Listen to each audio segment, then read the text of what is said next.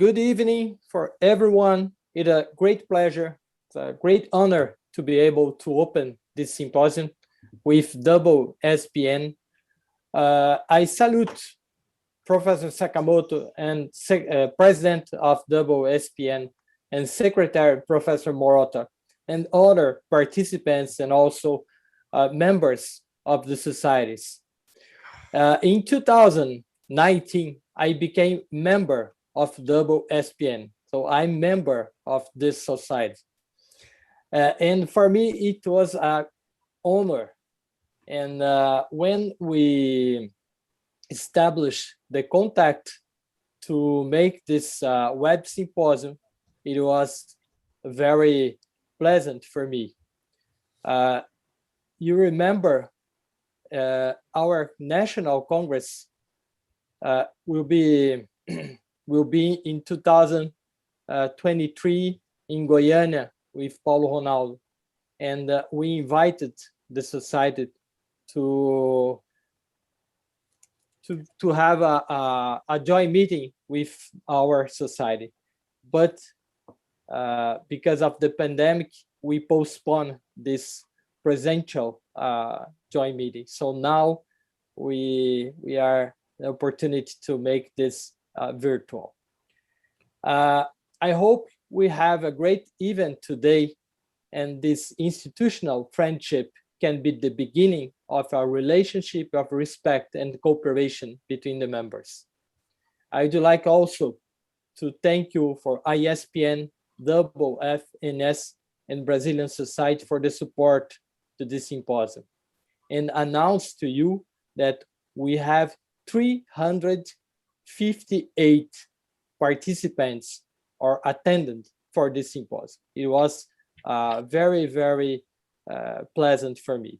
So now I would like to ask Professor Sakamoto, Professor Morota, Professor Sergio to ask some words and starting our symposium. Thank you.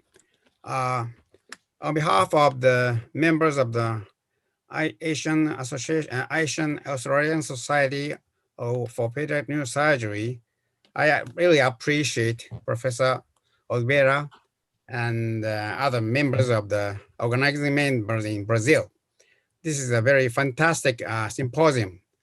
You focus on neurooncology, and this is a very, very interesting topic.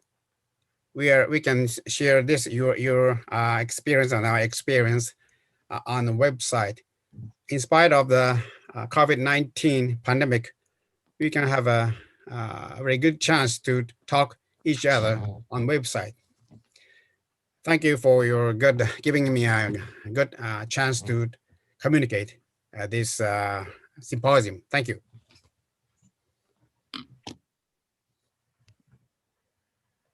Thank you, Dr. Morota, Dr. Sergio. Thank you.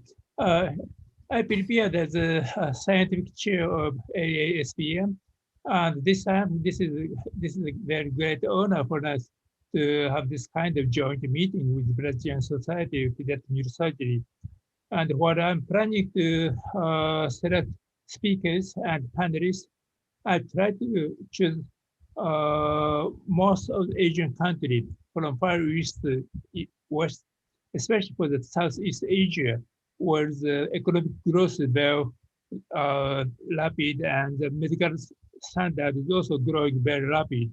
So I think we can show you the all AASPN members from Far East to West, and it's my great joy to have this kind of meeting with you. I hope this meeting will be, for instance, a great success. Thank you. Thank you. So, good morning, good afternoon, and good night. It's very different to say this word because you are different time on the world, but it's very nice to do this meeting between the Asian Society and the Brazilian Society for Pediatric Neurosurgery to discuss about the neurooncologic problems. So I hope this meeting will be a success. So please, I would like to thank all the organizers, all the speakers, and all the guests too. So I hope all the people ask several questions so we increase our discussions. We'll discuss our knowledge around the world with the Asian Society and the Brazilian Society. So welcome everyone and be free to present comfortable, easy words and discuss a lot. So thank you very much for being here. Okay, thank you, Sergio. Thank you so much. So now I'd like to invite you, Dr. Paulo Ronaldo, that will one of our panelists to introduce the speakers. And please, Paulo. Good morning to everyone. It's a great pleasure. Thank you for this invitation, Ricardo, Sergio, Mateus, and also to all the international speakers and participants here. Send you my best, and I enjoy this meeting. So we start with pineal germ cell tumor with Professor Ji Ma from China, pediatric neurosurgery from Xinhua Hospital and Shanghai University. Please, could be start. You can start now. I don't think that Dr. Ji Ma is in the room. The room? Not yet? Yeah, okay. Not yet. We so, can just make Matushita? No, Dr. Koichi. We can start with Dr. Koichi. Dr. Koichi Shimura? Yes. Okay. It's okay? It's okay. So we'll start with the topic of molecular biology and possible therapeutic targets with Dr. Koichi Ichimura. Koichi Ichimura from Japan, from the Department of Brain Disease Translational Research of Juntendo University. Please, Dr. Ichimura, you can start.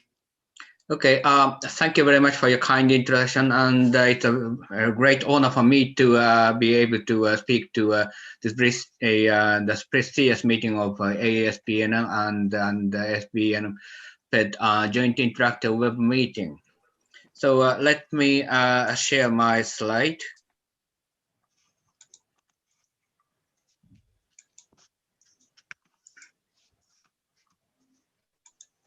Can you see my slide? Yes, perfect.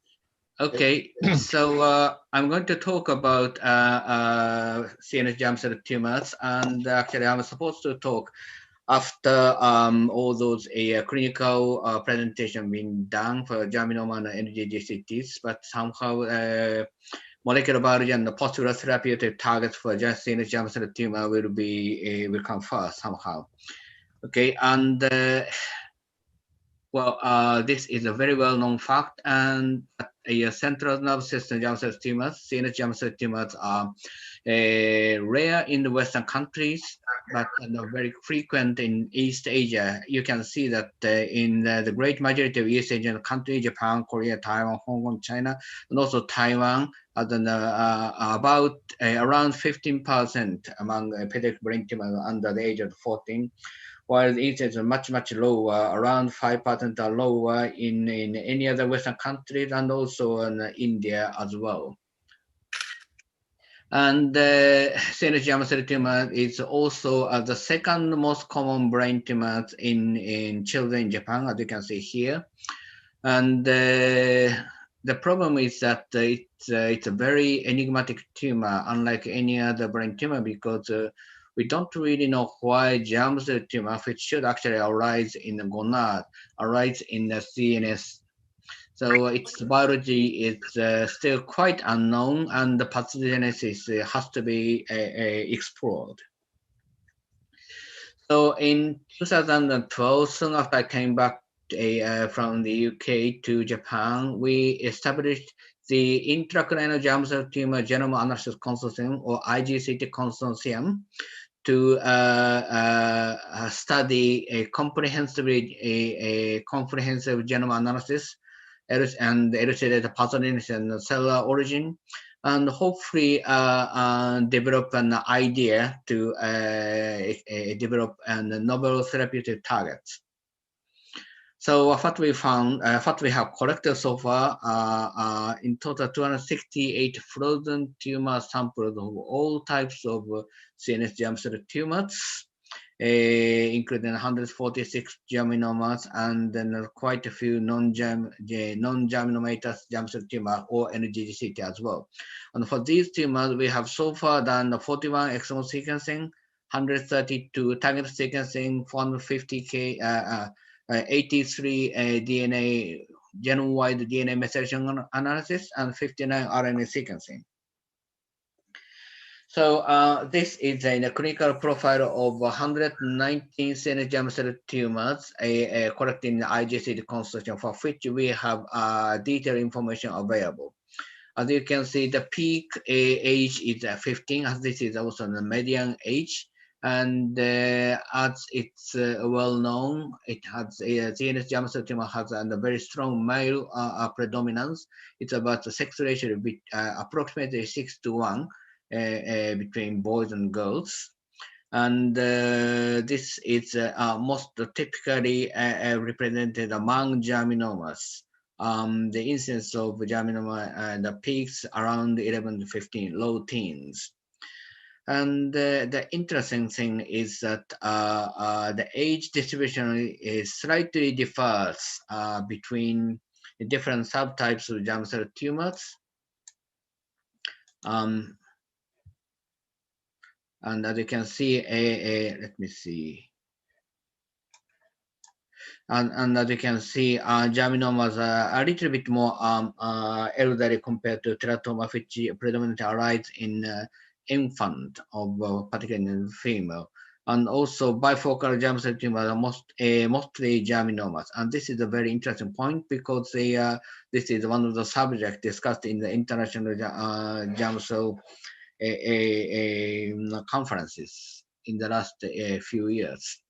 So one of my colleagues, Dr. Takami, who used to be my PhD student, now he is my good enthusiastic collaborator on germ cell tumor project.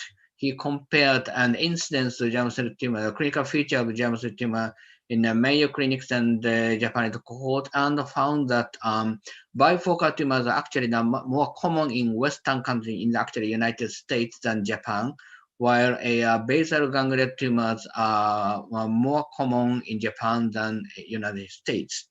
This tendency is observed throughout the geographic region because in the literature, basal ganglia germ cell tumors are more common in East Asia in any other regions. So this is a quite interesting finding. And we can tell that there is a slight difference of molecular features in basal ganglia as well. So this is the result of exome sequencing and target sequencing. The CNS germ cell tumors are characterized by mutations in the MAP kinase and the PI3 kinase pathway, most typically KIT mutation, as is well known. Approximately half of germinomas have the KIT mutation, and you can also find KIT mutation in non-germinomatous tumors as well. And among the PI3 kinase mutations, which are not very common, but still you can find mTOR mutation, PT mutation, and so on. And if you combine all those MAP kinase, PI3 kinase pathway mutations together, more than 50% of CNS germ cell tumors have a mutation of those MAP kinase and PI3 kinase pathway. Some has both. And the important thing is that unlike some other reports, we found that these mutations are found not only germinomas, but also NGGCTs as well. And you can also see a slight difference of molecular profile according to clinical profile. For instance, MAP kinase pathway mutations are found up approximately half of male patients, but almost none in female patients, while PI3 kinase pathway mutations are evenly found between sexes. And MAP kinase pathway mutations are more common in germinoma, while less common in NGCTs, while PI3 kinase pathway mutations are universally found in germinomas and NGCTs. And here comes the difference. For instance, PI3 kinase pathway mutations are found more common in basal ganglial tumors than non-basal ganglial tumors. So we don't really know how it associates with the pathogenesis, but this is our findings, novel finding.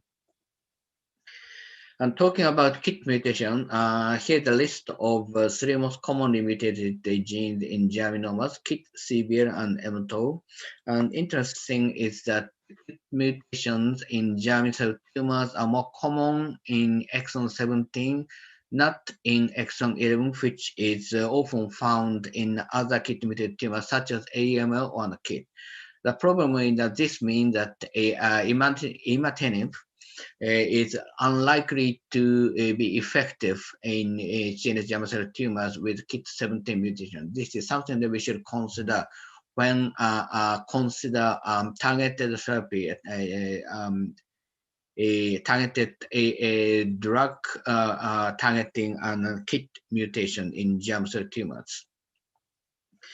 Then we examined DNA methylation analysis, and the most striking finding about the DNA methylation profile in CNS germ cell tumor is a global hypomethylation in germinoma, not in NGCT. Blue means hypomethylation, red means hypermethylation, and you can find that the hypomethylation is predominant almost on all CPG sites that we examined. And this is so significant because this global hypomethylation is a very unique finding in pure germinomas, which is not observing in any other types of tumor, not in NGCs, not in glioma, which is another type of brain tumor, or not in colon cancer or normal cells. So this is a very, very unique finding in pure germinomas. And the interesting thing is that this hypomethylation is found not only a somatic gene, but also line 1, which is the retrotransposon, and that which are normally heavily methylated to suppress its activity. But in some pure germinomas, line 1 is also a globally hypomethylated, and that is a very unique finding compared to any other tissues. And it is actually a premodel germ cell which has a similar hypomethylation in any human tissues. And this supports the idea that the CNS germ cell tumor, at least the germinomas, originated from premodel germ cells or PGCs. Let me explain how this can be explained. After fertilizations, zygote undergoes first round of global hypomethylation. This is a positive demethylation because the methylations affect a non-imprinting gene, and the methylation imprinted gene is retained in the blastocyst. And methylation regain epiblast, and the PGC originates from this epiblast. And the PGC undergoes the second round, more severe global hypomethylation, in which imprinting gene is also erased. And this is actually the phenomenon found among germinomas. And this strongly suggests that germ cell tumors are originated in the PGC, not the cell types around the blastocyst.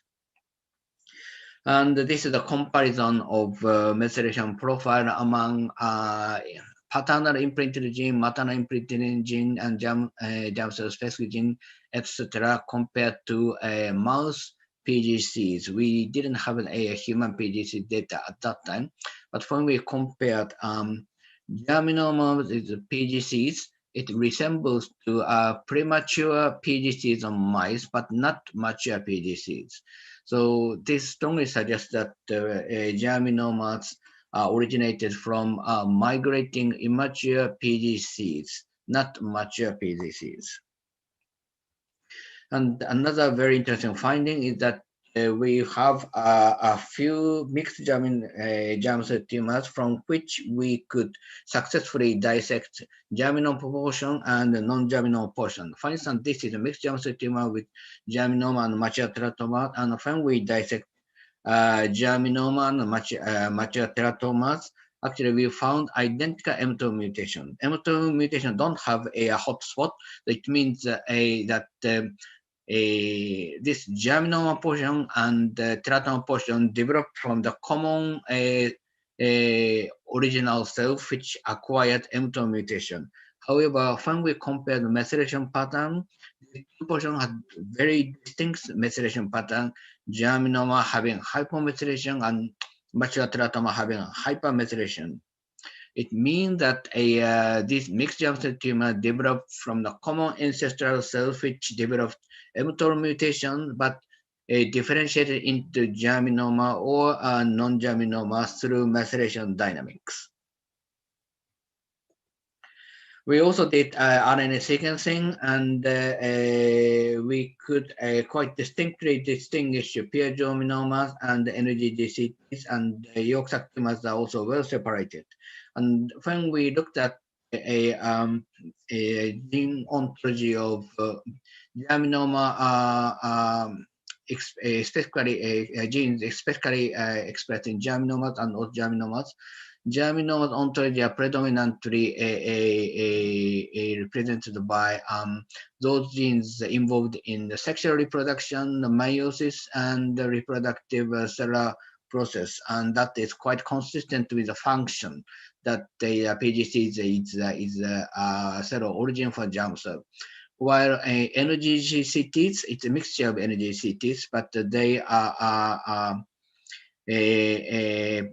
represented by those genes involved in organ development, such as extracellular region part and skeletal system, vasculature system, cellular, and so on. So you can clearly tell that the expression pattern is very distinct between pure germinoma and non-germinoma. They are biologically quite distinct tumors, despite that they may develop from common ancestral tumors with the same mutations.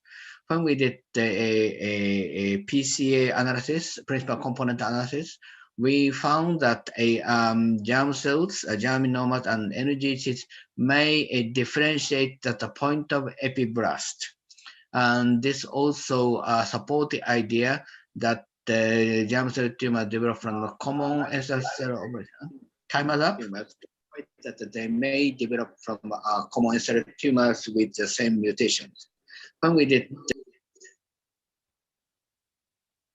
okay, let me continue. Okay, so our theory is that the mutation may occur in migrating PGCs, and this may develop into germinomas, while this might actually differentiate back into more primordial status, and then develop into choriocarcinoma, yolk sac tumor, embryonic carcinoma, and so on. This has to be proved by a cellular model, which we are working on.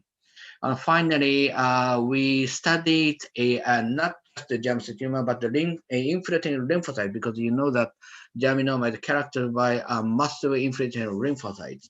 And we hope that we might identify a specific lymphocyte type, but we found that the infiltrating lymphocytes, germinomas, and a mixture of all sorts of lymphocytes, including B cell, T cell, NK cell, monocyte, macrophage, and so on. But the most important finding is that those germinoma has more lymphocyte infiltrations, has a significantly better prognosis. And this is a really important finding when we design a therapeutic strategy for germinomas. And this is my last results slide. Another interesting finding that we found that the PD-1 and the PD-L1 are strongly expressed in most germ cell tumors. And this is consistent with the finding which has been reported in testicular germ cell tumor, in which they found a seminoma is expressing a PDL1 as well. So this opened up the possibilities that the checkpoint inhibitor treatment, checkpoint inhibitor may be valid to treat a refractory germinomas with lymphocyte infiltration and PD1 or PDL1 expression.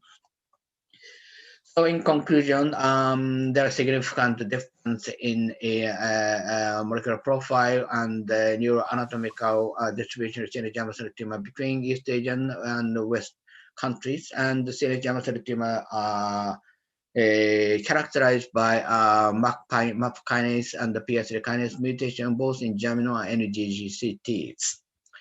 And germinal are also characterized by global hypomethylation, which supports the idea that their cell origin may be primordial germ cells. And CNS-GCT may develop acquiring those MAP kinase or PS3 kinase mutations first, and then differentiating into either germinoma or NGGCTs through DNA methylation dynamics. And finally, PD1 and PDL1 are frequently expressed in germinomas and may serve as a therapeutic target. So this is an acknowledgement for our IGCT General Analysis Consortium. Thank you for your attention. Thank you. Thank you very much, Professor Shimura. It's an outstanding presentation. A very difficult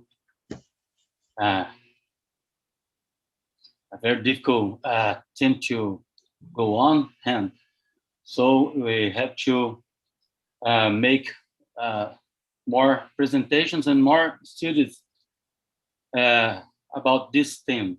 I don't know if Professor Milton Matsushita is on he has some trouble with connection, but he's coming.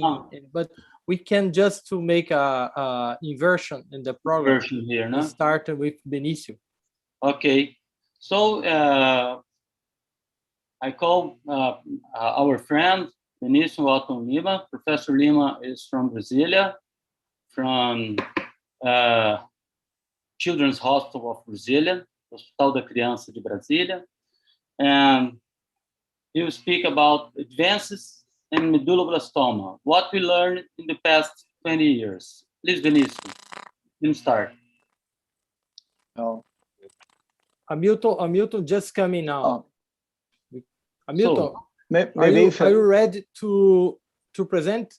Yes. Okay. Okay. So you, Hamilton. Good morning. Morning. Professor Matsushita from São Paulo, from the University of São Paulo. Professor Matsushita will talk about pineal non-germ cell tumors. Okay, are you ready, Hamilton? Yeah. Okay. Can you hear me? Can you hear me? Yes. I have to share my video. Okay. Morning.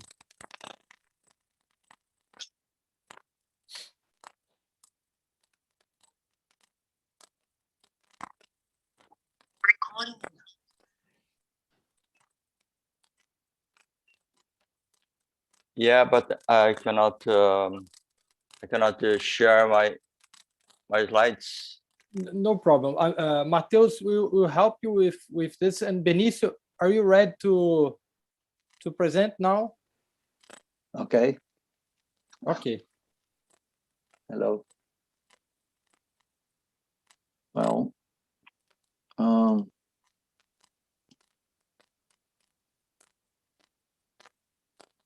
okay. I think you can see my presentation. Okay. Thank you. I'm sorry, Hamilton, for that. I'll go in front of you. Today I have to talk. Thank you for the organization for this nice meeting. There's a lot of things to learn today. But to talk what happened with the medulloblastoma in the last 20 years. we also know to have with the medulloblastoma in the last century. And the name medulloblastoma was given by Bailey and Cushing. There is a noise. Estou com problema de compartilhar meu vídeo aqui. Okay. I think Hamilton should. O slides. Close. Okay. All right. Okay. So this name was given by Bailey and Cushing the beginning of the last century, and they detailed many key features of this tumor, including the tendency to arise in the midline of the cerebellar vermis and to exhibit a lot of metastasis. And these times, the treatment was only a surgery or surgery plus radiotherapy, radiation to the tumor. And the results were disappointing. So in the next years, there's a lot of problem, but in 1950s, it was the first publication of survival, overall survivors of 3 years of medulloblastoma children with radiation of the craniospinal radiation. This is one of the first landmark papers in chemistry and decay, and it showed a lot of improvement there.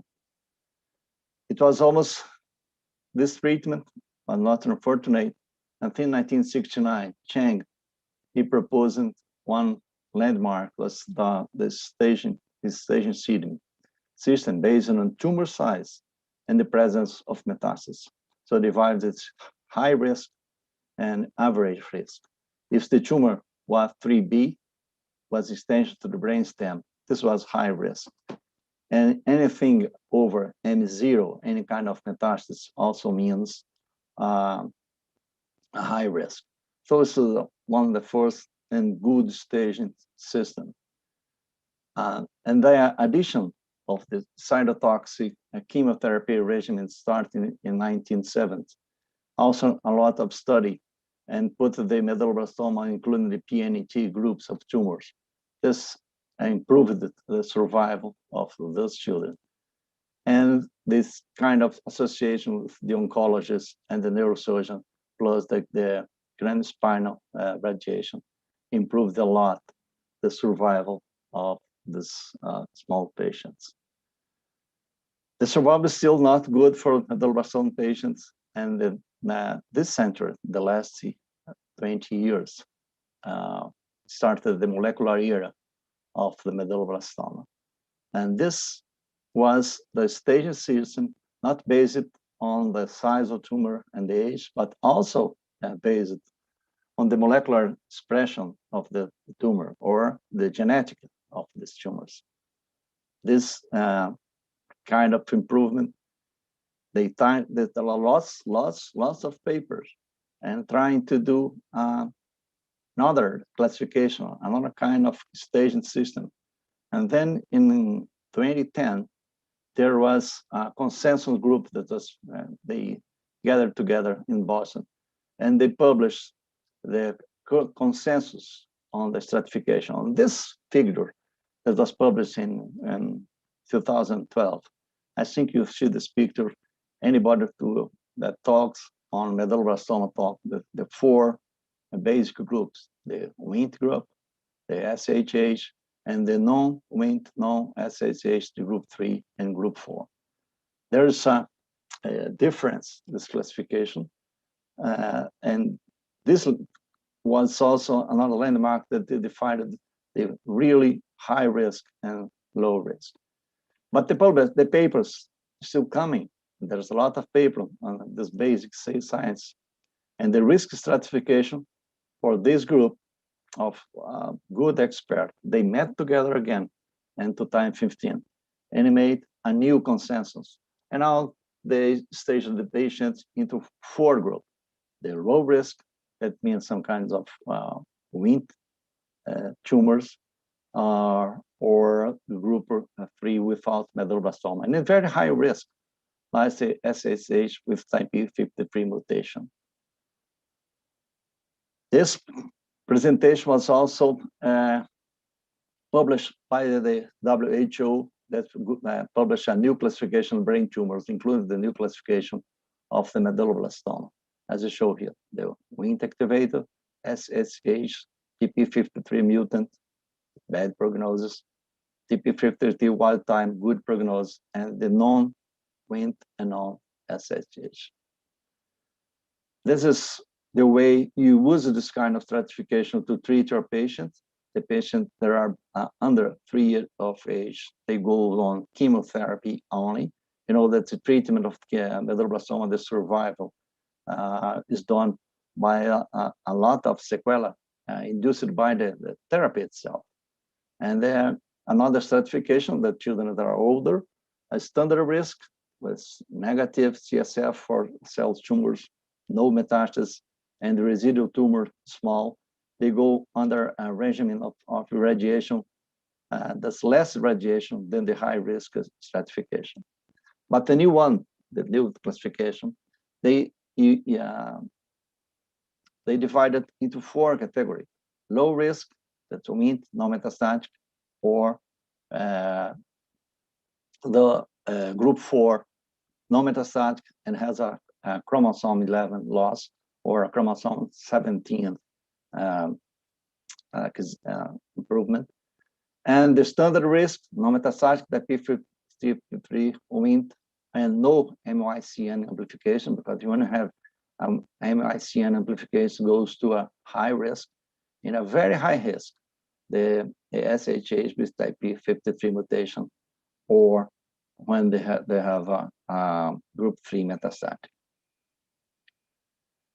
So this is the molecular era, the way we do now, the knowledge we have now for the year 2021 and the years to come. What we know today from all this knowledge? Well, we knew beforehand that medulloblastoma is the most frequent malignant brain tumor in children. The treatment is based on histopathological, the traditional histopathological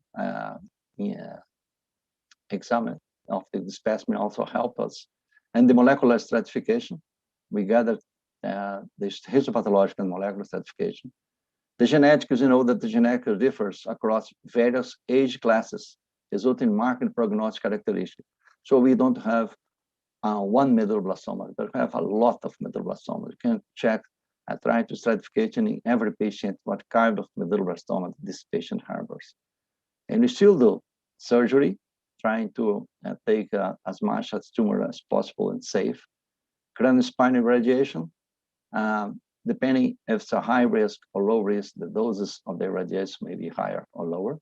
Chemotherapy and target therapy as well. But treatment still is today causes morbidity. The classification, we gather the genetically and histological classification, Wnt activated, usually good prognostic, SHH, TP53 mutant, bad prognosis, SHH, TP53 wild type, better prognosis, and then non-Wnt or non-SHH, group 3 and group 4. And including also, we don't deny the histological classical classification. The classic tumor, desmoplastic nodular, with extensive nodularity, this is a kind of tumor that has a good prognosis. And the large cell in a plastic tumor, this have a bad prognosis, a poor prognosis. So we put this, put the age, put the presentation of the tumor. If you look what the kind of certification is being published today, have a lot of classification. Maybe there'll be not 2, 4, 6, 12, there's a lot of stratification of this medulloblastoma. To discover the kind of classification, how early, the better you know the diagnosis, this kind of stratification, you can direct your treatment. And we start with MRI. MRI is the gold standard of diagnosis of medulloblastoma.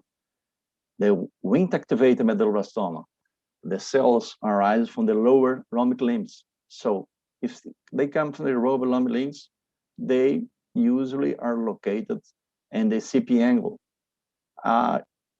It's good to say that most of the medulloblastoma, they go to the midline. Many of the medulloblastoma, most of them, go inside the fourth ventricle. But you see the tumor appearing, and especially in the very beginning, And the Luschka area, maybe it's probably a Wnt-activated tumor. The SHH tumor, the cells come from the granular area. So they are inside of the cerebellum most of the times. And they tend to be hemispheric tumors. So hemispheric tumors on an MRI will probably be a SHH-activated medulloblastoma. But they can also be in the midline, but they commonly come in the cerebellar hemispheres. The group 3 and group 4, they are almost exclusively in the midline because they came from the cells from the vermis.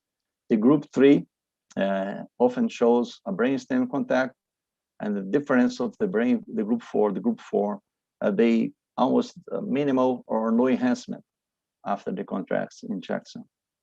So this is the way it looks. You can start doing the stratification by the MRI. The Wnt tumors are very close to the CP angle. The SHH usually are hemispheric, and in the midline, group 3 enhances more than group 4. Also, there are some prognostic factors. The extent of CNS, central nervous system disease diagnosis. You have a tumor with metastasis. Of course, the prognosis is not so good. The age of diagnosis. The younger the age, if they are under 3 years old, that's a bad prognosis, except for the medulloblastoma with extensive nodularity. The amount of residual disease after surgery, the amount should be less than 1.5 square centimeters. If there's less tumor, the prognosis will be good. The tumor histopathology and biology and molecular tumor cell characteristics. We have to mix, we have to blend all these prognostic factors to finally stratificate your special patients. And also comes the genetics. There's a lot of genetics association with medulloblastoma. Everyone know about the Turco syndrome that usually comes with Wnt pathways. Rubinstein-Tybee syndrome, that's a gene CREBBP.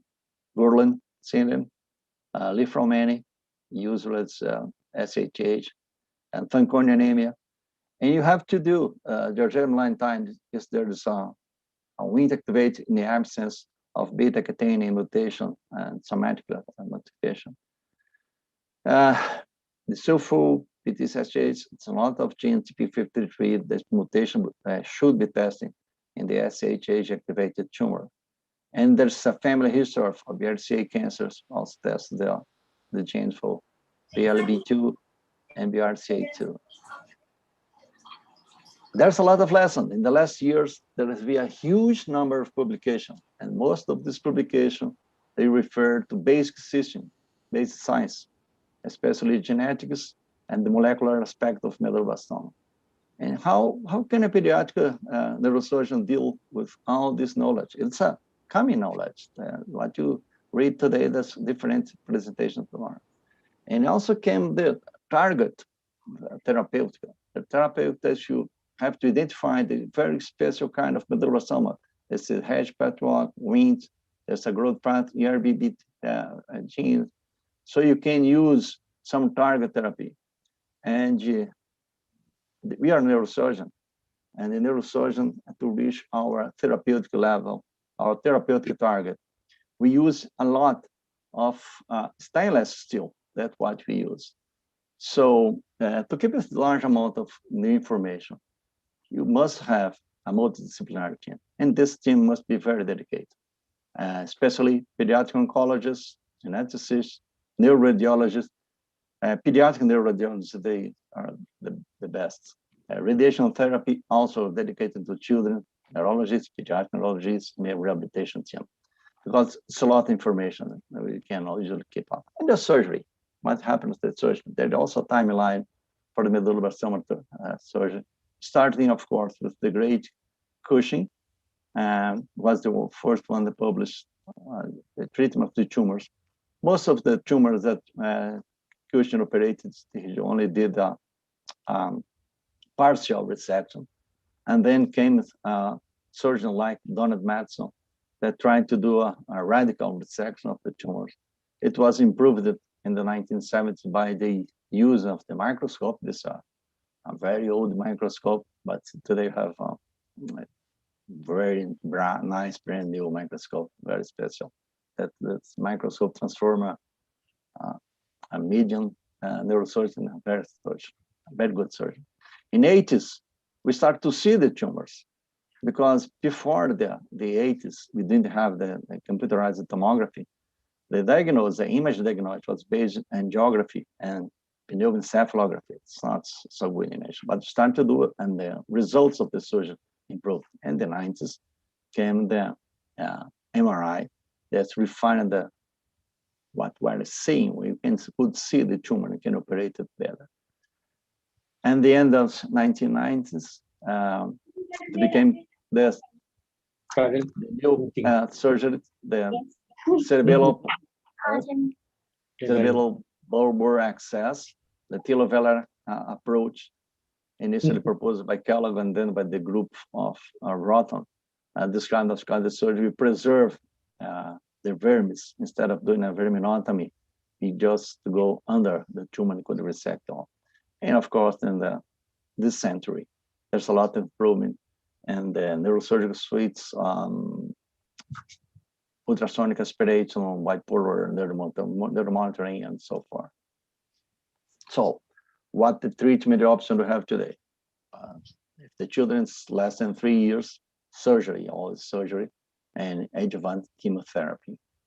If they have more than 3 years, surgery, adjuvant radiotherapy. This kind of radiotherapy makes a big difference, and chemotherapy. For the recurrent tumor, there's no standard treatment. We decide to do it in every case. And you have to deal also in surgery with hydrocephalus. That's a cause of death. We can deal, there's lots of discussion what's the best way to deal, but depends on the patient. If you do an ATV and to implant a shunt, or do a temporary extraventricular drainage, and maybe in some case, only total resect. This kind of dealing with hydrocephalus may be case to case. And you have also to deal with the cerebellar mutants. There's a problem that still today, it's happening up to 20 to 25% of the case. There's delayed onset of speech, cerebral palsy, ataxia, hypertonia, emotional ability. And it was, we hoped that you doing the televelar approach, the cerebellum bulbar access, you could reduce the chance of cerebellar mutations, but it's probably from the origin of the tumor. There's publications that say that this SHH tumors may be responsible for it's more frequent, the presence of cerebellar mutations after surgery with SHH than other kind of medulloblastoma. So in the outcome, in the past, tumor were not molecularly stratified, but today the children's medulloblastoma have better chance to survive, and you tailor the treatment according to the stratification. Probably high-risk tumors still have a poor survival. Children with low-risk medulloblastoma, they have a better chance to be cured and suffer less from the treatment sequelae. And the target therapy should improve the survival of and quality of life. This kind of a clinical trial that's going on. And there's hope that new research will help to find ways to improve the lives of the children. That's it. Thank you. Thank you, Benicio. And we move to Professor Matsushita. Hamilton.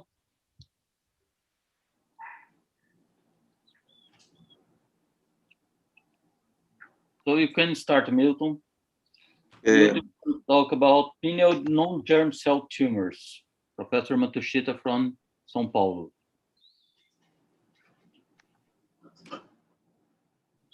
Okay, can you hear me? Yes, perfect. Okay. Well, firstly, I'd like to thank my colleague from Brazil, and I say hi to friends from Australia and Asia. Thanks a lot for this invitation. But my topic here today is to talk about the non-germ cell tumor. As Sorry. Okay. As everyone knows, this is there are a huge bunch of pathological entities in the pineal region. We can classify, this is a WHO classification of germ cell tumor.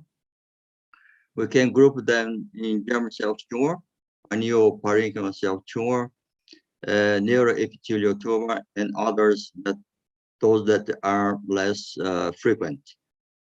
My talk here, we can also group in the so-called germ cell tumors and non-germ cell tumor. Well, as Dr. Koichi just mentioned, germ cell tumor, they have a different prevalence in Western world and the Eastern world. This is a review made a report by Dr. Nomura in 2001. You can see here that the germ cell tumor is much more prevalent in Asia, here in Japan, here in Korea, than in France and the US. It's much more, this is very important in a way that how you are doing your workup diagnosis of your cases. So that means that if you have a germ cell tumor up to 8% in Korea, that means that non-germ cell tumor is about 20%. Opposite to the Europe and US is almost 50% each. Pineal region tumor, they are more frequent proportionally in children either in Europe or in US or in Asia. As I can see here, 3.28% in children in Europe and 10 to 12% in children in Asia. Here we have two review from my institution. This one was made by a pediatric neurologist. The incidence of the pineal tumor in our institution during 1962 to 1985 was exactly 3.3%. And this another review from our institution during made during 1974 to 2003. The incidence was exactly 3.3%. And you can see the proportion of germ cell tumor and non-germ cell tumor. Germ cell tumor was about a quarter from the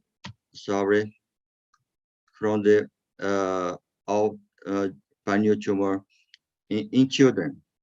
Perhaps this incidence of germ cell tumor is a little bit underestimated because during 90s in our institution, we're not performing biopsy, relying only in radiotherapy, profile or private radiotherapy for some kids. This is our last review of pineal region tumor in children. We could gather 92 patients, and you can see the proportion of germ cell tumors is 57%, opposed to 43% of non-germ tumors. Almost, I would say, 50 to 50%. And the most prevalent tumor, more frequent, was for sure germinoma, pure or mixed types. And secondly, we have the pineal parenchymal cell tumors, 21%. And thirdly, neuroepithelial tumor, 10% of them.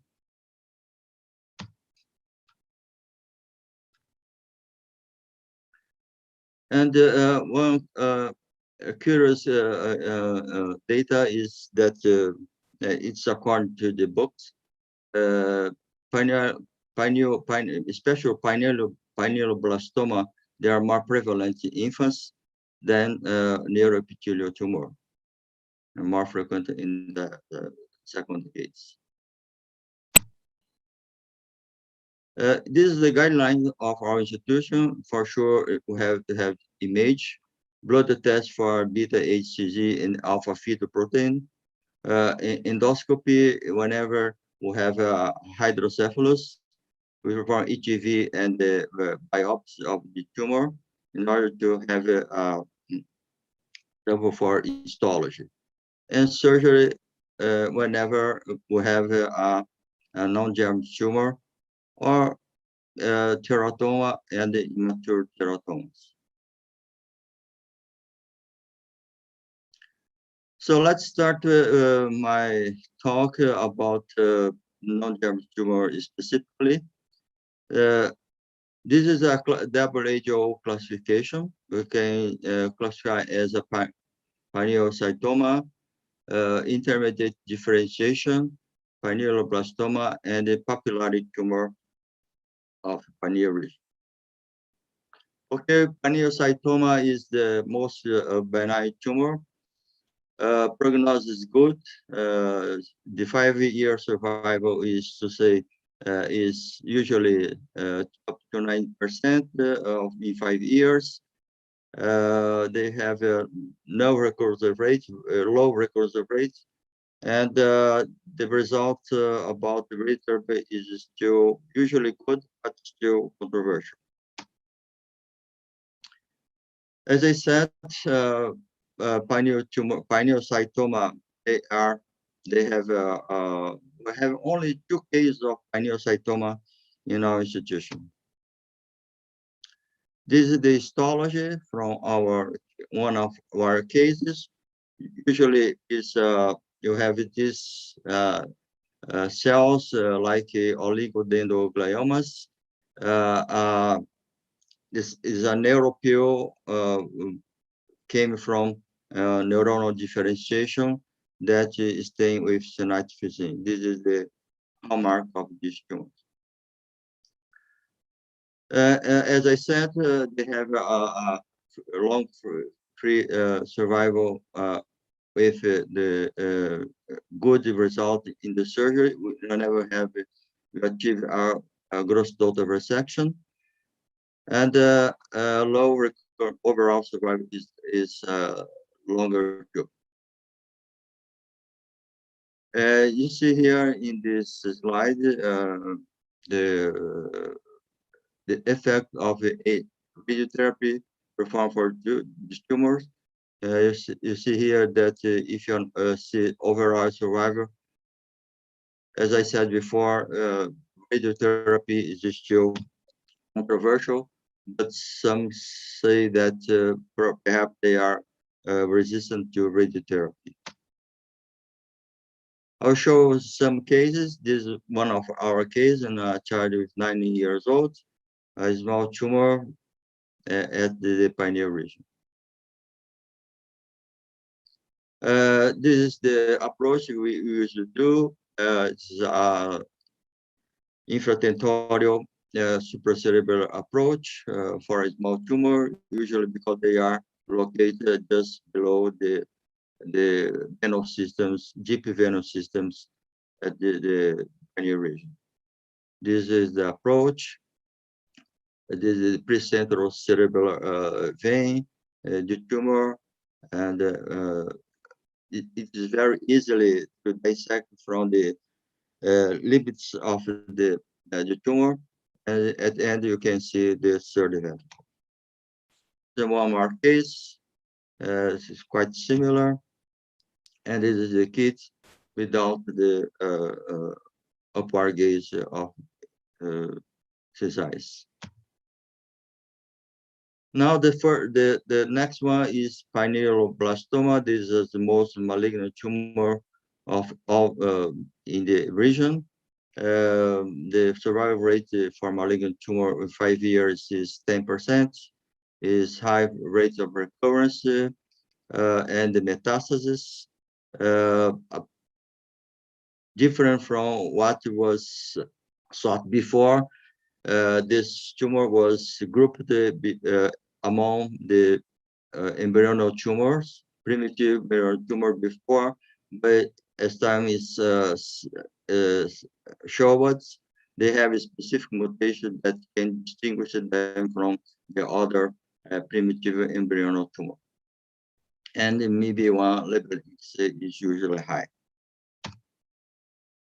This is the histology of one of our cases. You can see here a very cellular tumor with necrosis, high rate of nucleus and the cytoplasm rate.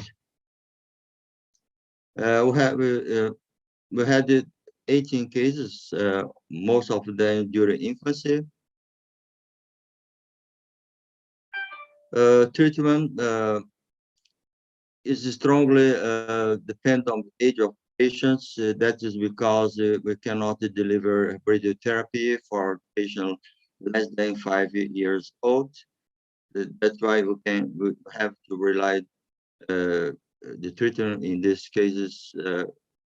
I mean, patient less than 5 years, only with a chemo after surgery. Well, this tumor, the prognostic factor for this patient for this tumor are age, dissemination, and radiotherapy play a role in this treatment. The data from Head Start show that the 5-year survival is 9.7%. If overall survival is about 10%. It's very malignant tumor. And this is data from SIOP European and Head Start, show that age is important factor in the survival of this patient. This is data from our institution. Overall survival was almost 30% in 2 years, and about 10% for 5 years. That means in our cases, only 2 cases survival more than 10 years. Now I'm going to show you some of our cases of Pineal Blastoma. Usually, as I said before, during infancy, a huge tumor located at the pineal region with necrosis. Here, after the shunt, this patient present with bleeding inside the tumor, as you can see here, and the neurological condition deteriorate a little bit. Usually, this tumor are necrotic already during the surgery. Very easy to remove by suction tube, and a little bit bleeding during surgery. This is another case, 3 months old child with again with a huge tumor at the pineal.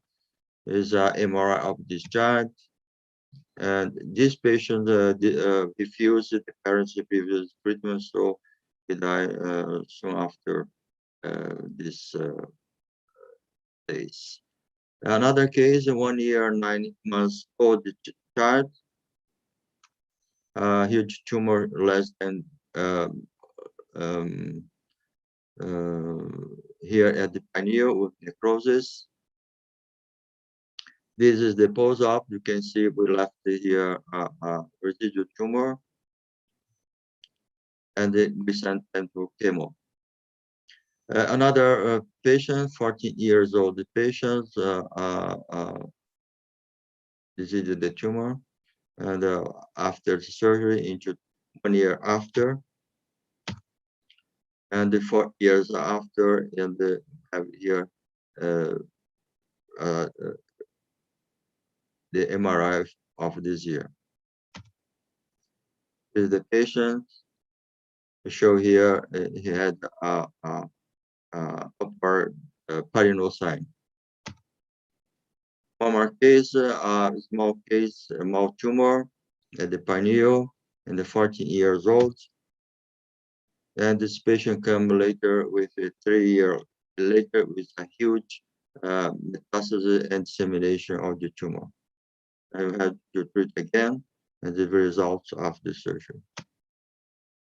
One more case is not a large tumor. It starts to be a pineal blastoma. This is the post-op. And 3 years later, he came with it, this dissemination of the tumor, the ventricle and the cisterns of the patient. One more case for 15 years old patient, and at the presentation, this patient has already dissemination at the CSF. The next tumor is a so-called pineal parenchyma tumor with intermediate differentiation. This tumor is kind of a bridge between benign and malignant pineal cell tumor. And now they are already differentiation in 2 subclasses. There's a grade 2 and grade 3, and they are more frequent in adults. This tumor, probably this kind of classification will be changed in order to become more easy to identify this tumor. Perhaps we're going to be a pineocytoma grade 1, pineocytoma grade 2, and pineocytoma 3 and 4. Like glioma, we have a classification of gliomas. Well, treatment consists as the other pineal parenchyma tumors is surgery and the radiotherapy. Radiotherapy is still controversial, the efficacy of this treatment, and the prognosis depends on the grade of the tumor. This is a histology that I took from the web. You compare it to the pineal blastoma, you can see that it's much more, is a little bit less cellular than the pineal blastoma. And lastly, the papillary tumor of pineal region. This is a new entity. This was codified by WHO in 2007. Most frequent in adults, in infant, in pediatric, only 30 cases was reported just last year. The mainstay of this tumor are expression of cytokeratin and transthyretin, and as usual, the image is not specific. This tumor is not strictly grow from the pineal gland. It came from this so-called subcommissural organ that is located just below the posterior commissure. And there are many papers showing that this tumor has different expression of the protein and the molecules to identify this tumor as a different tumor from the pineal cells tumor. These tumors tend to, they are not so benign, they tend to recur after resections. Apparently, pediatric cases, they have a better prognosis than adults. We don't know yet which kind of adjuvant therapy is efficient for this tumor. They are a slow growth tumor, but they have the prognosis and is not good due to the high recursive rate. This is a review from the literature. This is 30 cases in pediatric population. And some cases from non-dermal tumor that we have treated in our institution, allocytic astrocytoma. This is a grade 2 astrocytoma, ependymomas. But don't forget that benign cyst can grow over time on the long run. See 7 years follow-up. 2 unusual cases of meningioma in the pineal region. This is in a very young kid. And in conclusion, I would say that this knowledge is crucial to the treatment of pineal region, especially here in Brazil, in Europe, as well as in Europe, in United States. And from non-germinal cell tumor, microsurgery excision is still the current mainstream management of most of these tumors. So thank you a lot. Thank you for your attention. Thank you very much, Professor Matsushita, Hamilton. So that's a great presentation, as always. And I'd like to call the panelists and all the speakers. The speakers, Professor Matsushita, Professor Ishimura, and Professor Otton de Lima, Benicio, Hamilton, and Ishimura, and all the panelists.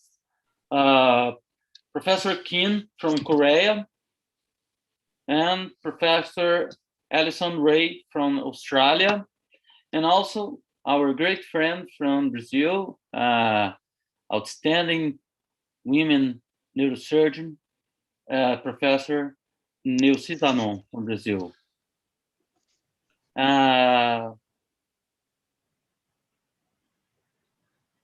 Mateus, how can we start with the questions from audience? Do you have any questions from audience now? No questions. Paulo, may I ask you a question to Yes. Dr. Koichi? Yes, of course. Professor Koichi? Yes. Are you there? Okay. Yes, I'm here. May I ask you a question about the so-called S-kit for diagnosis of germinoma? Sorry, about so-called what? S-kit. You have a C-kit, right? C-kit, yeah. And the soluble solution kit is S-kit, right? Kit is, sorry, I don't hear you very well. S-kit, soluble S-kit. C-kit? S-kit, S. S-kit? Yes. Do you know about? No, actually, I'm not very sure about it. No. Is a specific marker for germinoma. Uh-huh. You know about? No, actually, we are not working on that. Maybe you can tell me about it. Yeah. I just read up some paper about this kit, this marker, in order to have a diagnosis, pre-op diagnosis of germinoma. From a CSF or blood? Blood test. Blood, okay. You don't know? No, actually, I'm not really familiar with that. I think one of our colleagues in Japan is working on the PLAP from CSF for diagnosis of germinoma. But I wasn't really aware of S-kit study. So I have one question to. Sorry, go ahead. Do you know, Dr. I have one question to the Professor Ichimura. Yes. I'm Dong-Soo Kim. Hello. Yeah. Nice to meet you again. I very enjoyed to your wonderful lecture about NGS in germ cell tumors. Yeah, so the MAPK the activation, this MAP pathway is a kind of chain of the protein related to the cellular proliferation and the cell development and the apoptosis. So I think that this NGS is very, very useful in diagnosis and classification of the germ cell tumor or the other tumors. But in terms of the treatment, is there any difference? So can you repeat the last part?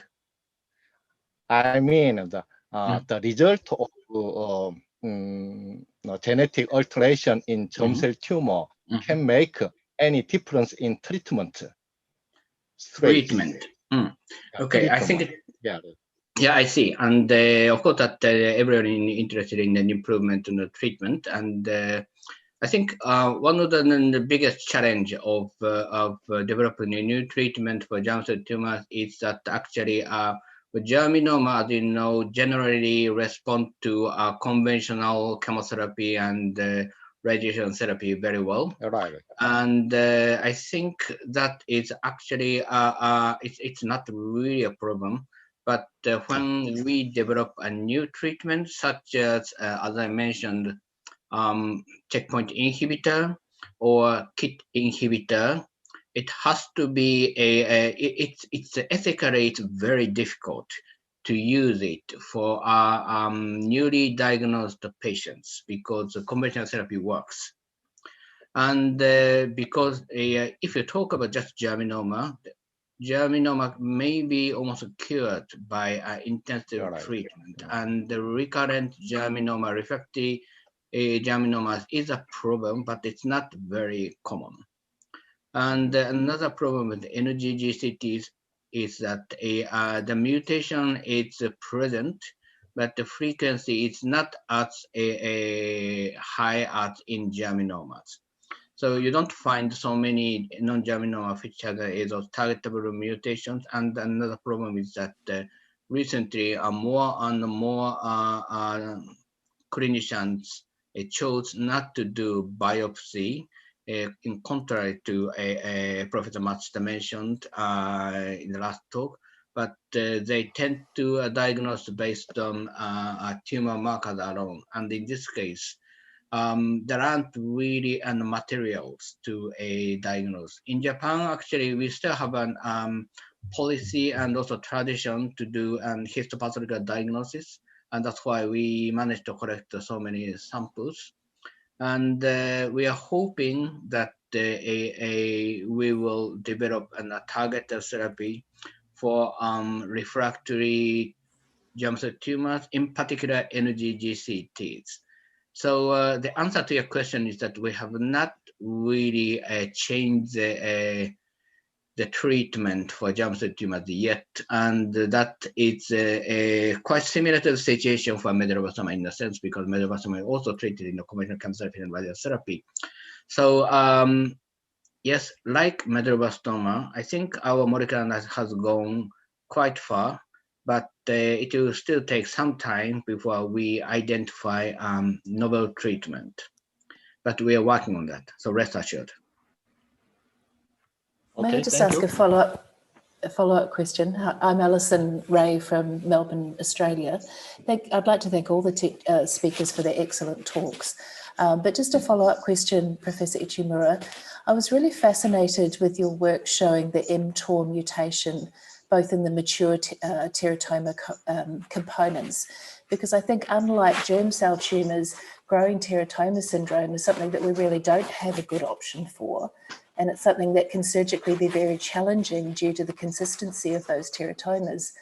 Is there any possibility for mTOR inhibition in this difficult clinical setting, given that you found this mutation? It's a very, very good question. Growing teratoma syndrome, of course, has a great interest. The problem that we don't have in the sample for growing teratoma syndrome in our near 300 cohort, unfortunately. That's one thing. And another thing is that actually a few years ago, we have really contacted a lot of different companies to use those existing inhibitors, such as Everolimus, which is a well-known mTOR inhibitor, and that is actually applicable to the pediatric patient because of Sega. But the companies are very reluctant to help us, partly because even in Japan, the incidence of germ cell tumors is very low compared to other major tumors. So we are struggling to get the support of companies. We're still working on that. And also we are in discussion with one of those companies, which I cannot name, but probably you can guess, about a checkpoint inhibitors. And they are interested in, certainly. But, well, that's probably, I shouldn't really go into detail, but to make a long story short, we haven't materialized the clinical trial for using a checkpoint inhibitor for James tumor, even though I believe it's a really good option, because you know that there has been lots of checkpoint inhibitor trial for other brain tumors, and they are not really promising. And the one reason which I can imagine is that actually lymphocyte infiltrations are very rare in other brain tumor, including gliomas. They are mostly macrophages, but germinoma is probably exception. It really has a lymphocyte infiltration and the PD1, PD-L1 positive. So I really think that there is an option. So we are still working on that, and we are still in discussion with a company. Let's put it this way. Thank you. Does it answer your question? Very much so, thank you. And just one other question. Circulating DNA seems to be one of the big buzz things in glioma research.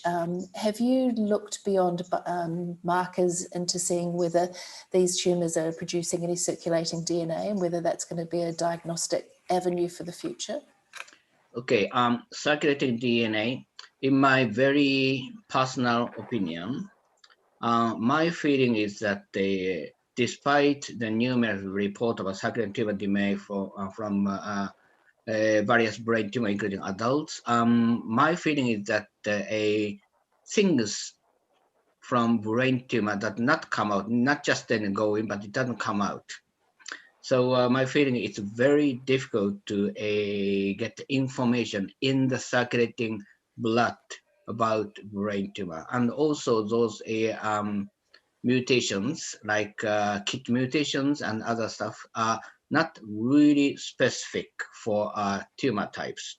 So for diagnostics, it's not really helpful. On the other hand, well, there are a number of well-established tumor markers for germs tumor, such as an AFP and HCC. And also PRAP is also another promising marker for germinomas. And another thing is that I think there is a international collaborative study going on to test the microRNA profile from blood. It's not really a circulating tumor DNA, but it's microRNA profile from either from circulating blood or CSF, and that might be more helpful. That's my opinion. Thank you. So we have time for just one more question because the time. I have a question to Dr. Hamilton and Dr. Benicio. Congratulations for all the speakers. And on medulloblastoma, Benicio shows that radiotherapy is above 3 years of age, and Hamilton shows on pineal region above 5 years. So I would like to have your comments on it and the panelists about policy on radiotherapy below or above 3 years old. Thank you. Okay, anyone? Hamilton, Benicio?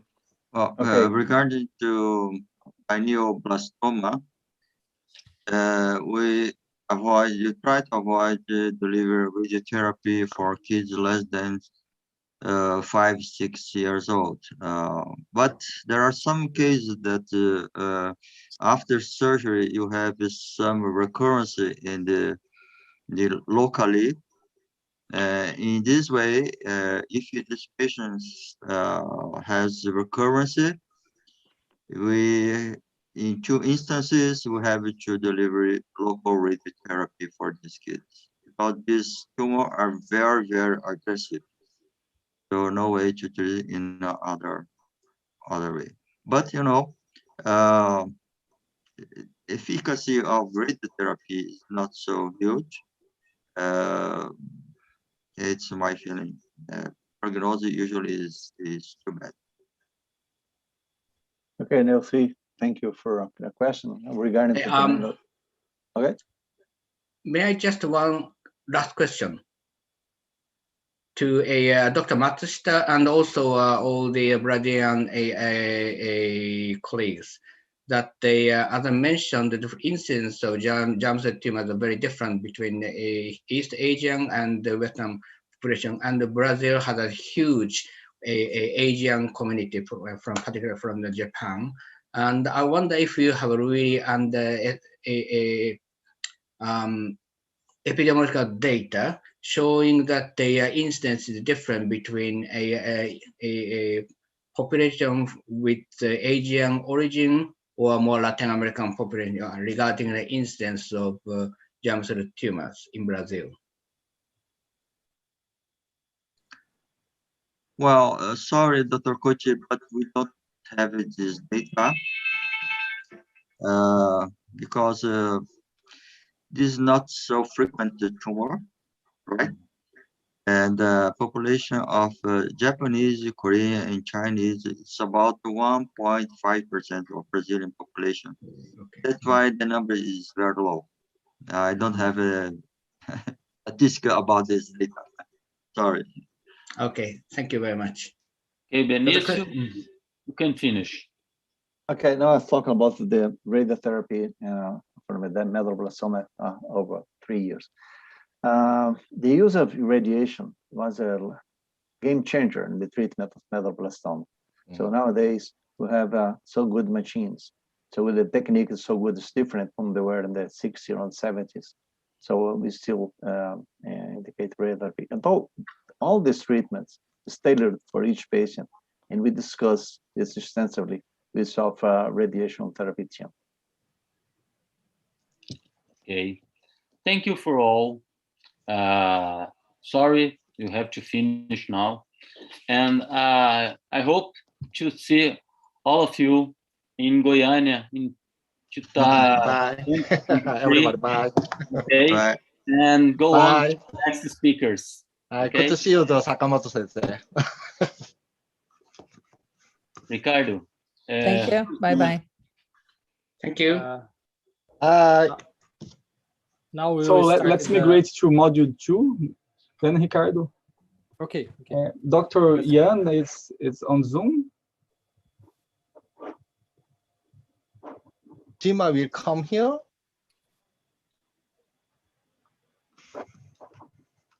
Okay. Matheus, we can start from Yes, Sergio. let's start with Professor Sergio. Okay. Professor Sergio will talk about brainstem tumors. Professor Sergio is full professor and head of pediatric neurosurgery at Federal University of São Paulo. Please, Professor, go on.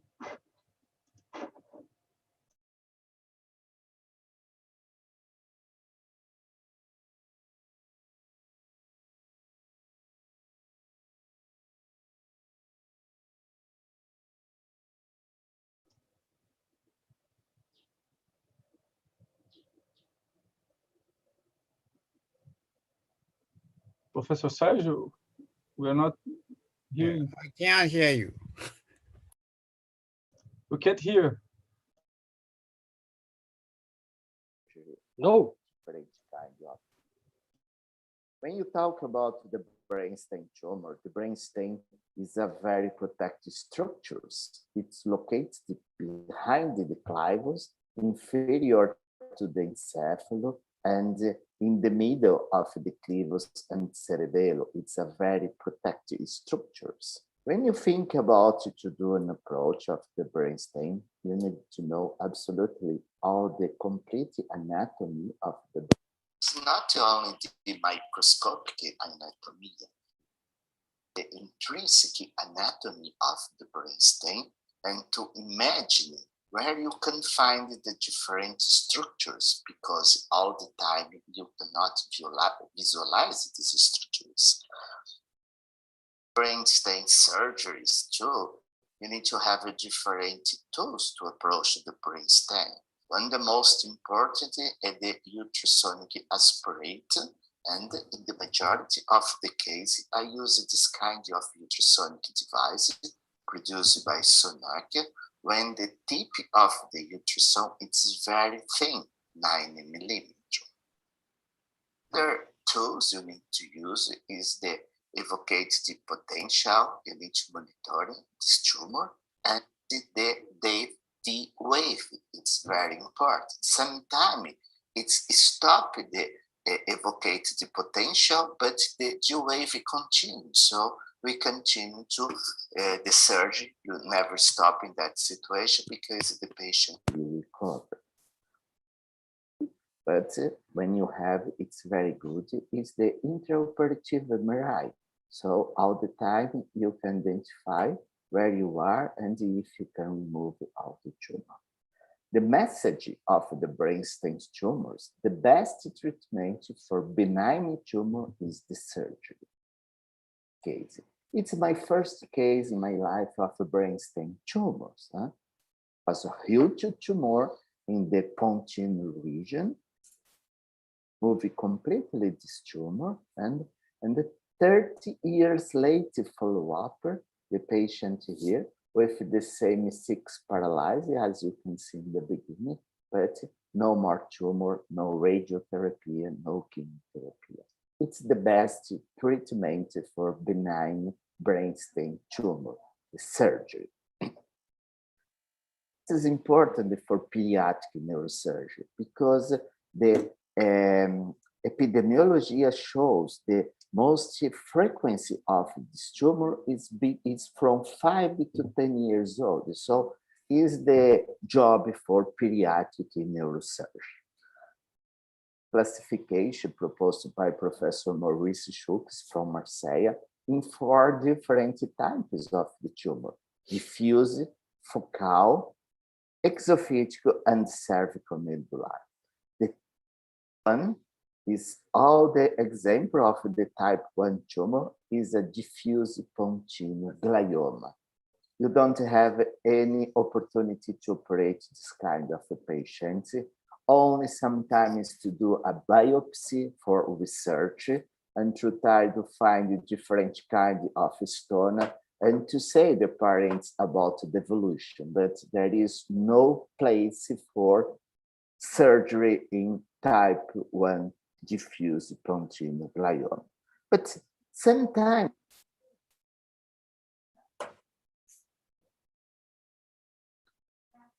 you have some doubts. As in this example, look, this huge tumor in a 2-year-old patient is something different. If you have a doubt, approach. Patient, I operated, it was a disappear completely to the tumor. And then look at the pre and the post-operative. So, about the approach. As you know, the brainstem is divided in 3 portions: midbrain, pons, and medulla. Try to divide here. You have a small space between the pyramidal tract and the 3rd nerve. It should be a very good option to approach in this region. You need to know the position of the 3rd nerve in green and the 4th nerve in red in this projection of the protuberancea.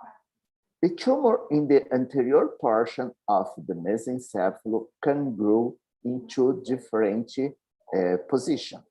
Sometimes they grow towards the 3rd ventricle, sometimes in the region of the prepontine region.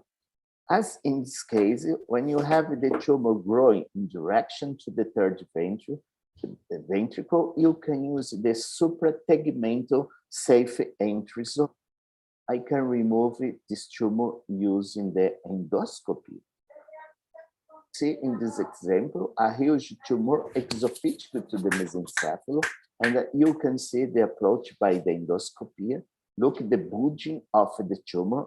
It's a very old case. I have only a forceps to remove this tumor. Fortunately, there is no bleeding, and you can try to remove it piece by piece of the tumor until to identify the cerebral aqueduct, the aqueduct of Sylvius.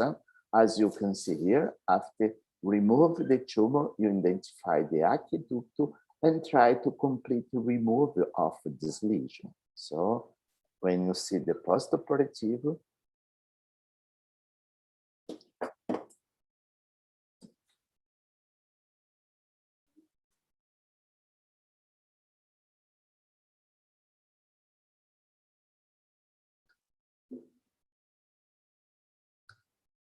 pre and the postoperative, no more tumor, and the aqueduct is free. That is when the tumor growing toward the interpeduncular system.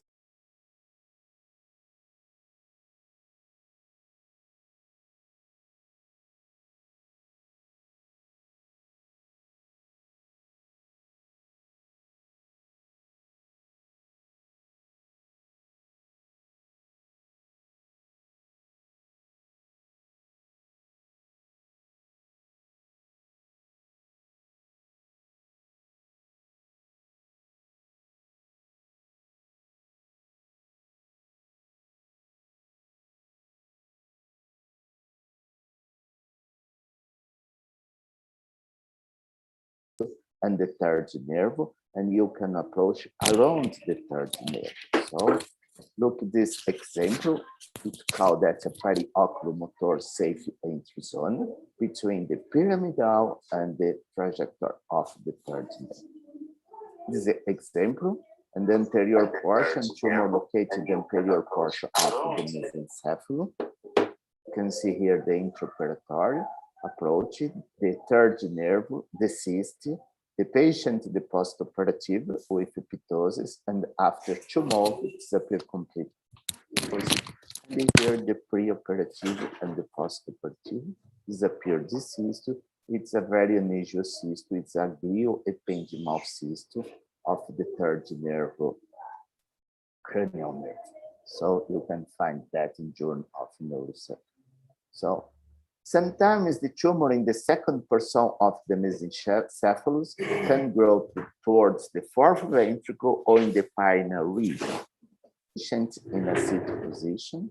It's an approach proposed by Krause in 1911.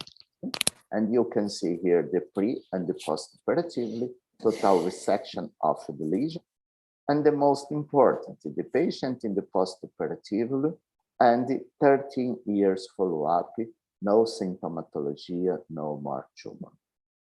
30% of the mesencephalon is the protuberancia, the periaqueductal region. So the majority of the tumor in the quadrigeminal plate normally not grow, only produce aqueductal stenosis and the hydrocephalon.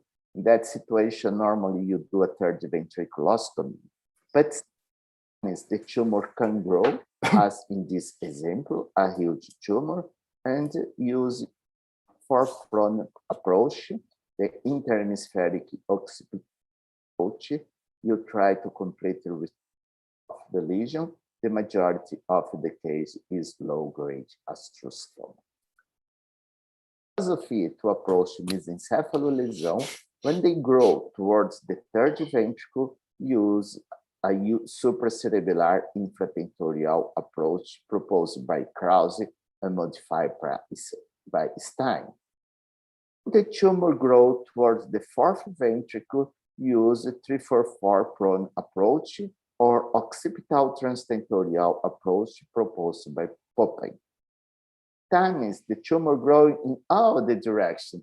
In that situation, I use 2 approaches, infratentorial supracerebellar approach, followed by telovelar approach to try to completely remove the lesion, as you can see here, pre and post-operative. The part of the brainstem is the palm. You can find the pyramidal tract is a little bit more medial than the mesencephalon, and you can find the 6th nerve and the 7th nerve. You need to pay attention this relationship of the 7th nerve with 6th nerve. The tumor in the anterior portion of the pons needed to approach by our orbit frontal zygomatic approach, as in this case, a huge tumor in the anterior portion of the pons, I use the orbital front sigmoid approach, and here, after completely removed of the lesion, and the patient post-operatively in a very good condition. So you have a very difficult approach as this tumor located in the interpeduncular region. It's not described this kind of approach. Is in the middle of the pyramidal tract, as you can see here.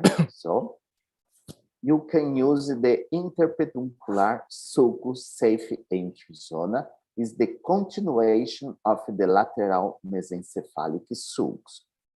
Of course, in that approach, you need to pay attention with the dentate nuclei, because if you damage this region, you can produce an mutism in the potential. You can see here the patient in a sitting position, is the Fedor-Krause approach. You try to cut the veins so you can identify the fourth nerve here.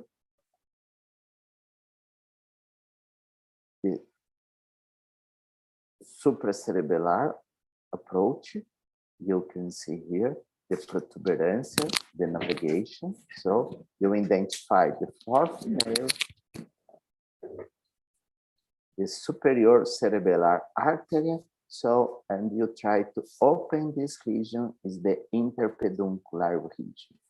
Use a knife, you cut the brainstem, and try to identify the tumor. Try to open a little bit more. So with this forceps, you try to enlarge the opening, then you can identify the tumor. After that, use a ultrasonic device, very thin ultrasonic device. You try to completely resection this lesion located in the interpeduncular region. So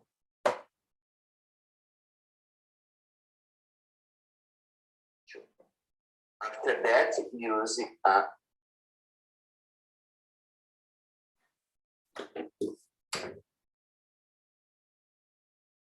and you can see here 2 months follow-up, the patient in a very good condition, of course with a small paralysis of the fourth nerve, as you can see here.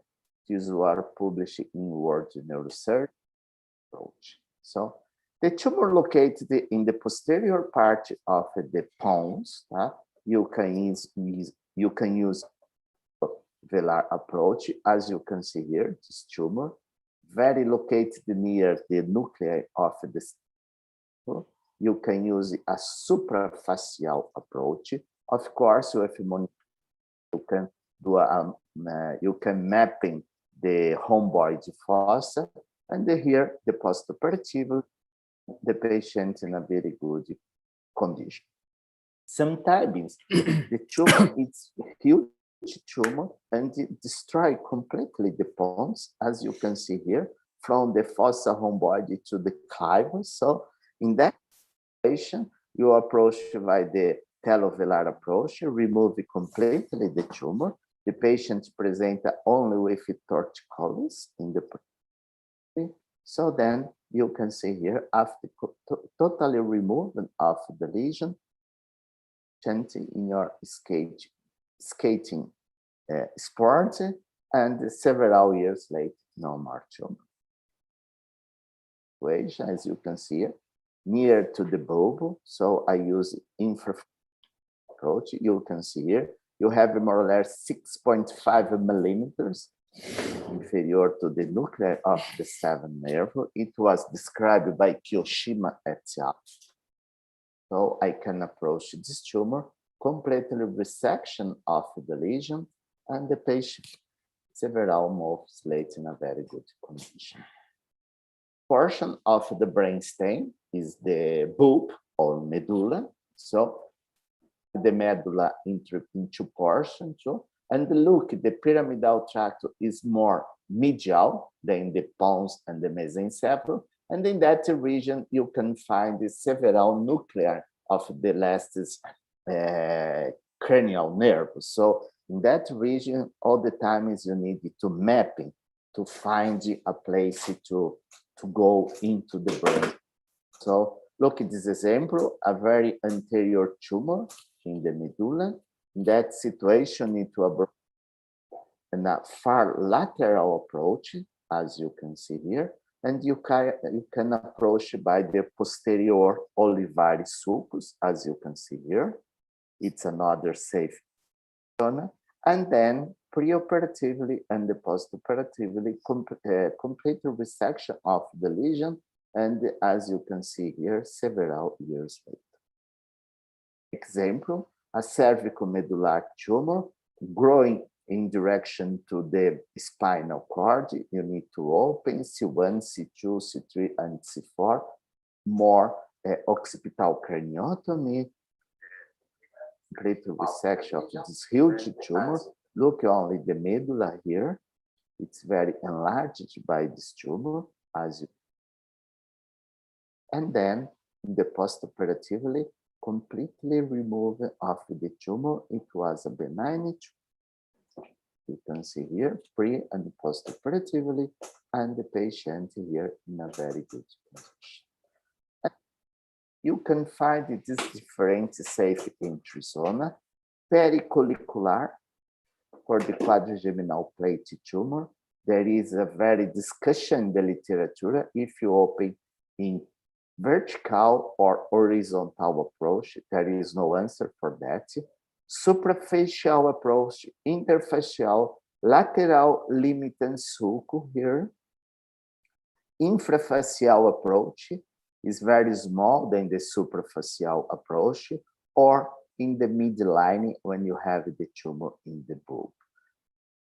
View, you can approach by the lateral mesencephalic sulcus, perioculomotor region, supratrigeminal, infratrigeminal, periolivar, and the last description is the interpeduncular sulcus. Safe entry zone you can find in this paper, publishing in 2015 by our team, when you can the surgical approaches for brainstem tumor in pediatric patients. So, brainstem tumor represents a heterogeneous group of the tumor, accounts for 15% of childhood tumors. It's a large number, is a responsibility for the pediatric patient, pediatric neurosurgeon. The diffuse tumor classified as type 1 are usually malignant, and the survival rate is less than 10% in 5 years. This unique case, you need to do a biopsy if you have some research, so study of the stones. The focal exophytical cervical medullaris are usually benign tumors, and surgery is the best treatment. Surgery survival is from 7 to 8% in 5 years. So the best results for brainstem tumor, for benign tumor, is the surgery. When you don't do the surgery, you do radiotherapy, it's the control. It's not very good. So now I'd like to thank you for your attention, and you have some questions. We are here to answer these questions. So thank you very much for your attention.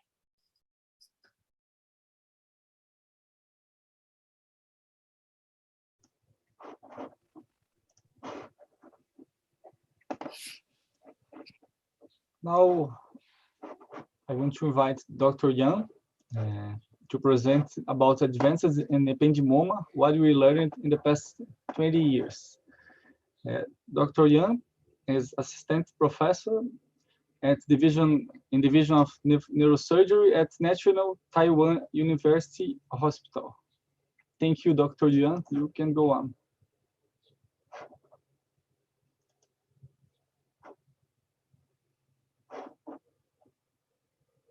Can you share your screen?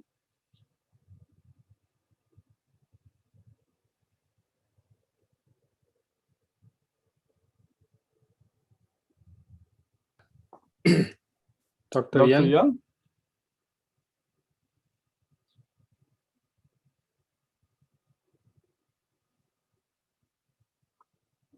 Dr. Yang, are you listening? You are muted.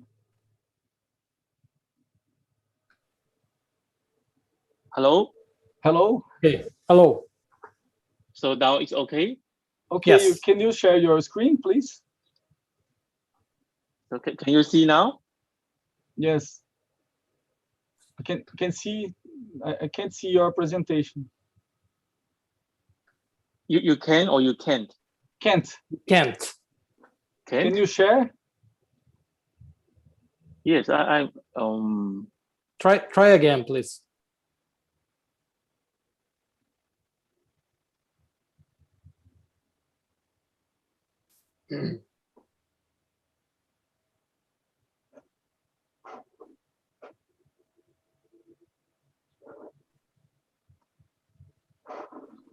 Okay. Can you see me now? Yes. Yes, yes. Okay. If you, This, yeah, this yes, one? okay. Okay, Yeah, perfect. Oh, okay. Perfect. So sorry for the technique problem. Okay. Thanks for the organization for inviting me to talk in this meeting. And I'm Shihong Yang from Taiwan. And I'm the neurosurgeon in National Taiwan University Hospital. And also now I'm the Secretary General of the Taiwan Pediatric Brain Tumor Consortium. And I serve as the President of Taiwan Society for Pediatric Neurosurgery. So here is Taiwan in the East Asia. And my hospital is located in Taipei, the capital city of Taiwan. And below is the photo of our Taiwan Society for Pediatric Neurosurgery. And right next to me is Professor Mengfei Guo. She's my mentor, and also she's now the secretary of AASPN. And also recently in Taiwan, we established a pediatric brain tumor consortium led by Professor Taidong Wang, also the past president of SBN and also AASPN, and we try to integrate all the disciplines to work for the brain tumor patient in our country. So today my topic is about advances in ependymoma. So first I will do a quick review, then talk about advances in recent 2 decades. And as we know, ependymoma is from the ependymal cell. It's the lining of ventricular wall of brain and also the central canal of spinal cord. So it's commonly located in the ventricles of supratentorial and also posterior fossa and around the central canal of spinal cord. And the pediatric population, only about 60 to 70% arise in the posterior fossa here. So this is the posterior fossa tumor, and the upper right is the supratentorial tumor, and the left side is another patient with spinal cord tumors. So histopathologically, the ependymoma try to recapitulate its tendency to form a canal, a space, so it will wrap around the blood vessel, form a pseudo rosette, or sometimes even the true rosette, the empty space, and may also form a ependymal canal. And these are pathognomic of ependymoma. And because the ependymoma lining has a basement membrane, so it often have demarcation from brain tissue in the ependymal tumors.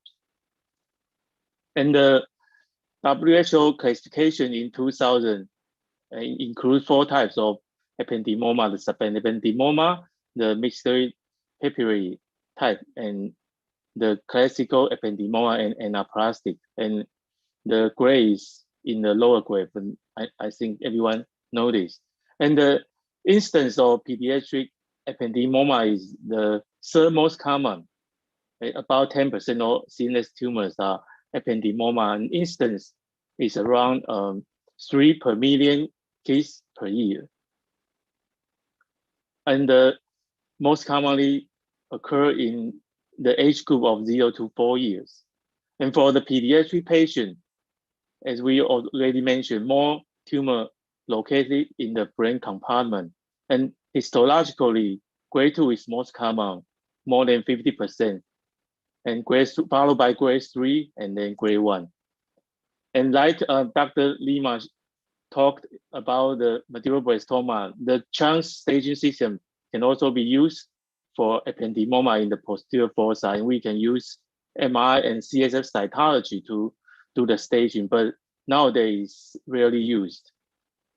And the main treatment strategy include surgery and radiotherapy. And the outcome of ependymoma in the end of 20th century, the overall survival is around 55% and progression-free survival 34%. And the risk factor, if we can completely resect the ependymoma, we have a 70% of chance of long-term survival compared to 33% of incomplete resection. And in this paper with 92 patients in Italy, we can see some prognostic factor like age below 5 and higher grade histology, incomplete resection, and no real radiotherapy will result in a worse prognosis. But regarding chemotherapy, there seems no benefit about this treatment modality. And this is another review in 1999, comparing 4 large series in that time, and the result is similar to previous paper. So next, I will talk about advances in recent 2 decades. And first one, also similar to medulloblastoma, is the breakthrough in the molecular classification of ependymoma. And in early 21st centuries, clinicians and researchers use array CGH and other protocol to study the change of chromosome and genes, and found like 1q gain is common seen in pediatric ependymoma and many other more like this. And in 2014, for supratentorial ependymoma, a fusion gene between RILA and C11 open reading frame 95. This fusion gene, the product will cause NF-kappa B activation and lead to the pathogenesis of ependymoma. And also for posterior fossa ependymoma, the Toronto and Edinburgh group found 2 molecularly distinct subgroups according to the mRNA array result. And these 2 groups have different clinical manifestations and also outcome.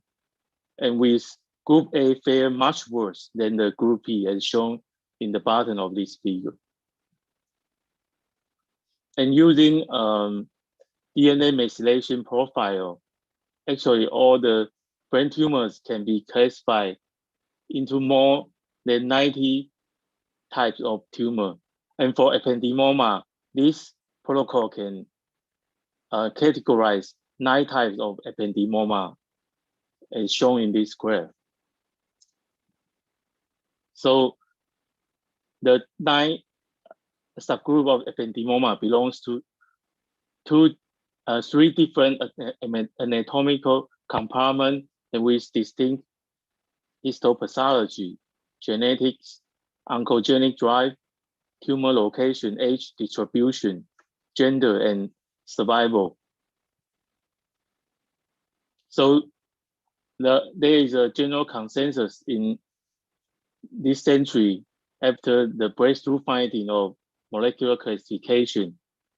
First, treatment decisions should no longer based on histology grading like grade 2 or grade 3, and different location, supratentorial and posterior ependymoma, should be considered as different diseases and need each case need careful review by the radiologist and pathologist, and the molecular subgrouping should be part of all clinical trial in the future.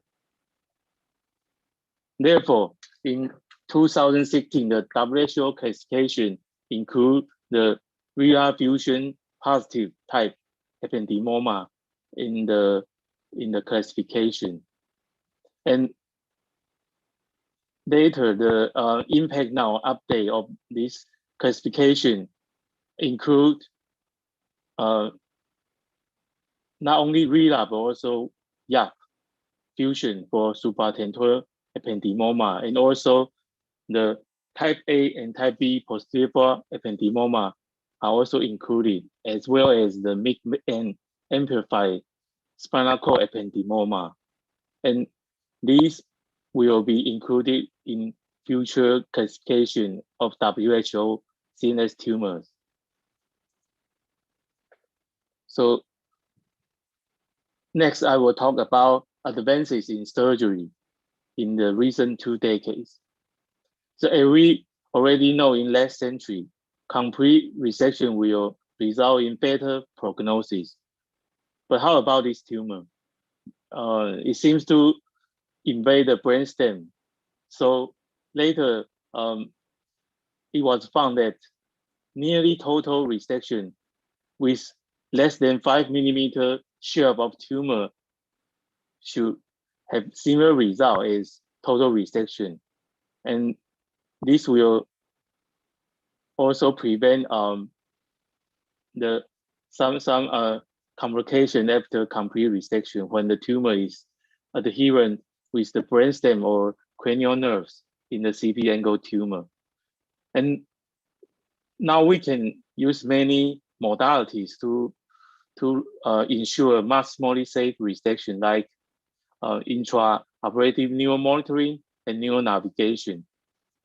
And also the forensic guided surgery, originally devised to perform surgery for glioblastoma, can also be applied for ependymoma. And we can see in this 2019 paper that 70 to 80% of ependymoma, we can use 5-ALA to enhance our tumor resection. And also intraoperative MRI can be applied to resection of grade 2 or grade 3 ependymoma, and also many other type of tumors. And this modality may increase further resection in more than 1/3 of brain tumor patients in the pediatric population. And next, about the second look surgery. In the European guideline, a second look surgery should be considered when residual tumor is demonstrated on post-op MRI and gross total resection is considered possible. So for this patient, as I showed previously, we have performed a surgery to try to resect all the tumor, but due to significant bleeding and change of the intraoperative neuromonitoring, only subtotal resection can be achieved. But later we try to do a second look surgery, and we can achieve a nearly total tumor resection. So in this paper, with around 100 patients, second look surgery has similar result as the only one resection. when we can achieve no evidence of disease. And the long-term survival is around 80 to 90% compared to subtotal resection. So when possible, we should perform a second look surgery to achieve a complete or nearly total resection for pediatric ependymoma. And next, I will discuss the advances in radiotherapy in recent 2 decades. And the European guideline suggests that postoperative conformal radiotherapy up to 59.4 gray is recommended for pediatric ependymoma with patients older than 18 months, and the 54 gray for patients aged between 12 and 18 months. And when there is spinal dissemination, cranial spinal irradiation is recommended. So the advance of radiotherapy technique result in better survival. So first is the introduction of conformal radiotherapy and intensity modulated radiotherapy. And for this type of radiotherapy, the more higher dosage can be delivered to the tumor bed, and while the nearby structure like temporal lobe, cochlea, or the hypothalamus, particularly in supratentorial tumors, the dosage can be reduced. And we can see the group in St. Jude, they can achieve a much better 5-year and 10-year survival with the conformal radiotherapy compared to earlier series. And also we have the proton radiotherapy with the beneficial biological effect. We call it break peak. So it can further reduce the damage of nearby normal brain tissue. So in this paper published by the Boston group, 70 patients with ependymoma received proton radiotherapy, and we can see that it has comparable result to the conformal radiotherapy just mentioned. And with proton radiotherapy, they found the instance of endocrine disturbance, hearing loss, and neurocognitive dysfunction is lower compared to other type of radiotherapy. However, the group in Texas mentioned about some caveat of proton radiotherapy, as shown in this graph. The proposed clinical target volume is in this blue circle, but actually the biological effect is further away from the proposed. So sometimes it will create a more MRI image changes, and occasionally some brainstem or other problem in patient receive proton therapy. So maybe a newer method of delivery should be considered for proton radiotherapy in the future. And regarding radiosurgery, it is mainly used for recurrent ependymoma. And when used for recurrent tumor after gross total resection, it can result in significant survival benefit for this group of patients. But some patients might develop radiation necrosis following 2 times of radiation. And it may also be applied, the radiosurgery may be applied directly for recurrent tumor as this international multi-center study suggests. And the long-term overall outcome may be 20% in 10 years. And when the prognostic factor for this type of surgery depends on tumor volume. The smaller the tumor, the better the survival. So last is the chemotherapy and adjuvant therapy. And as we know, in last century, chemotherapy has uncertain role in the treatment of pediatric ependymoma. And these European guidelines suggest it's the option for patients less than 18 months old, and it should be recommended for patients aged less than 12 months. So chemotherapy might have a role in delaying radiotherapy in these young children, as these studies suggest. And also it might facilitate second look surgery by reducing the tumor vascularity and also slightly reduce the tumor volume before the second look surgery.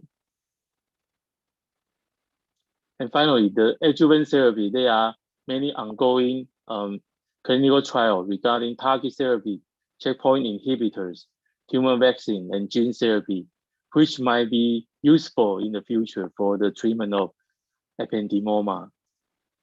So I would like to summarize using a case and adapting the advances of ependymoma in recent 2 centuries. So this 5-year-old girl, a recent case, has a posterior fossa ependymoma undergoing subtotal resection. And after surgery, the staging by MRI and CSF cytology show no CSF or spinal cord dissemination. So we follow this algorithm. It's a subtotal resection. So without CSF dissemination, so we gave the patient chemotherapy, and the tumor seems become more circumscribed. And then we give a second look surgery and achieve near total resection. So the patient then underwent adjuvant focal radiotherapy. And the pathology report shows it's a anaplastic ependymoma, WHO grade 3, and it's a posterior fossa type of group A, as the immunocytochemistry shows loss of H3K27 triple methylation nuclear staining, which is the surrogate immunohistochemical marker of the group A tumor. So we can consult the patient's family about the long-term prognosis of this patient by applying the advances of our understanding of the pediatric ependymoma. So this is my talk. Thanks for your attention.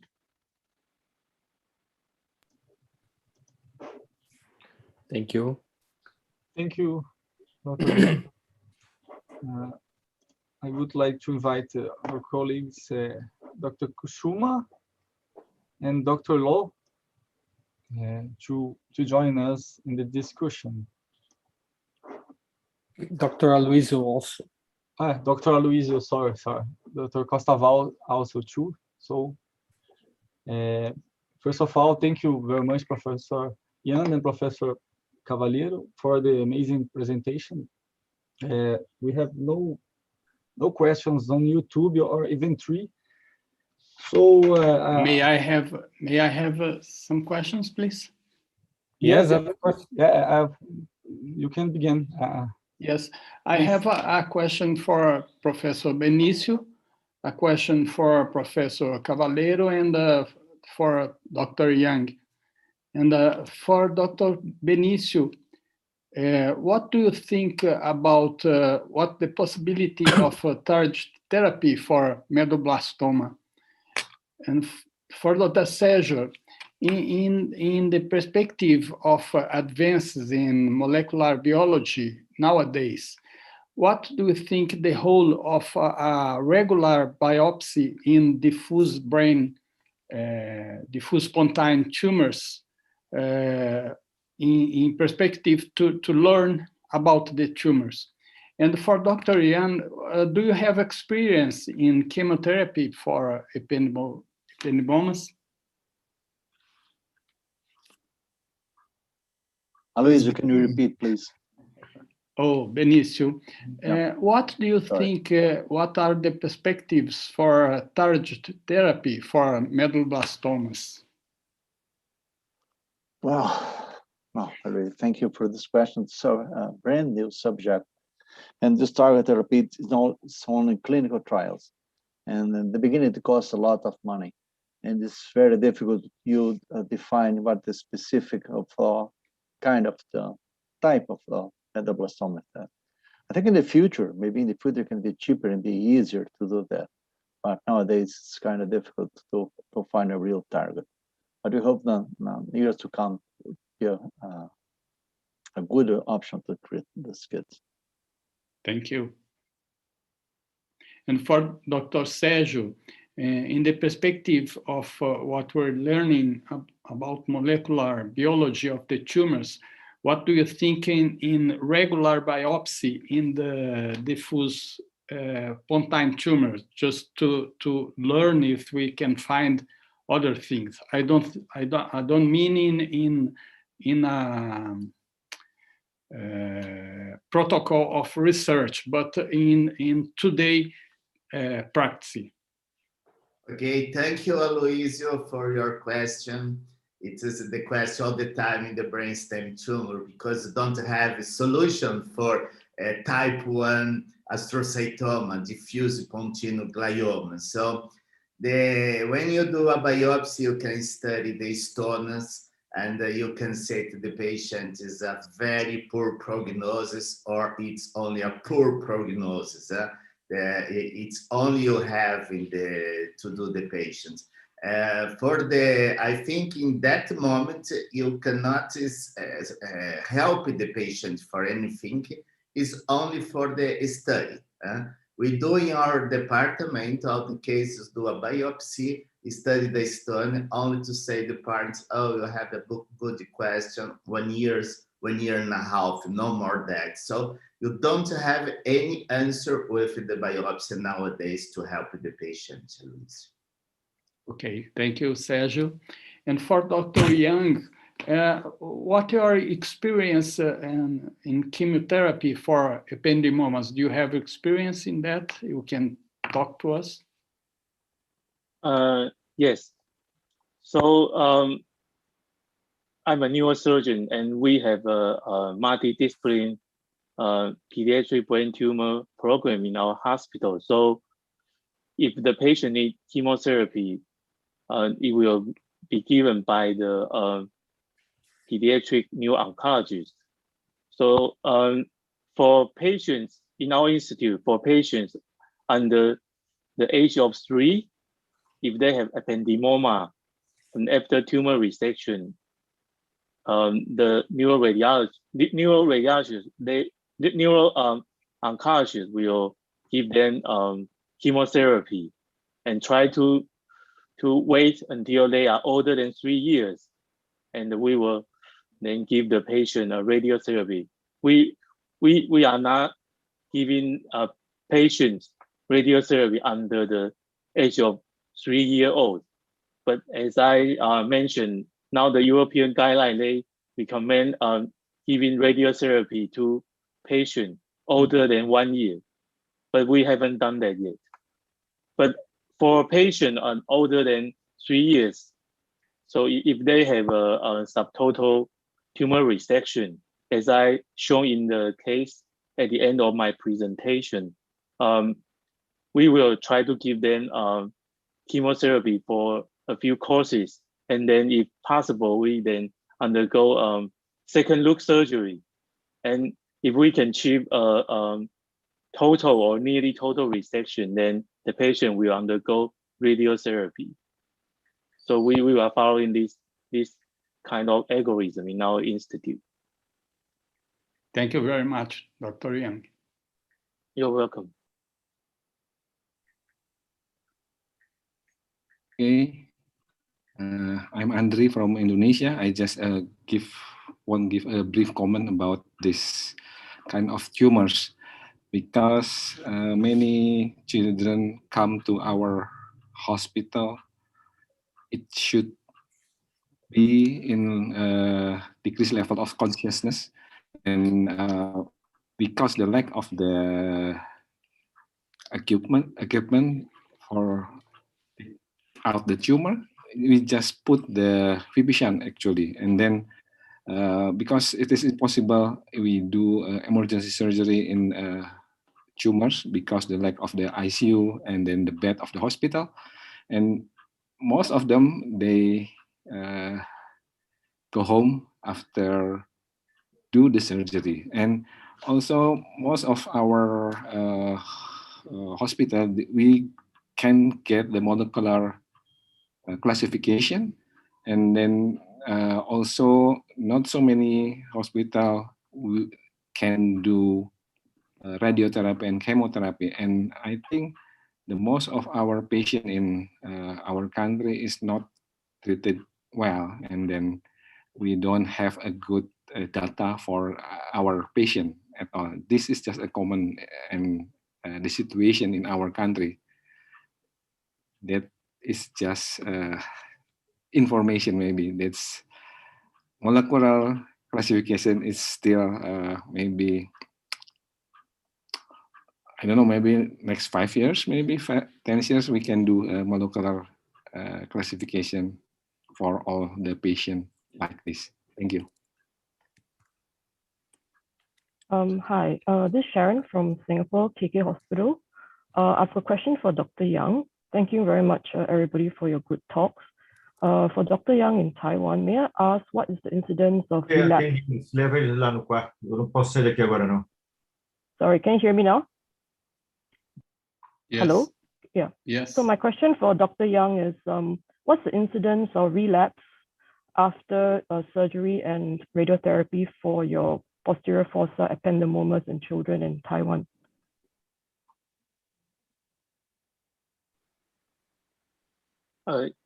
Thank you for your question.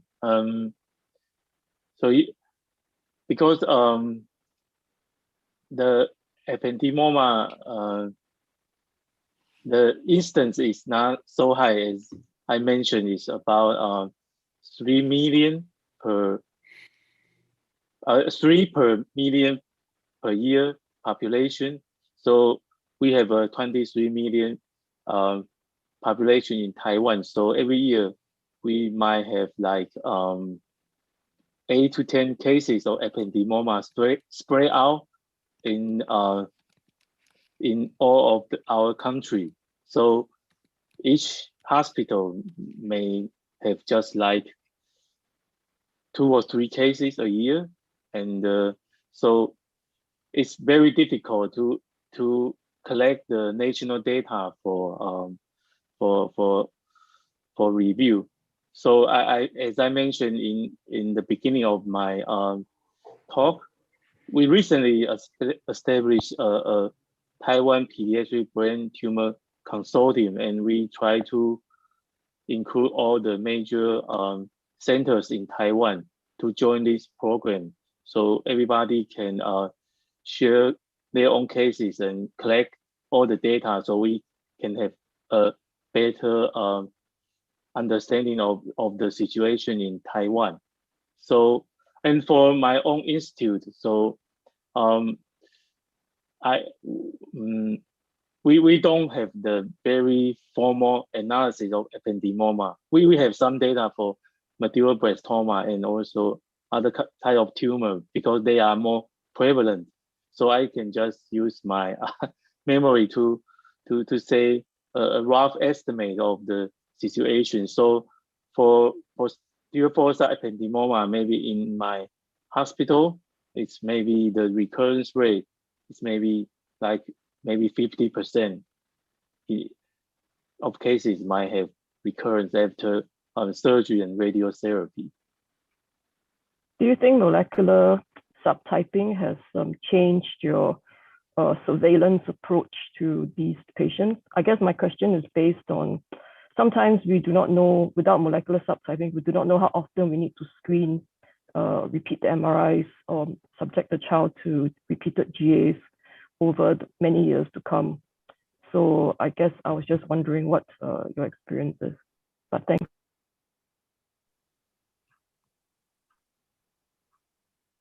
Yes, Thanks for your question. We are just beginning to apply the molecular classification for ependymoma. We have done that for medulloblastoma for longer time, so we have that data. But for ependymoma, we are just beginning. So hopefully we can have some data in the future.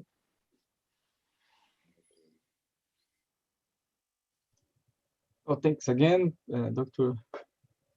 Young and Dr. Cavaleiro for the amazing presentation. I want to make two commentaries about what Dr. Suma talked about, the molecular access to these tumors. As you know, Brazil is a continental country, and here not every center we can access this kind of technology yet. So maybe in São Paulo and great centers in Rio de Janeiro, it can be a routine to assess the molecular aspect of these tumors, but not in every place. I can say that it's more than 50% of centers that treat pediatric neurosurgery can't do this in a routine. The same thing with proton beam therapy. It's very, very difficult to have this kind of radiotherapy in Brazil. And another commentary is about Dr. Sérgio Cavaleiro's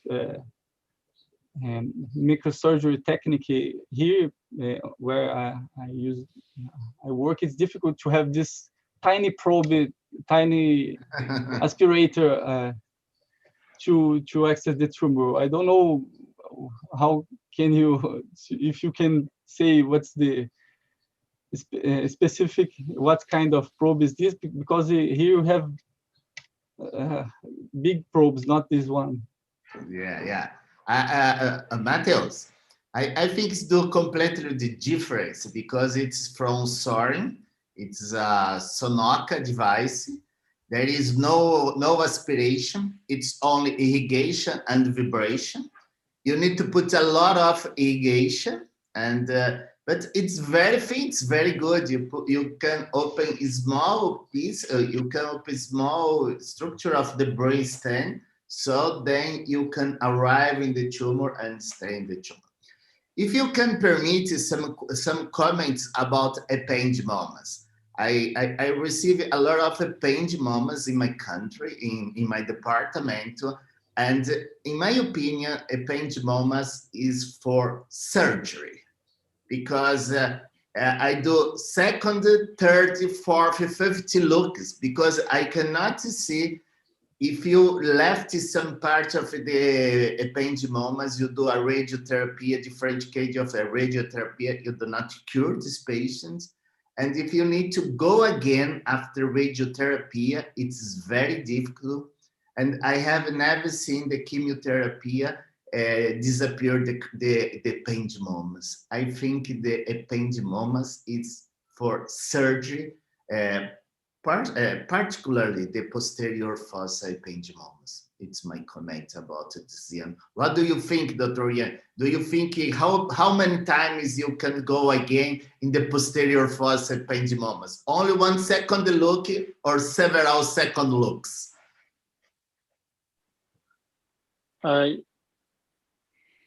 Yes, I agree with Dr.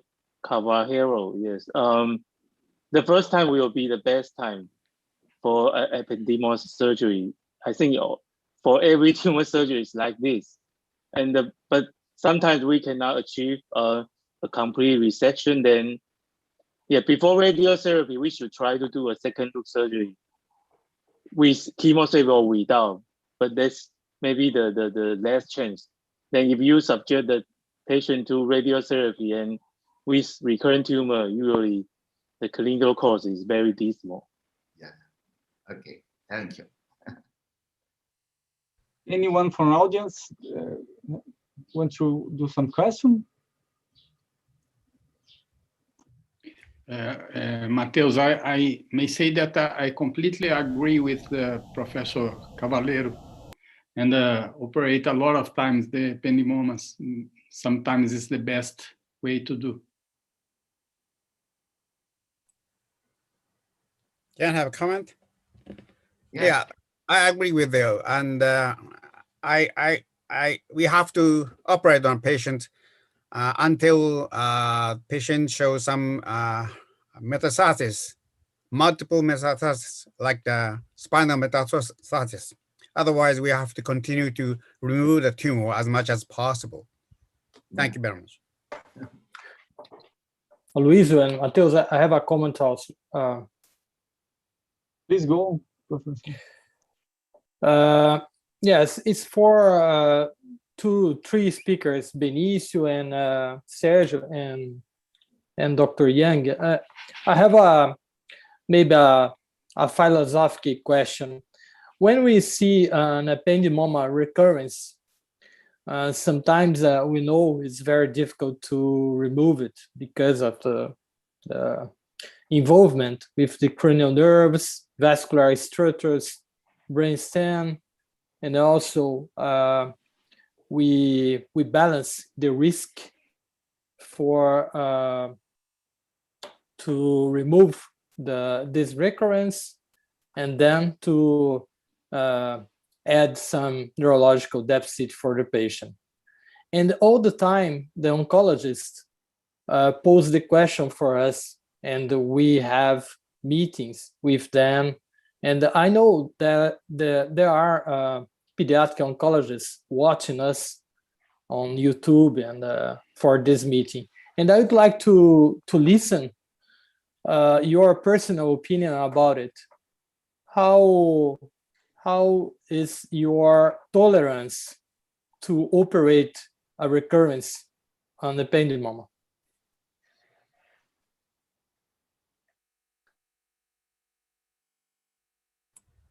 If the operation is very difficult, seems very difficult, I can apply the stereotactic radiosurgery in it for especially in the small lesion. So we need to follow up the patient as much as possible by MRI. Thank you. Ricardo, na nossa experiência é assim, às vezes. Sergio, in English. Sorry. In your experience, sometimes in a huge tumor, it's difficult, as you said, it's very difficult, the surgery, you can increase the morbidity. So, but the second look is easier than the first because you don't have a big mass. So you have a small piece with monitoring, you can try to completely remove the tumor. And don't be afraid, second time, third time, fourth time, because after radiotherapy, it's a little bit difficult. Sometimes, as Professor from Japan says, you have a metastasis. If it's a unique metastasis, sometimes you do again. Sometimes you do together the posterior fossa and the spinal cord tumor in a few cases of ependymoma. But I think the ependymoma is still a challenge for the pediatric neurosurgery because the oncologists don't improve this result with chemotherapy and radiotherapy. Thank you. Benicio, would you say something? Yes, I also want to say that this depends also on the biology of the tumor. Does the tumor is type A or type B? It's quite different. It must be easier to take out of the tumor type B, but the type A sometimes go into the brainstem and becomes very tricky to take it out. And the radiation therapy helps a lot.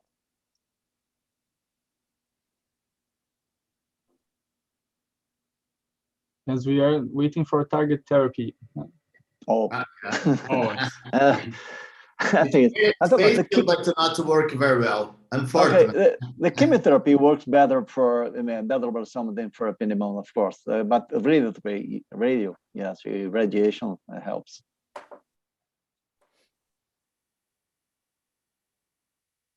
Any other question for audience? From audience? Can we move to module 3? Okay, Dr. Juca. So, good morning to the Brazilian team. and good evening to the Australasian team. Congratulations to both societies for this fantastic meeting. And now we're going to talk about another controversial topic, the craniopharyngiomas.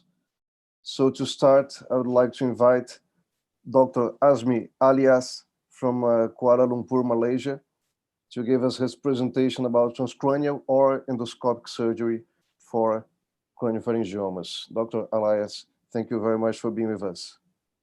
Thank you, Yuka, and thank you for the organizing committee for giving me the opportunity to talk about this special topic, decision making and my surgical strategy in childhood craniopharyngoma. This is a very controversy with regard to the operative approach.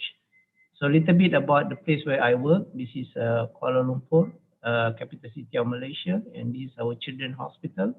So it's located about 3 kilometers from the Twin Tower. So 600 bed, and this is our adult hospital, which located just across the road. As you know that craniopharyngoma is a benign tumor. It's a partly cystic epithelial tumor, and some regard as WHO grade 1, but with malignant behavior. It is, even though it is very rare, but it's commonly seen in the Pediatric Neurosurgical Center and remains as a challenging intracranial tumor, mainly because of its delicate location with regards in relationship to the hypothalamic pituitary axis, the critical neurovascular structure. They are always associated with high rate of recurrence if the tumor cannot be completely resected, or if too aggressive, it may be associated with high morbidity, and surgery remain at the first line of treatment. And the aim of surgery mainly, if possible, to have a gross total resection, emphasizing on minimizing injury to the neurocritical structure, and highly emphasized on functional preservation. Sometimes to remove the tumor is quite easy, but to preserve the function is the most challenging part, especially to the hypothalamic pituitary axis, the hormones, the optic pathway, the vision, and the blood supply to the main brainstem, to the brain, mainly the anterior circulation, ICA, ACA, ECOM, and also affect on the psychomotor, cognitive, social development, and most important thing, whatever we do, either surgery or adjuvant radiotherapy, we must think about the good quality of life as the child is still growing. Repeated surgery is always advocated, and if we offer radiation therapy, we try to delay it as long as possible. And there are many literature studies and include prospective and retrospective studies shows that 10-year recurrence rate much lower if you achieve gross total resection, whereas if you achieve subtotal resection, they are much higher, even up to 25 range to 100%. And the surgical approach, either transcranial or endonasal, majority of papers describe about the transcranial, but there are only limited papers described about the controversy between transcranial and endoscopic endonasal approach. And some reports shows that there are comparable results in terms of extent of surgery recurrence, and they also claim that the better visual improvement if you do endoscopy endonasal approach, but more leak documented, and more visual deterioration if you approach transcranial, and limited. However, these studies are limited by small numbers and exclusion criteria, and hardly we find any data except for small case series, the role of endoscopy endonasal approach in pediatric. So basically, transcranial approach for craniopharyngoma can be divided into three: the anterior, lateral, and intraventricular, depending on the location and the characteristic of the tumor. So the anterior medial, you can use a bicoronal, either bifrontal transbasal or frontobasal interhemispheric, whereas anterolateral, you use a toroidal, or you can even do COZ craniotomy, unilateral subfrontal, and basically we need to split the CBN to get a good brain frontal lobe relaxation for you to assess to the target area. Whereas lateral usually advocate for certain tumor that laterally extension, subtemporal, posterior petrosal, presigmoid, transtoral, transmated, retrosigmoid. Whereas intraventricular approach, you can use either transcortical and transcallosal, usually for tumor with extension into the third ventricle. So we have transcranial and endonasal approach. And this is an example of 6-year-old girl who referred to me after had recurrent headache, vomiting, and altered consciousness. She was also noted to have small for her age, and the CT scan shows obstructive hydrocephalus. So VP shunt was done in one of the primary hospitals subsequently referred to us. When I look at this scan and look at the MRI, there are two approaches that I have to think. If you look at here, it's quite direct access. You can do endonasal compared to transcranial. But if I look at carefully on the MRI, there are black area indicate a calcification. You can see here, and the calcification goes up, even up to the what they call it, the tuberculum sella, and probably impinge on the optic chiasma. So initially, it's quite tempted to do endonasal approach, but I decided to do transcranial approach after optimizing the patient, the hormones, and so on. So we do traurinal approach for this case, and I think we made a right decision because we found that the calcified component is really hard. If you can see here, I have to use a high-speed drill diamond. So when we rock, we try to remove the calcified component. This is predominantly prechiasmatic component that's stuck here. So when we try to rock the calcified component, even the entire optic chiasma apparatus are rocking together. And of course, there are certain parts adherent to the underlying internal carotid artery and also the ophthalmic artery. So we have to do a various approach in this particular case. We have to be very careful, especially using the high-speed drill very close to the optic nerve. So you use a combination of high-speed drill diamond tip, QSA, high frequency QSA. So in order to remove the tumor make it smaller, and subsequently you can see there are certain part of the tumor densely adhered not only to the underlying of the chiasma but also to the internal carotid artery that we think that is not safely removed. So when we remove the tumor also it's very careful because this is between two optic nerve and the sub-edge can simply cut the optic nerve during the process of the removal. So there are other common approach that usually quite familiar among a neurosurgeon or even young beginners, frontal temporal craniotomy. So usually we use for tumor which is predominantly suprasellar and some with a lateral extension. So we split the CBN fissure, and this is one of example. Even though you can see a calcification, but this is predominantly suprasellar, but we can't see the infundibular. We do not know where is the location. Using a traurinal approach, split the CBN fissure, you can get access. Tumor can be safely removed, but you can see there is blind spot underlying the chiasma. So make the traurinal approach limited, especially for midline tumor huge, and you cannot assess underlying the optic chiasma. There is a possibility a remnant of tumor unless you put endoscope to see the corner. So in an example of a craniopharyngioma, you can see a calcification here, on here, and then the cystic component, also traurinal approach. The calcified area we cannot remove safely. We leave it, and this is we go into the lamina terminalis. You can get into the third ventricle because this tumor predominantly retiochiasmatic. If you can see, this is a oculomotor nerve, the basilar artery, and the PCA. So when I decide which approach to use, I have to think about few things. Number one, the location. Where is the location of the hypothalamic infundibular, the optic nerve, the relationship of the tumor with the third ventricle, the consistency, like in the case previously, calcified component, I have to choose approach that I can have a total control. Endonasal for severely calcified, fixed to the chiasma, may be difficult to manipulate from below. So transcranial is much better. And I also have to consider the age of the patient, especially in endonasal approach, where the nasal corridor are very small and they are limited in terms of equipment, and we have to think how to reconstruct the skull base. Embryology of the ependymoma, craniopharyngioma is very important. As we know, this is originate from the commus epithelial rest cell from the red cleft, frequently arising from pituitary stalk, and usually they adhere to this structure. And the tumor also can extend into the least resistant area, anteriorly, posterior, and laterally. That's also very important to consider when we decide the approach. We also need to remember the embryology of the pituitary gland, which is arising from the neuroectodermal tissue from the diencephalon for oropharyngeal membrane that fuse together. So that also indicate that there are some remnant of the craniopharyngioma can go along this axis. We also need to consider the relationship between the craniopharyngioma and the surrounding structure, the circle of Willis, optic nerve, optic chiasma. Those is very small, tiny, critical structure need to be assessed properly and during the surgery in order to make sure that we can preserve the structure.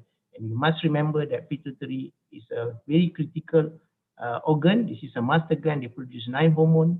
There are also a different type of tumor. Adenomatous usually calcified. They are more common in young children, whereas a papillary, which is common in adult, they are predominantly cystic. Sometimes they can be calcified.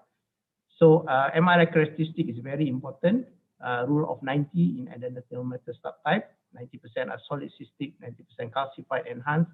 In our center, majority of the cases that I receive or we receive are predominantly adenomatous with calcification.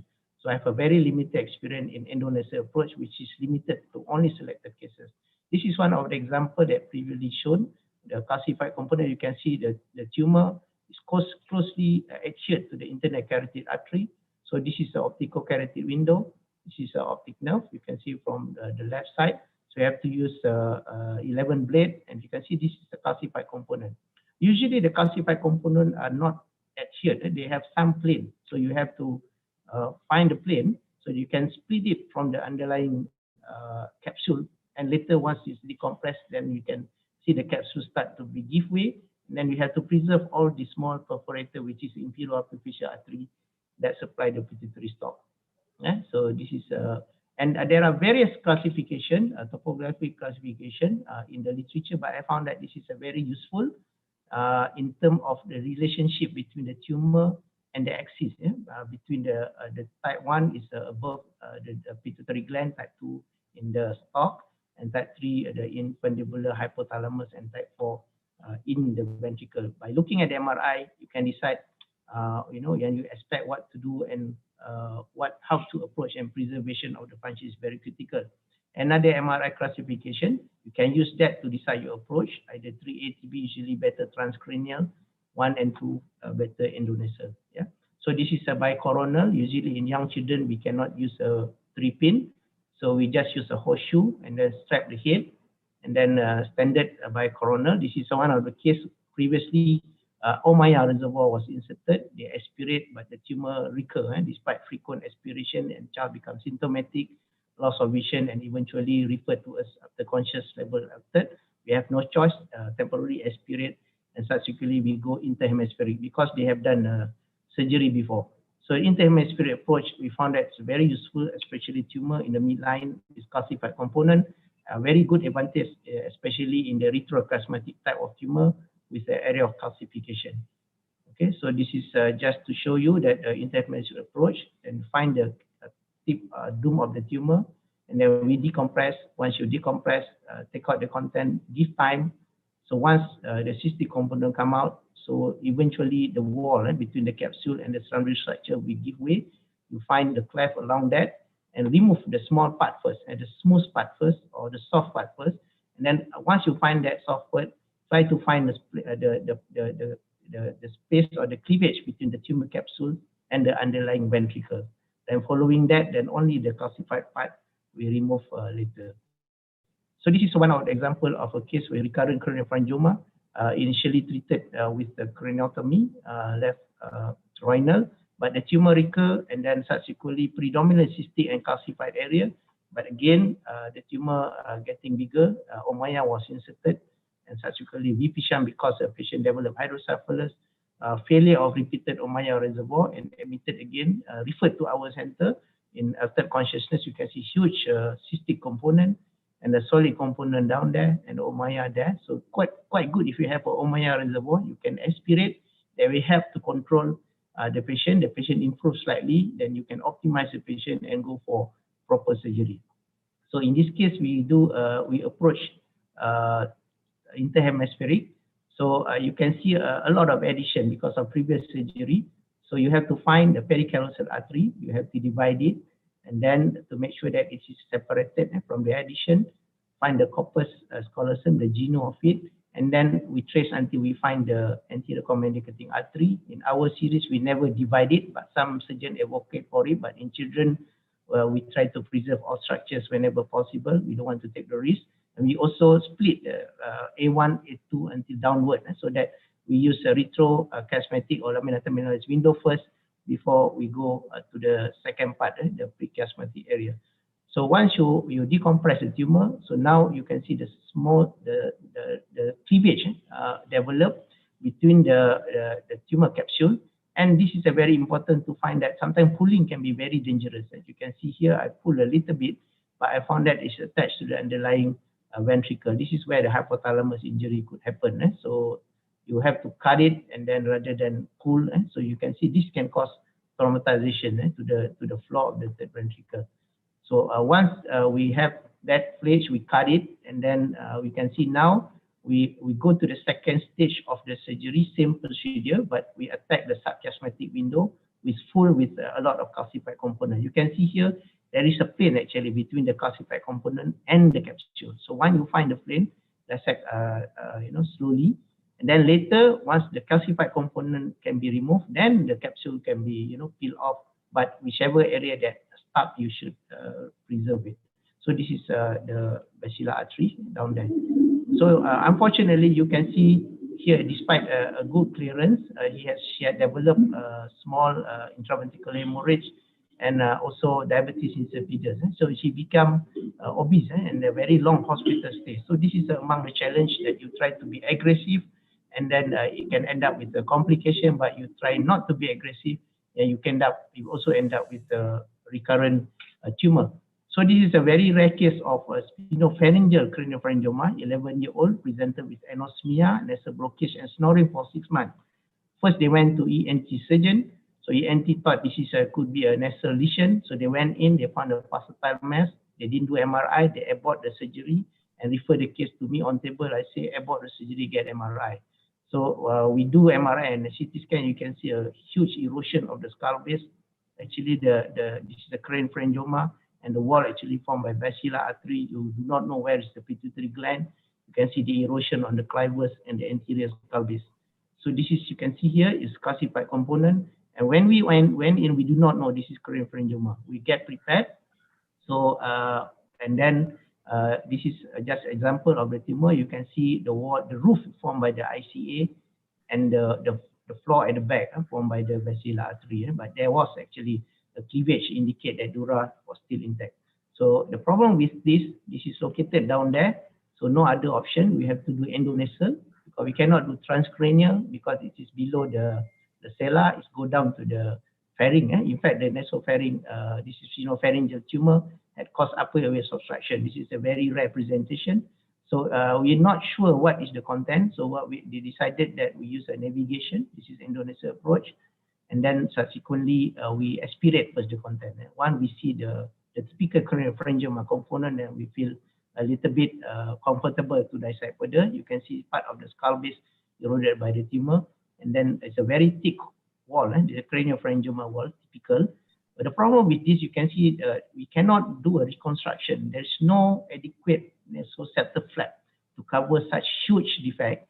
In young children, there's no also reconstruction of the bone feasible for such a lesion. So then we try not to make what we do, we remove the tumor and try to split it and with intact dura.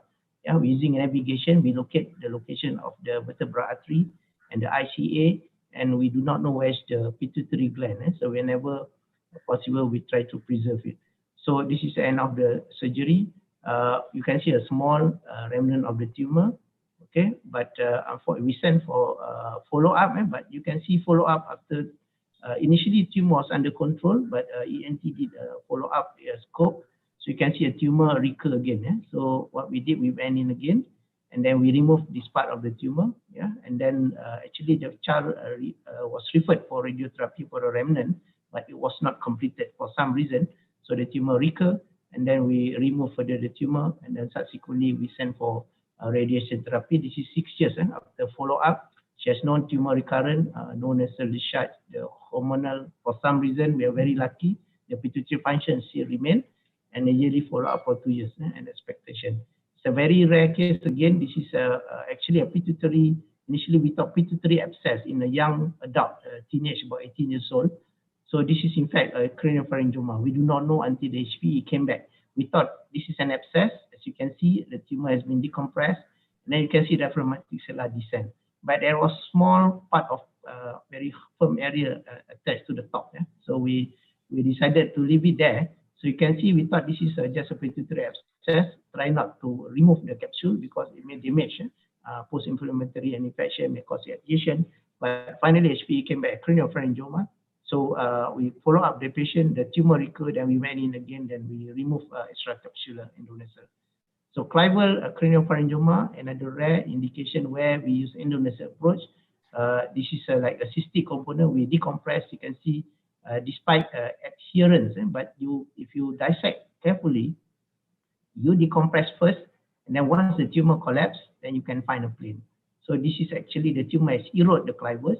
This is a dura overlying the brainstem. You can see behind that is the basilar artery. Of course, the use of navigation is very important. Because of this is quite teenage, so you can get a very good nasosacral flap.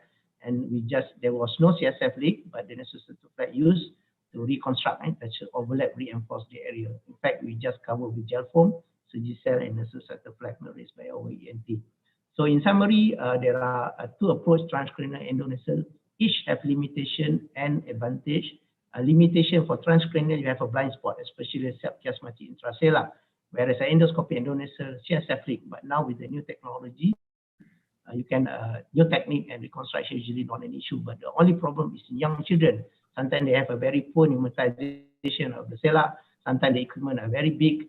You can have a 4mm endoscope, but the equipment that for you to manipulate along the nasal corridor are very limited. Therefore, sometimes you need to have a both combination transcranial and endonasal. So the aim of surgery to histological diagnosis, read the mass effect, treat the hydrocephalus. For example, in those cases, we aspirate the cyst, or you can do a shunt first, then optimize the patient, especially they have a lot of hormonal imbalance, and then if possible to achieve a complete corrosive section. But most important thing to make sure that we have to preserve the hypothalamus, the pituitary function, the stalk, the neurovascular structure, which is a very crucial. So in summary, optimal surgical treatment remains challenging due to relationship with complex anatomy. Therefore, the knowledge on embryology, the information on the hypothalamic pituitary axis, the location and relationship in the ventricle, the new critical function is very important. Radiological finding and distinct linking feature facilitate decision making, and surgical plan should be tailored to individualized diagnostic, location and heterogeneity of the craniopharyngioma, and of course the experience of the neurosurgeon, and involve multiple disciplinary approach, not only neurosurgeon but endocrinologist, ENT, good neuroimaging technology, and ophthalmology. So thank you very much for your kind attention. Thank you very much, Dr. Alias, for this very, very nice presentation, very broad presentation on the surgical approach of craniopharyngiomas that we'll discuss later. And now I would invite our dear friend Patricia Dastoli from the Federal University of São Paulo to talk with us about the role of interferon in the treatment of craniopharyngiomas. Patricia, thank you very much. Hello, my name is Patricia Dastoli. I'm a pediatric neurosurgeon in São Paulo, Brazil, and I work at Federal University of São Paulo. It's a great honor to be at this meeting between the Australasian and Brazilian Society of Pediatric Neurosurgery.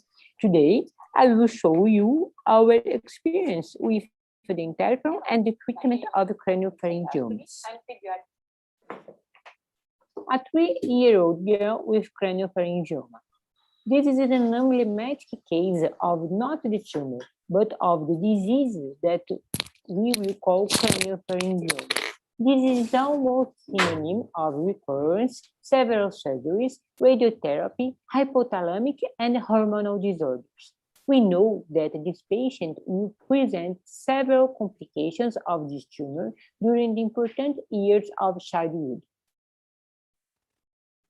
We could not consider the craniopharyngioma like a benign tumor. The involvement of hypothalamic hypophyseal axis and the high index of recurrence are responsible for a high index of morbidity and mortality despite the several strategies of treatment. In the childhood, we have two particular situations.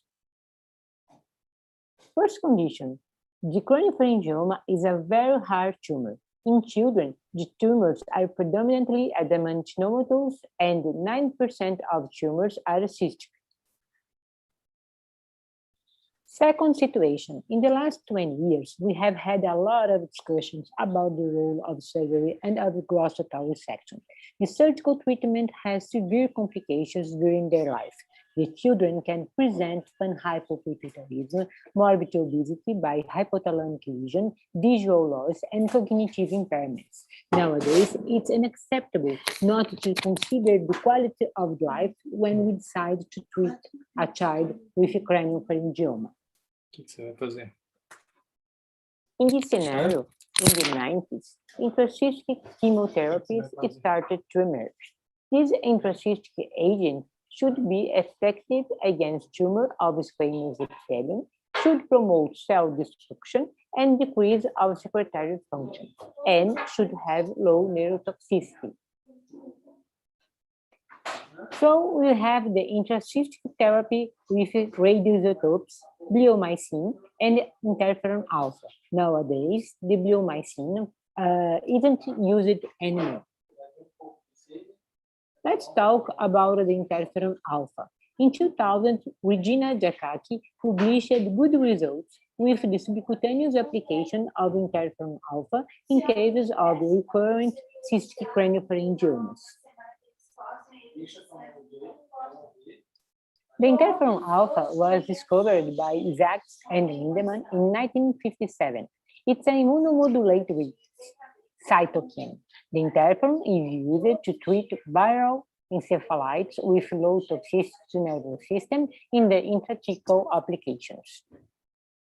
Inside of a tumor cell, the interferon causes the apoptosis, and on the surface, the interferon increases the immune response.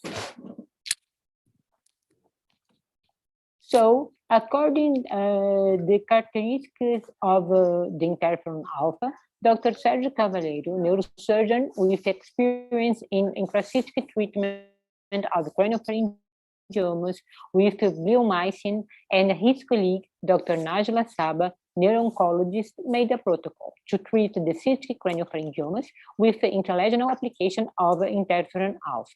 Their idea was to control the tumor and to avoid the severe disturbance of the surgical treatment and the radiotherapy. This is our protocol. After the catheter placement connected to Maya reservoir, we do the applications of 3 million units of interferon alpha 3 times a week for 4 weeks, in total of 36 million units. This corresponds to 1 cycle. The catheter placement could be done by direct punction, neuroendoscopy, or craniotomy. And after, the catheter is connected to Maya reservoir. This is a video of the catheter placement by neuroendoscopy, as the patient had hydrocephalus. We can see some typical signs of a craniopharyngioma: the calcifications on the cystic wall and the yellow fluid. Here we can see the placement of the catheter inside the cyst.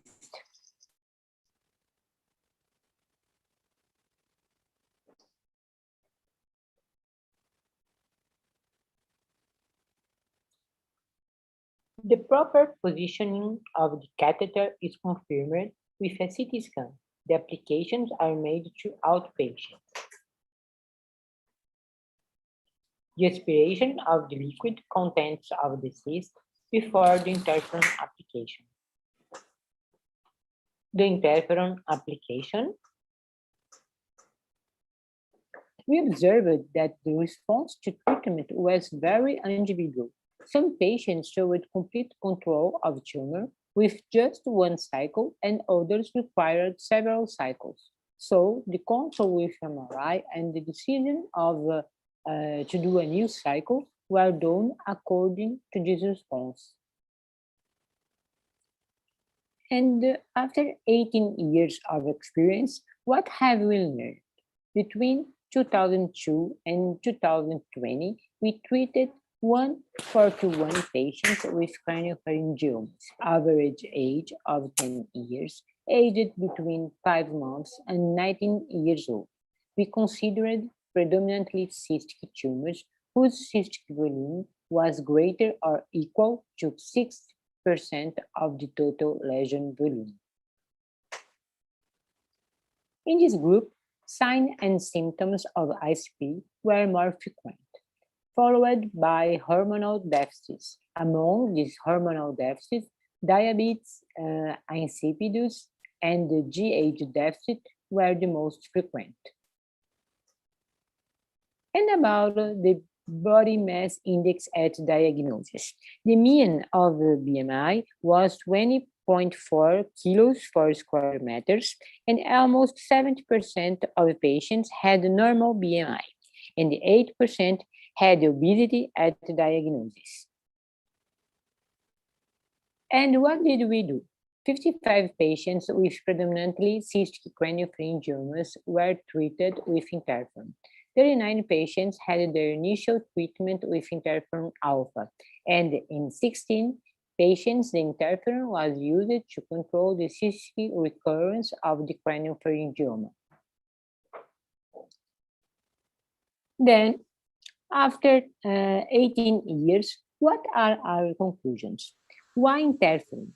When do you use it? In which cases? During this time, we believe that the treatment of craniopharyngioma may be individualized for each patient. Age, presence of endocrine alterations, and visual impairment at diagnosis are very important factors to be considered.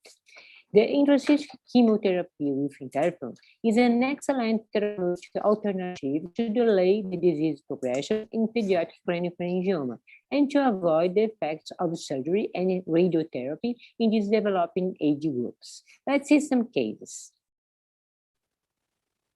This is a case of a huge cystic craniopharyngioma in a 3-year-old boy. He showed a good response with 3 cycles. The tumor control for 10 years of follow-up. The tumor remained reduced for 14 years of follow-up, but the patient developed pan-hypopituitarism. And in his last appointment, when he was 20 years old, 15 years of follow-up, and the boy grew up. And in this case, what to do? An 8-month-old baby diagnosed with craniopharyngioma. During his first years of life, the tumor was controlled with applications of interferon. Another case, a 9-year-old girl with visual loss and cystic craniopharyngioma. After 10 years and 9 cycles of interferon, she presented tumor control, but pan-hypopituitarism. A case of a patient aged 18 years old with a cystic tumor and without hormonal deficits. 11 years and 3 cycles after, the tumor is controlled and the patient hasn't hormonal disturbance. This is a very interesting case. At diagnosis, the patient showed only growth hormone deficit. He had an excellent response to only 1 cycle of interferon, but after 11 years of follow-up, he presented pan-hypopituitarism. Let's see some cases of recurrent craniopharyngiomas. A 3-year-old boy with 2 toe growth resections in less than 1 year, as you can see here. A microsurgery at October of 2015, and after the first recurrence at May of 2016, the post-op showing a gross total resection. And 4 months after the last surgery, he presented hypothyroidism and diabetes insipidus, showing another recurrence. So we decided to treat him with interferon. Another case, a 9-year-old boy with a solid cystic craniopharyngioma. The treatment of choice was surgery and radiotherapy with a good response. And 2 years after, the patient showed panhypopituitarism and cystic recurrence. At this moment, the choice was the treatment with applications of interferon. And then the tumor was controlled with 4 cycles of interferon for the 5 years of follow-up. Another case, 7 years, 2 surgeries and radiotherapy and cystic recurrence. We treated the 3rd recurrence with 8 cycles of interferon. The tumor was controlled for 4 years. But last year, another recurrence. The patient was 18 years old. And we decided to do another surgery to tumor resection. Another case, a 5-year-old boy with a large cystic craniopharyngioma diagnosed by short bone. At age of 6, we decided to avoid this surgery. As you can see, we controlled the tumor for 6 years with 6 cycles of interferon. And during this time, he grew up. But when he was 13 years, we lost the control of the tumor. And at this moment, the only choice was surgery and radiotherapy.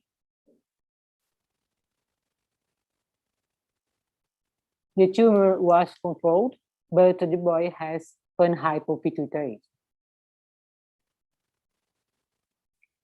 At the moment, among the patients treated with interferon alpha, we have 39 were treated initially with interferon. 16 of them needed surgery and radiotherapy. 9 of them present only diabetes insipidus, and 17 present panhypopituitarism. At the end of the treatment, 13% of patients had obesity and 60% had a normal weight, and 70% showed slow roll. And if we compare the overweight and obesity after each treatment, the treatment with interferon alpha presents the lowest rates. And after the treatment, the obesity rate is also lower with interferon alpha treatment. If we observe the mean increase of BMI after treatment, the smallest average increase of BMI was verified with interferon, represented here with the red triangle. And the mean increase of BMI with interferon was 5.1 kilo for square meters.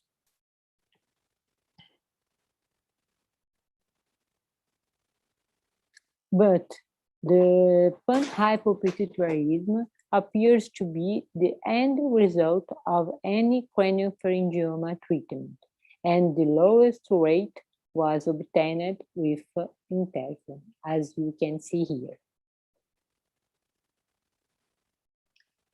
In conclusions, interferon alpha therapy offers the best body mass index control.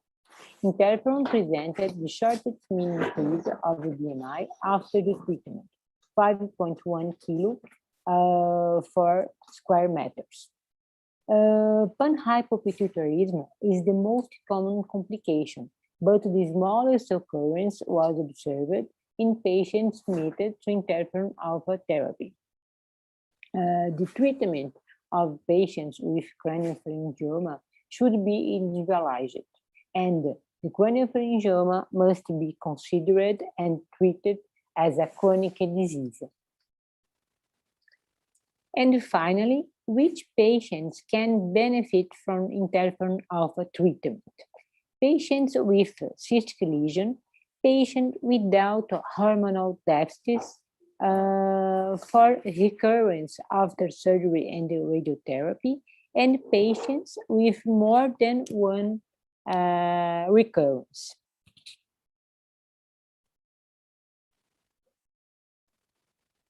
During all this time, we published several papers with our results. And the same results were obtained by other groups around the world. This is our experience, and thank you so much for your attention to our work.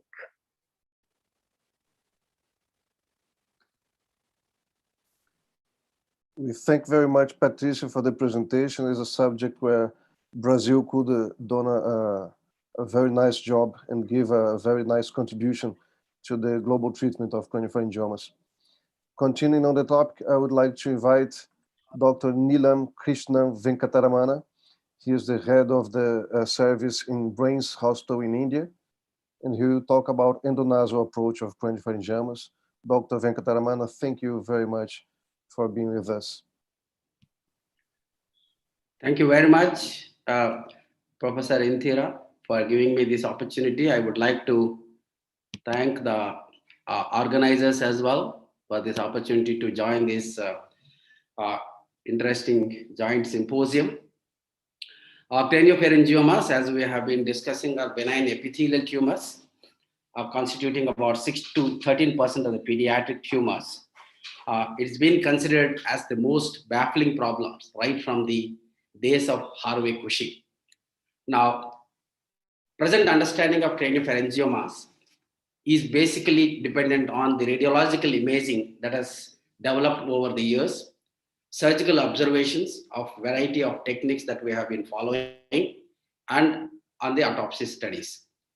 In spite of all this understanding, few challenges remain to the neurosurgeons. One is, it is impossible to find out the origin of tumor exactly, though several classifications talk about it. Practically, it is very difficult. And the amount of adhesions is very difficult to determine preoperatively to plan your approach. Similarly, the involvement of hypothalamus is impossible to identify before unless there is a clinical manifestation of hypothalamic dysfunction preoperatively. Now, similarly, stalk position with the advanced imaging, it is possible at times to guess where the possible location of the stalk, but nevertheless, we will not be sure 100%. Based on these challenges, we also have the other challenge that the high recurrence rate, which is entirely dependent upon the amount of resection that we can achieve during the surgery. With gross total resections, the recurrence rates are quite less, whereas with the subtotal resections, is almost sure that most of the tumors are going to recur sometime or other. Similarly, the survival rates also seem to be dependent on the gross total resection versus the subtotal resection. The survival rate rapidly decreases with each recurrence, and similarly, the quality of life also is dependent on the associated complications as well as the recurrence. Now, it is the consensus today that to achieve the gross total resection wherever is possible, radical resection is within the safe limits, is justified, whereas subtotal resection is always to be kept in mind when gross total resection is not possible. We have had discussions versus the right approach for the transcranial as well as the endoscopic. I have had the opportunity to use both the approaches over the years in the last 3 decades. And what we realized is that endoscopic approach, endonasal approach has got several advantages. The fundamental requirement for an endoscopic approach is the multidisciplinary team. I always use an ENT surgeon to join me to help it out to gain the better access. And we need to have the perfect equipment. Imaging as well as the image guidance is very useful. neurophysiological monitoring, microvascular Doppler, experience with the cellular surgeries is the foremost important. A surgeon should have adequate experience in cellular surgeries before he really go to the advanced supracellular surgeries. And two surgeons forehand technique is very good and unique. Now, the second requirement is reorientation of the anatomy. All neurosurgeons are oriented to this anatomy from the top, where we know this optic chiasm, location of the carotid arteries, and several approaches based on that interoptic, paraoptic, paracarotid, retrocarotid approaches have been developed over the time. Now, with the endonasal approach, one need to reorient ourselves with the anatomy from below. You need to know the skull base and the cella, pre-cella, post-cella, the clivus. Similarly, the location of the pituitary stalk and the pituitary gland, and the relationship of this craniopharyngioma with the pituitary stalk is the one which is going to make the difference in planning your approach perfectly in the endonasal advanced approaches. The third important requirement is that to have orientation towards the carotids, both with the paraclival as well as the paracellular internal carotid artery, and also to the blood vessels of the anterior cerebrals and other ones which we are likely to encounter during the surgery. Now, it is very important to have the understanding, the relationship between the carotid arteries in relation to the bony landmarks, so that you do not transgress the vital structures like carotid artery and cause problems during the surgery. Now, why endoscopic surgery is much better, in my opinion, is that 1/3 of the craniopharyngiomas involve the pituitary fossa. You always see an expanded cella in craniopharyngiomas, and this is the fastest possible route. And it has a better neurological, visual, endocrinological, and oncological outcomes, which I'm going to describe soon. It is also considered safe surgery in comparison to craniotomy with a lesser morbidity, provided the surgery goes well. Now, the fundamental thing is that endonasal approach gives a very direct access to the skull base, supracellular systems, paracellular systems, interpeduncular systems, and the third ventricle. Now, similarly, the visualization of the optic apparatus, hypothalamus, pituitary stalk, and the blood vessels, including the perforators, is much better. And since we are at the long axis of the tumor, there is no brain retraction. You debulk the tumor before you really touch the brain, the optic apparatus, as well as the hypothalamus. You can look at the panoramic view the endonasal approach can provide. Now, it can give to the tumor, to the blood vessels, optic apparatus, and not only to the anterior cerebrals and the perforators, and the attachment to the hypothalamus is a direct visualization. And at the end, you can see the cavity of the third ventricle with all the perforators, basilar, and vertebral arteries. Now, for this, the exposure is very important. I always take the help of the ENT surgeons to drill out the skull base as much as possible and to get as wider approach as possible, so that you have a free hand movement. And once it is done, then you make a flap of the floor of the cellar, which can be used for reconstruction later on.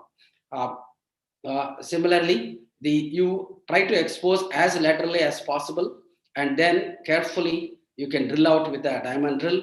And I always use micro Doppler to check the position of the carotids at all points, so that it can help me to have the extended dural opening.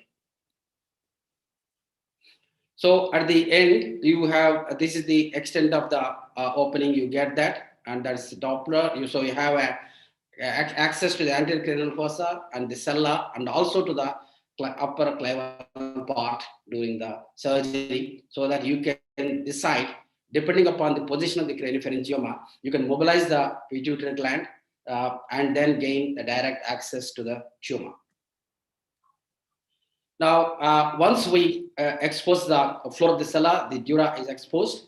I make a horizontal incision at the lower part of the dura, and the first step is to separate the dura gently and then extend the incision onto the dura almost up to the planum level. Now, after that, once again, you dissect the dura gently, initially, to make sure that you do not lose the arachnoidal part, and you need to coagulate the anterior intercavernous sinus to avoid the bleeding before you cut this further.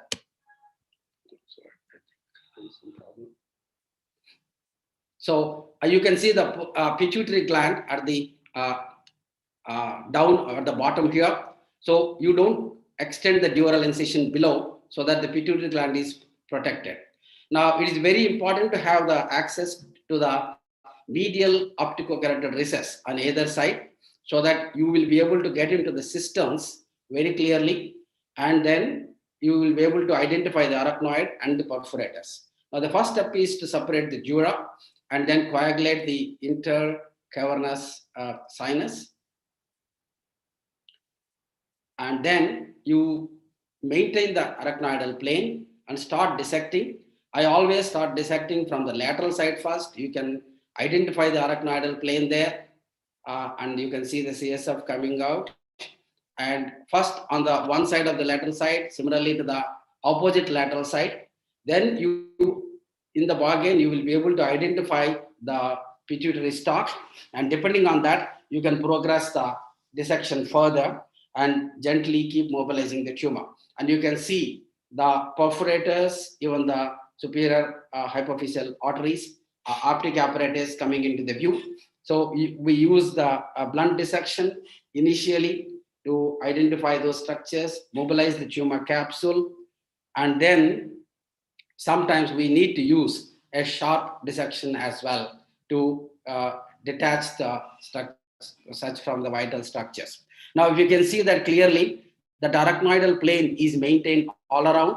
So both lateral side have been dissected, and you can clearly see within the arachnoidal plane the blood vessels, which can be gently dissected, mobilized, and preserved. And once we do that, the cystic part of the tumor can be decompressed, the capsule will collapse, and subsequently, if there is a lot of calcification, you debulk the tumor so that the volume of the tumor can be reduced, and then it makes it easier. And one of the very useful instruments is this flat dissector, which can gently separate that. You can clearly see the attachment to the optic apparatus as well as to the hypothalamus.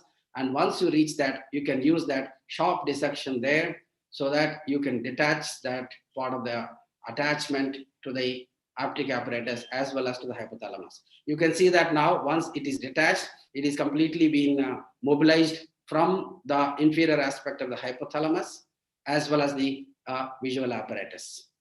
Now the greatest advantage is here, you debulk the tumor much before you really touch the optic apparatus, whereas in the transcranial approach, you first handle the optic apparatus and then you reach the tumor.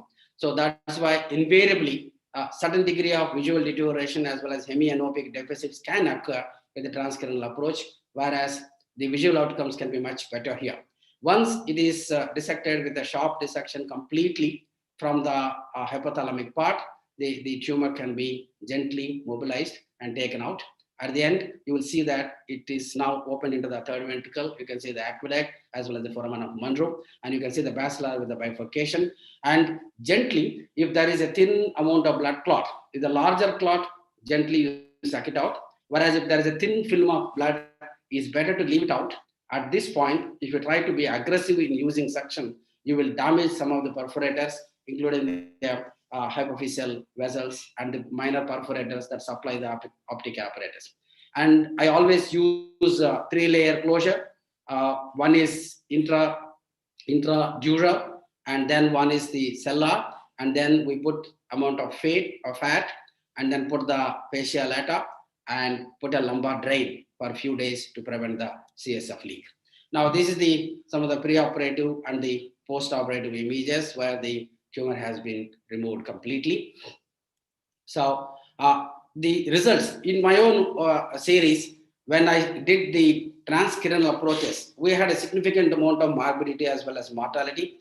And in the recent series of 32 endoscopic approaches, We haven't had, only one delayed mortality due to the infection, and the CSF leak is only the significant complication apart from diabetes insipidus. But the most important thing is that we were able to achieve significant number of gross total resections by the endonasal approach. Now the results can be discussed as oncological outcome, operative morbidity, endocrinological and visual outcome, perioperative mortality, as well as long-term survival, including the quality of life. Now, as far as the oncological control is concerned, higher rate of gross total resection can be achieved. If you look at the variety of series that has been published, including my own series, in 85% of tumors, we were able to get the gross total resection. Obviously, it helps in long-term survival, long-term decrease in the reduction rate, as well as the decrease in the morbidity. Now, the second one, as far as the visual impairment is concerned, since we touch the visual apparatus at the end of the tumor, by then the tumor is already been debulked. So the chances of getting a visual deterioration is very, very unlikely. And in the 95% of our series, the vision has improved. So better visualization, preservation of the vessels that supply the optic pathway helps in preserving the vision post-operatively. In addition to that, the manipulation of the visual pathway is very minimal compared to the transcranial approach. And early bony decompression as anti-tumor decompression also helps in relaxing the tenseness of the optic chiasm. Now, if you look at the pituitary dysfunction, the commonest complication universally noted is the diabetes insipidus. And that DI varies from 36% in transcranial approach, whereas in the endonasal approach, it is only 36%, whereas transcranial approach, it is about 69%. Now, if you look at the anterior pituitary dysfunction, 33% in endonasal versus 50% in transcranial. If your literature says if the specific dysfunction of growth hormone is significantly less, 22% compared to 57% in transcranial. Thyroid dysfunction is 22% versus 79%. Cortisol deficiency is 17% versus 53%. Now, it is purely because the improved visualization of the pituitary gland as well as the stalk.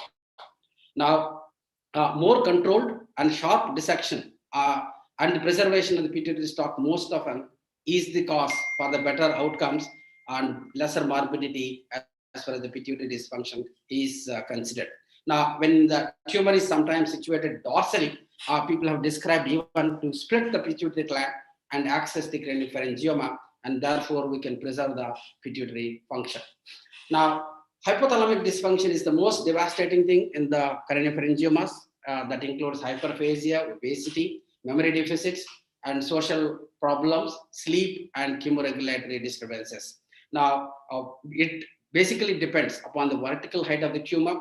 Devilly et al., they have described that any tumor that is beyond 3.5 centimeters is bound to have a hypothalamic disturbance. Now, it is estimated that if there is a preoperative hypothalamic disturbance, it is bound to continue in the postoperatively, whereas it is impossible to identify the intraoperatively adhesions preoperatively. So whenever, if there is significant adhesions, then it is better to leave the tumor a bit of it rather than being aggressive and damaging the hypothalamus. Otherwise, you have a wonderful visualization in the endonasal approach so that we'll be able to dissect the tumor under vision, and most of the time sharp dissection is very useful. Puget et al. Described MRI-based grading, but still, when you really intraoperatively, it is very difficult to correlate the MRI grading versus the adhesions to the hypothalamus. Now, the quality of life has been described much better results with the endonasal approach. There is Zuccaro has reported a very good scholastic performance in endonasal, whereas Dirocco et al., the IQ of 54% with gross total resections. And Hoffman have described as above average of IQ with gross total resections. And generally, gross total resection can be achieved with the endonasal approach. I think that gives the edge over the transcranial approaches at the end. Now, above all that, we have a better patient satisfaction. There is less pain, There's no big opening of the skull, less scar, and shorter hospital stay. Now, the benefits at the end of the talk for the endoscopic surgery, it has a direct access, better visibility, preservation of all the vital structures, better chances of glass total resection, lesser extent of ischemic injury, lesser weight gain, and associated problems related to the hypothalamic dysfunction. However, there is a learning curve.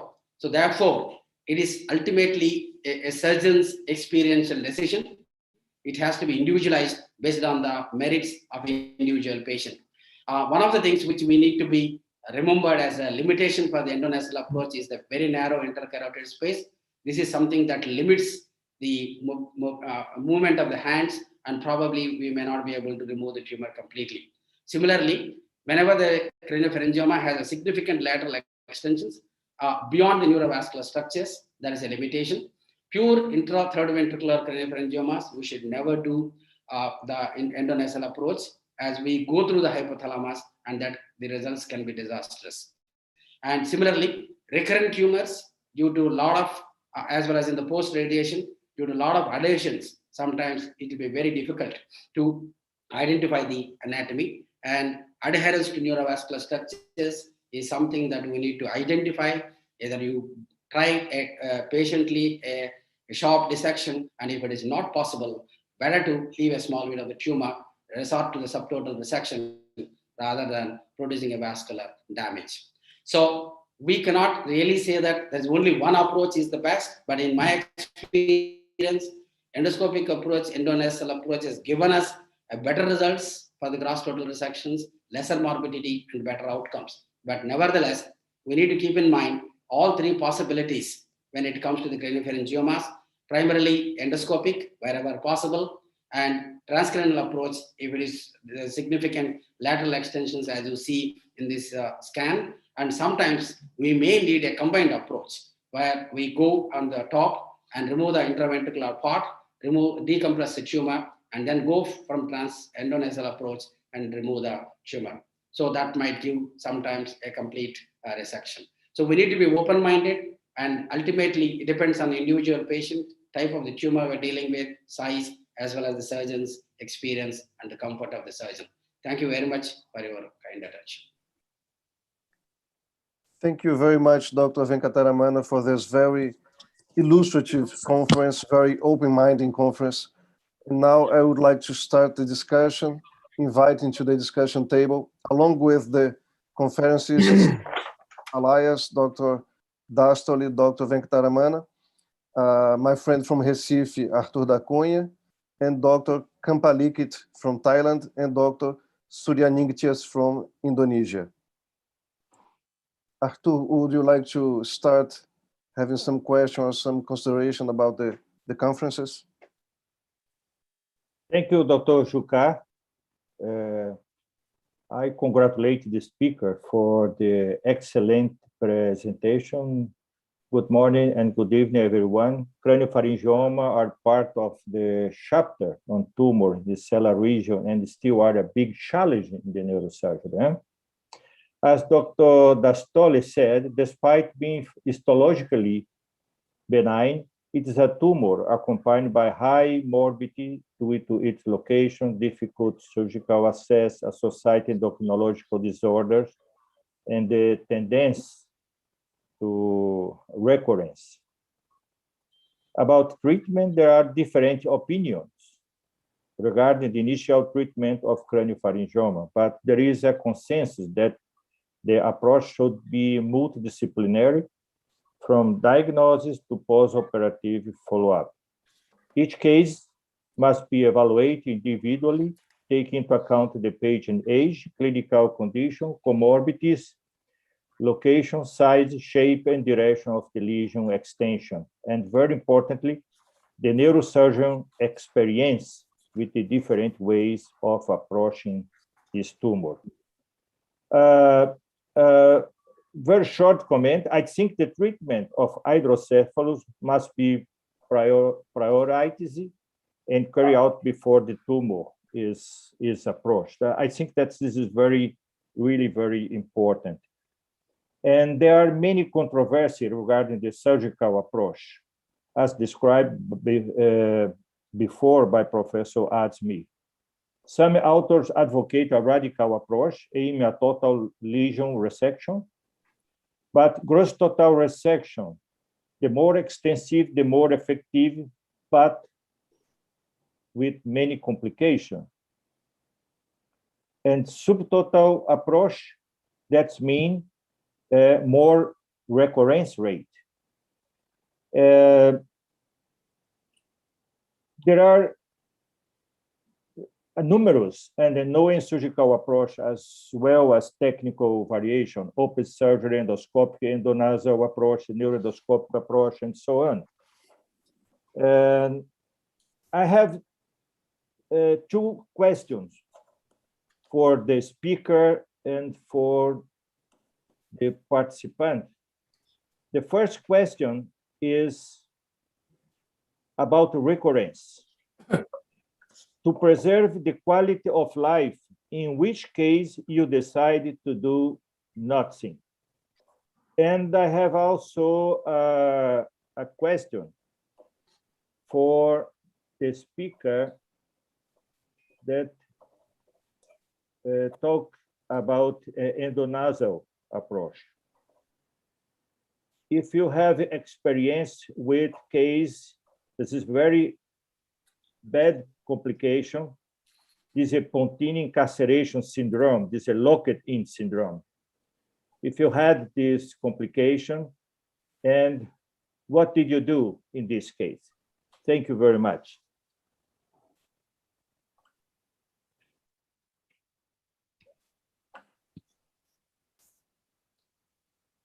Dr. Alias, would you like to start?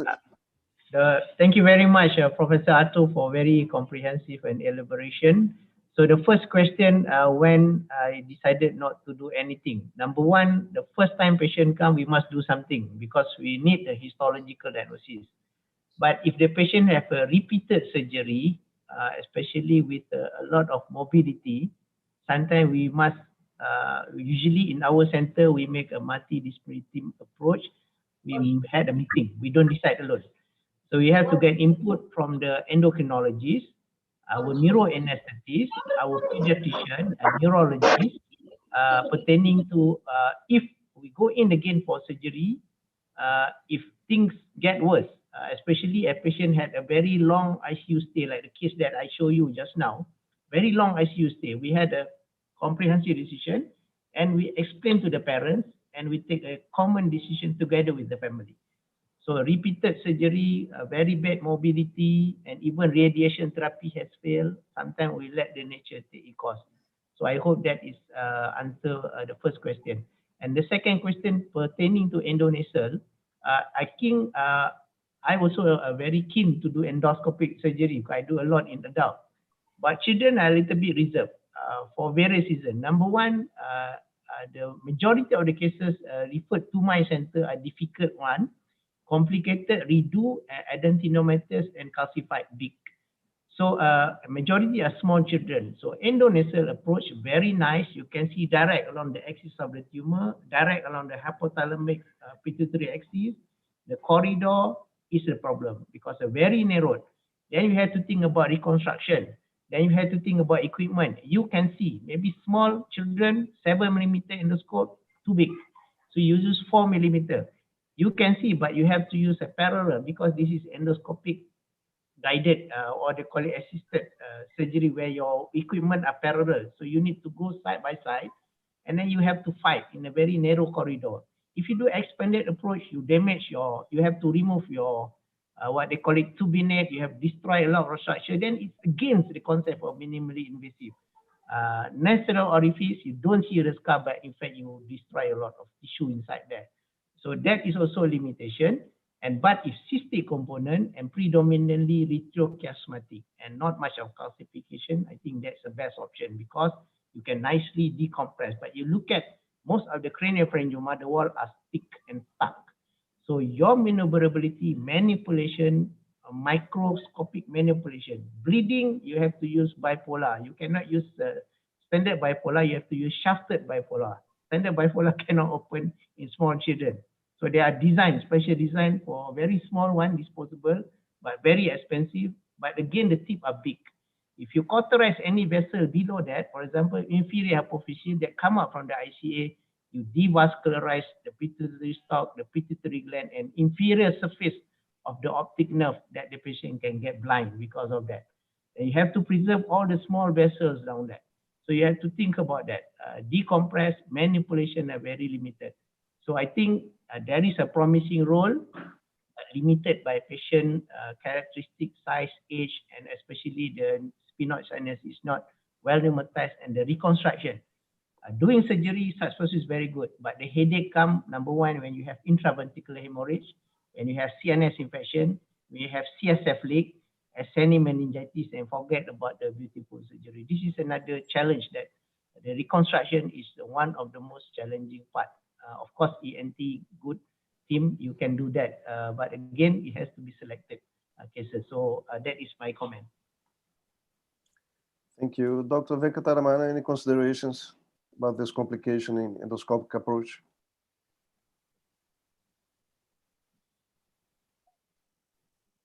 You have to unmute.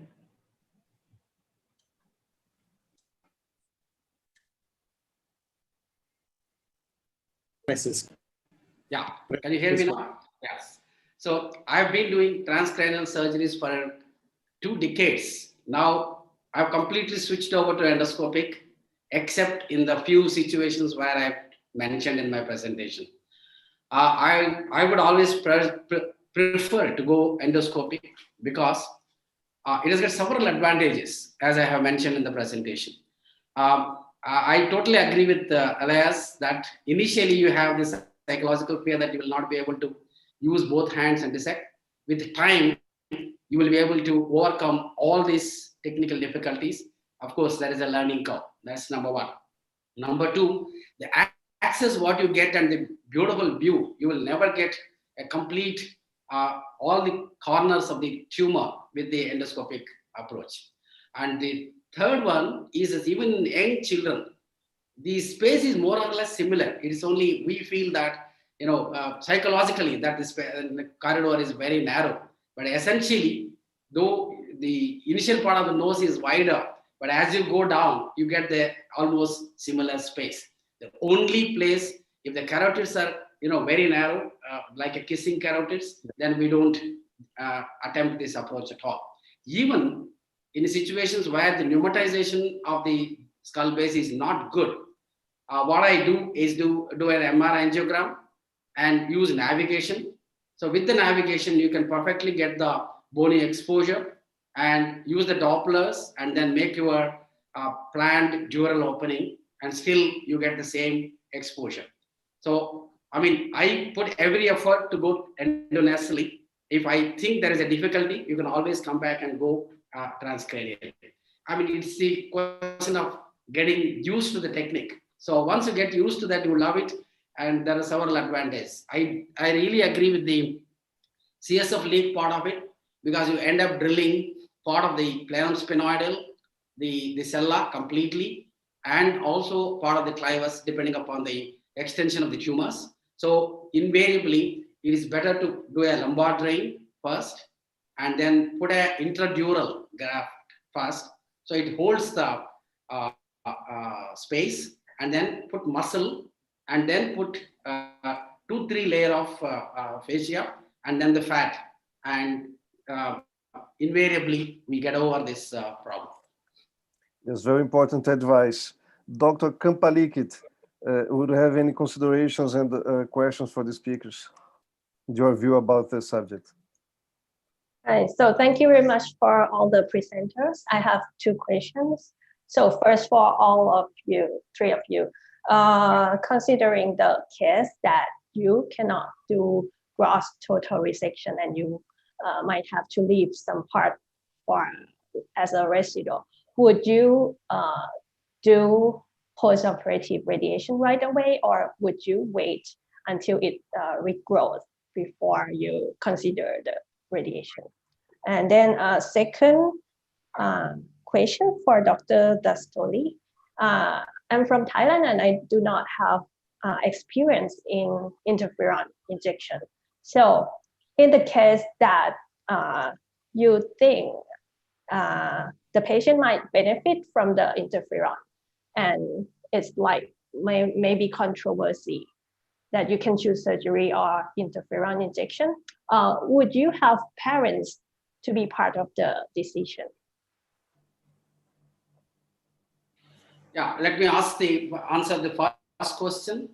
If I leave a small remnant, the reasons why we leave a small remnant, if it is very adherent to the optic pathway of the hypothalamus, which is difficult to dissect even in a sharper dissection, or if some of the blood vessels are very adherent, then I leave a very thin part of the tumor.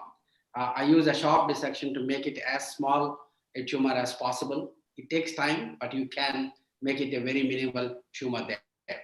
And I never give radiation directly for the last decade now.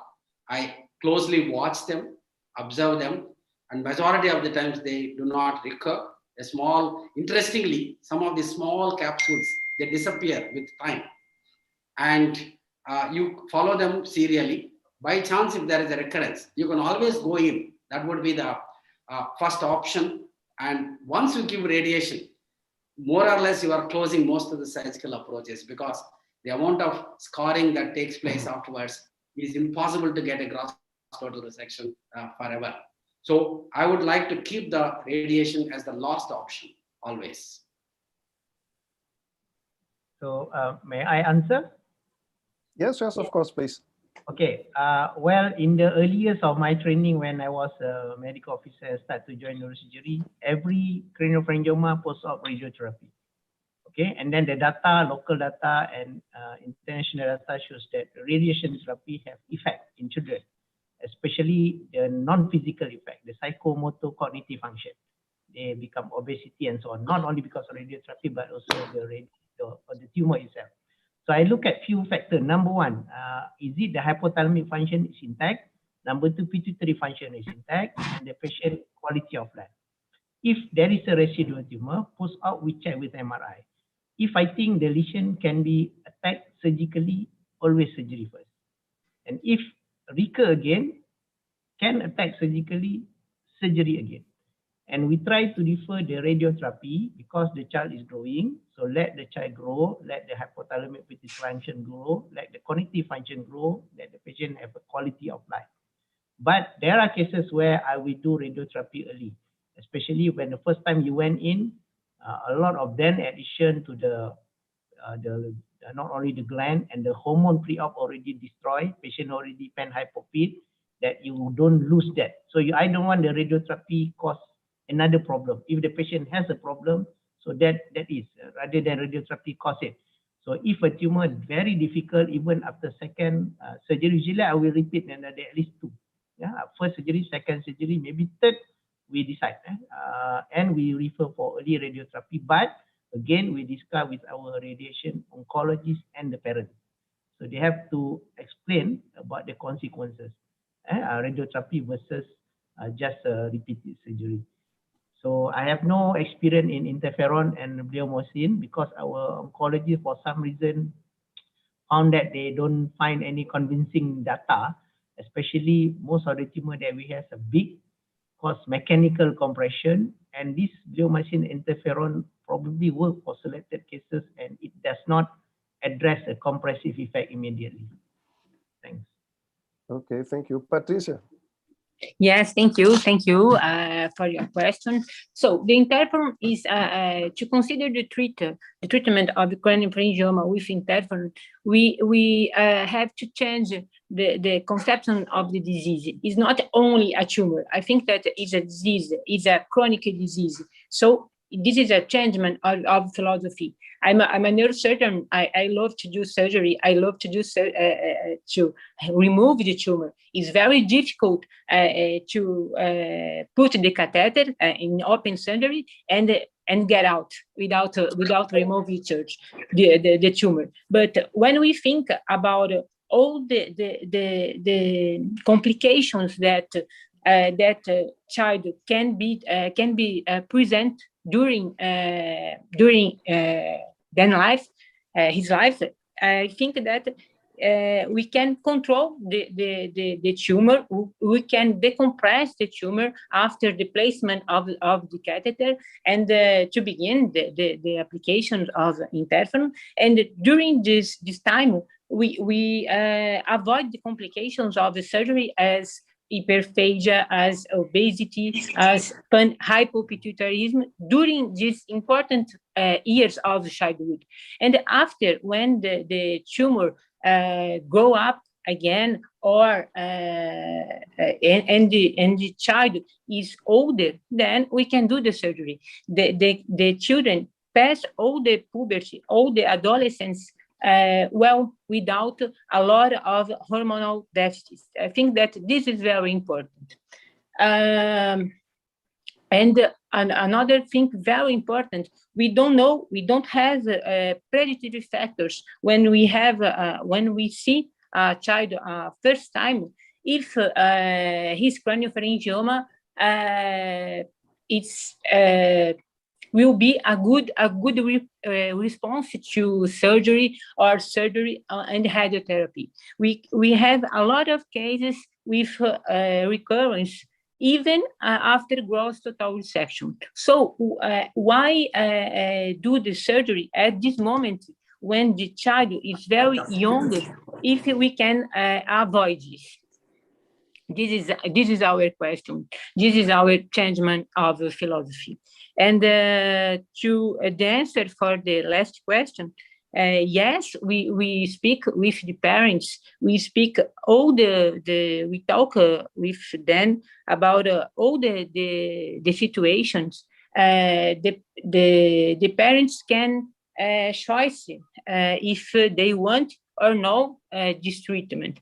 And in any moment during this treatment, if the tumor don't have a good response to interferon treatment, we can do the surgery, we can do the conventional treatment. If because we have children that presents a very good response with 1 or 2 or 3 cycles, and stay with the tumor controlled during all his life. And we have children that we do a lot of cycles without a good response, and we have to do the surgery. And after radiotherapy, the children with craniopharyngioma, we have with the children with craniopharyngioma, we have to present all the treatments. We have the strategies to decide, to choose the treatment strategies for each child. This is very important, I think. Thank you, Patricia. I'm seeing so many friendly faces. How are you doing, Suresh? Good to see you.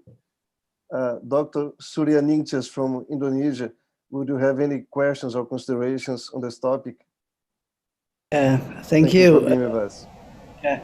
Yes, hi, Dr. Azmi, my old friends, and Dr. Venkataramana, long time no see. It is an interesting talk about the craniopharyngioma. Yes, it is a baffling issues for us, the neurosurgeon. Many avenue has been made to cure the craniopharyngioma.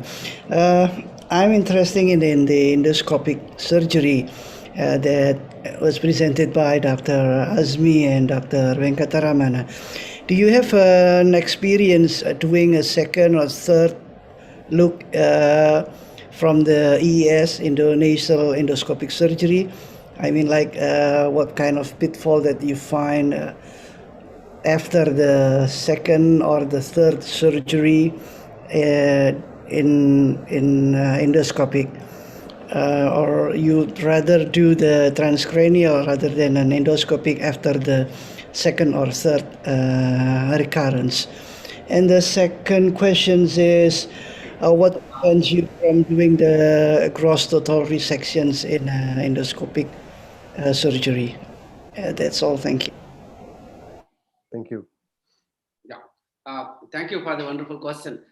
the gross total resections we are able to achieve now about 85%, which was less than 40% in the transcranial approaches. That's could be my limitation. I do not know.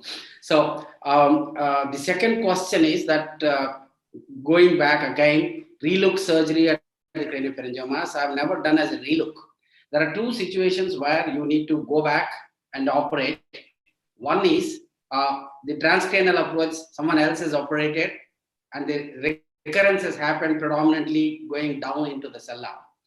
So then it's a wonderful thing to go transnasally and remove the tumor completely. So that is one area where we can go back and operate. Now, the second is that first time is the endonasal approach. The tumor has recurred after a few years. You go back again, endonasal approach. We have an experience about 4 cases now. Once you are confident with the endonasal approach, you will be able to do that recurrent tumors as well.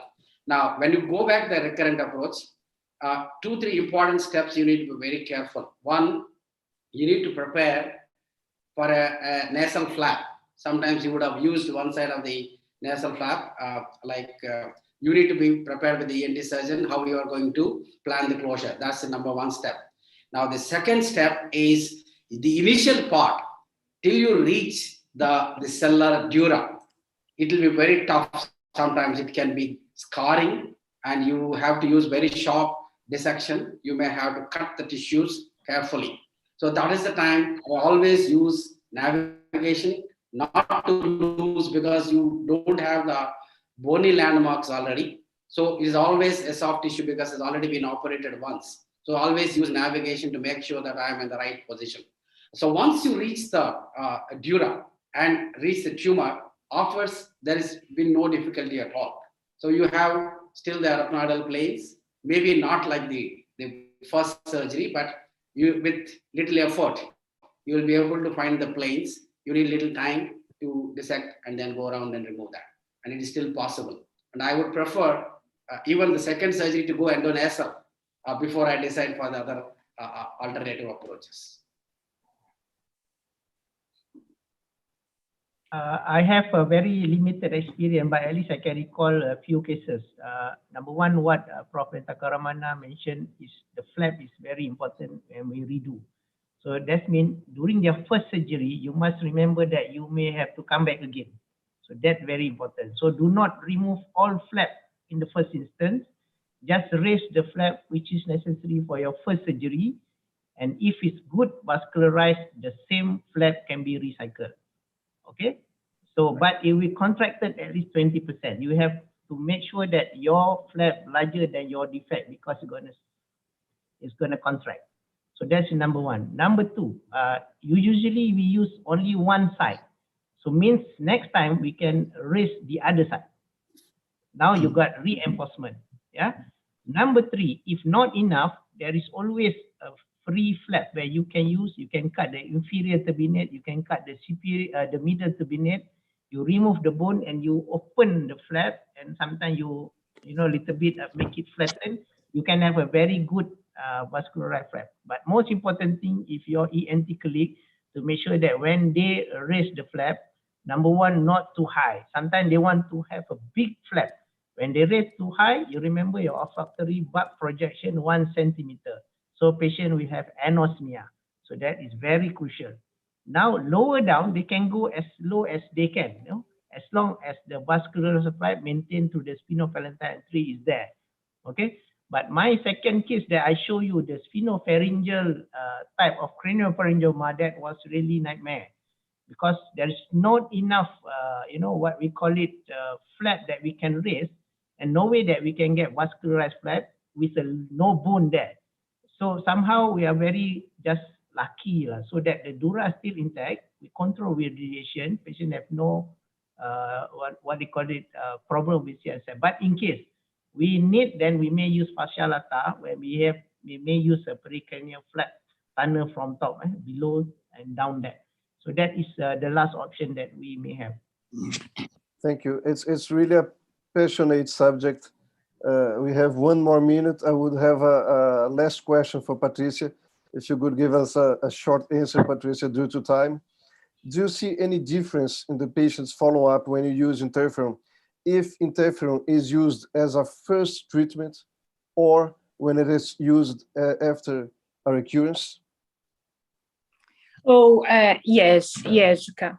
When you use the interferon during the first treatment, during the time that the tumor was controlled with the interferon, the patient is going go very well without obesity, and maybe with some deficits, some hormonal deficits, because some patients arrive at hospital with some hormonal deficits. So we don't have the increase of these deficits during the treatment with interferon.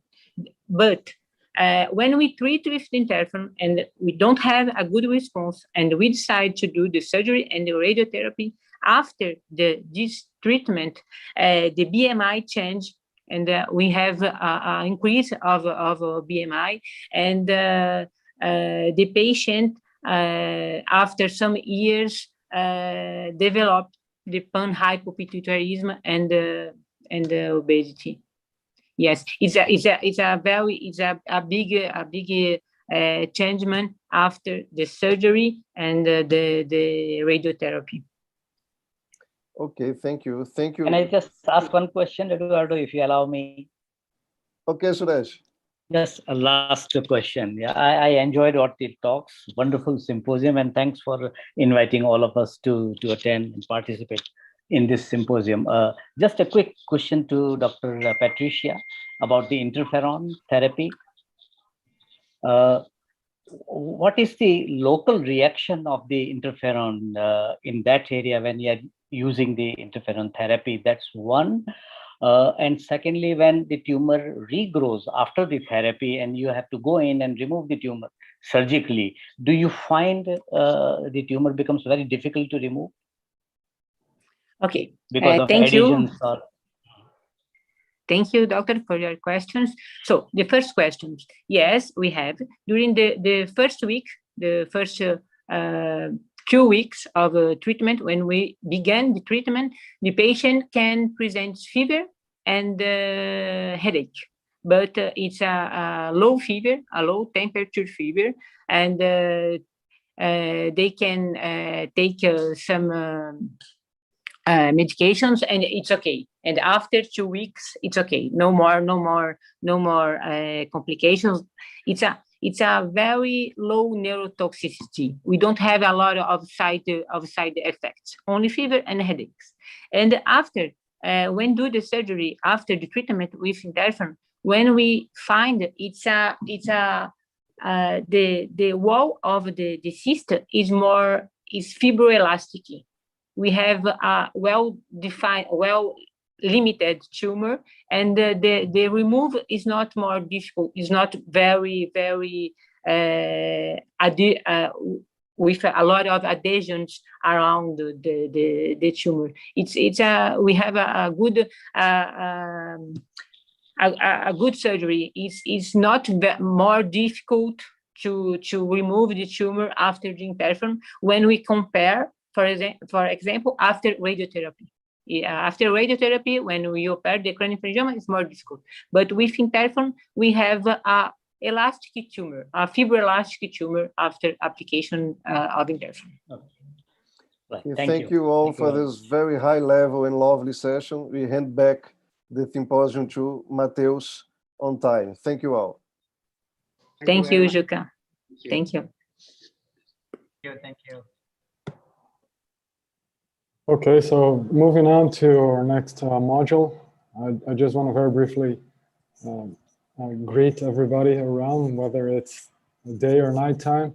I think that now after 4 hours, we can certainly say that this has been a very successful event. So I just want to extend my congratulations to the Brazilian and the Australasian Societies of Pediatric Neurosurgery for the great success. And without further ado, so let's move on to our fourth and last module, which is on supratentorial tumors. First speaker is our main Brazilian host, our president, Ricardo Oliveira, who needs no introduction. I've been privileged to work with them ever since I was a resident, and I've certainly learned most of what I know in pediatric neurosurgery from him. So, Ricardo, thank you for inviting me, and please, you've got the microphone. He's going to talk about giant brain tumors in infants. Thank you. Thank you, Marcelo.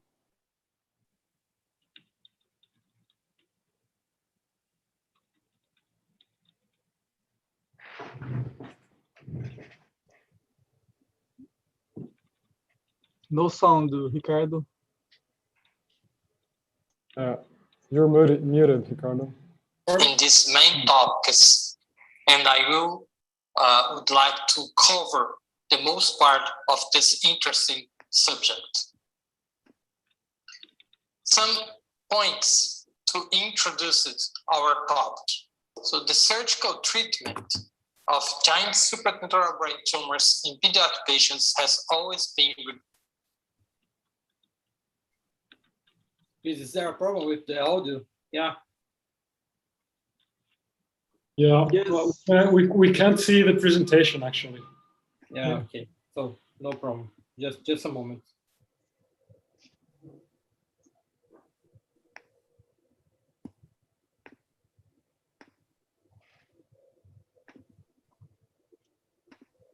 The audio seems quite distant too. Yeah. Try again. Let me try again. Okay, now it's better. Okay. Fine. Fine. So I introduced the next model about the supratentorial brain tumors with this challenging topic. I will talk about our experience with giant supratentorial brain tumors in children. I summarize my presentation in some points that I think that or are very significant when you're talking about this specific topic for children. First of all, some points to introduce our discussion. The surgical treatment of supratentorial brain tumors in pediatric patients has always been regarded as challenging for multiple factors. It means the low blood volume in children and the high morbidity and mortality, the low success rate for selective embolization, and signs and symptoms of raised intracranial pressure are very, very frequent in this patient. And what is the whole of the radio and chemotherapy when we regarding the age and the histology of these tumors? This is the reality. So the true reality is this picture. The majority of the patients are under 4 years old. Frequently, there is raised intracranial pressure in this patient. Is preoperative embolization feasible in most of the institution? Biopsy for this big tumor or this is rational. So you'll try to figure out about this question. So we studied our series, and I add the new case to evaluate the impact of gross total resection of giant supratentorial brain tumors on survival and neurological outcome in a consecutive single-center pediatric series.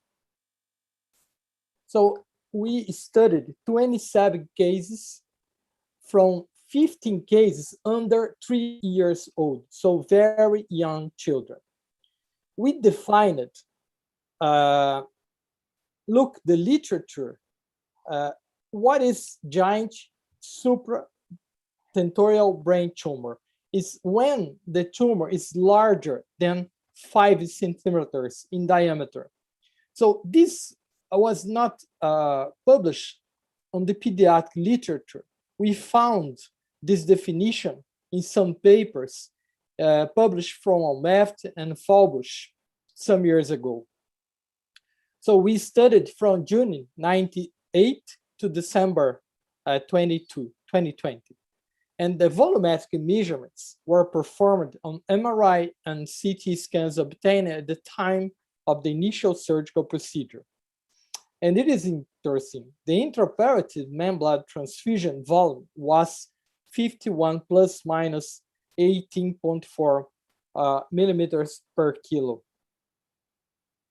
This is how we calculated the tumor volume in all the children using the 3 sequences on MRI.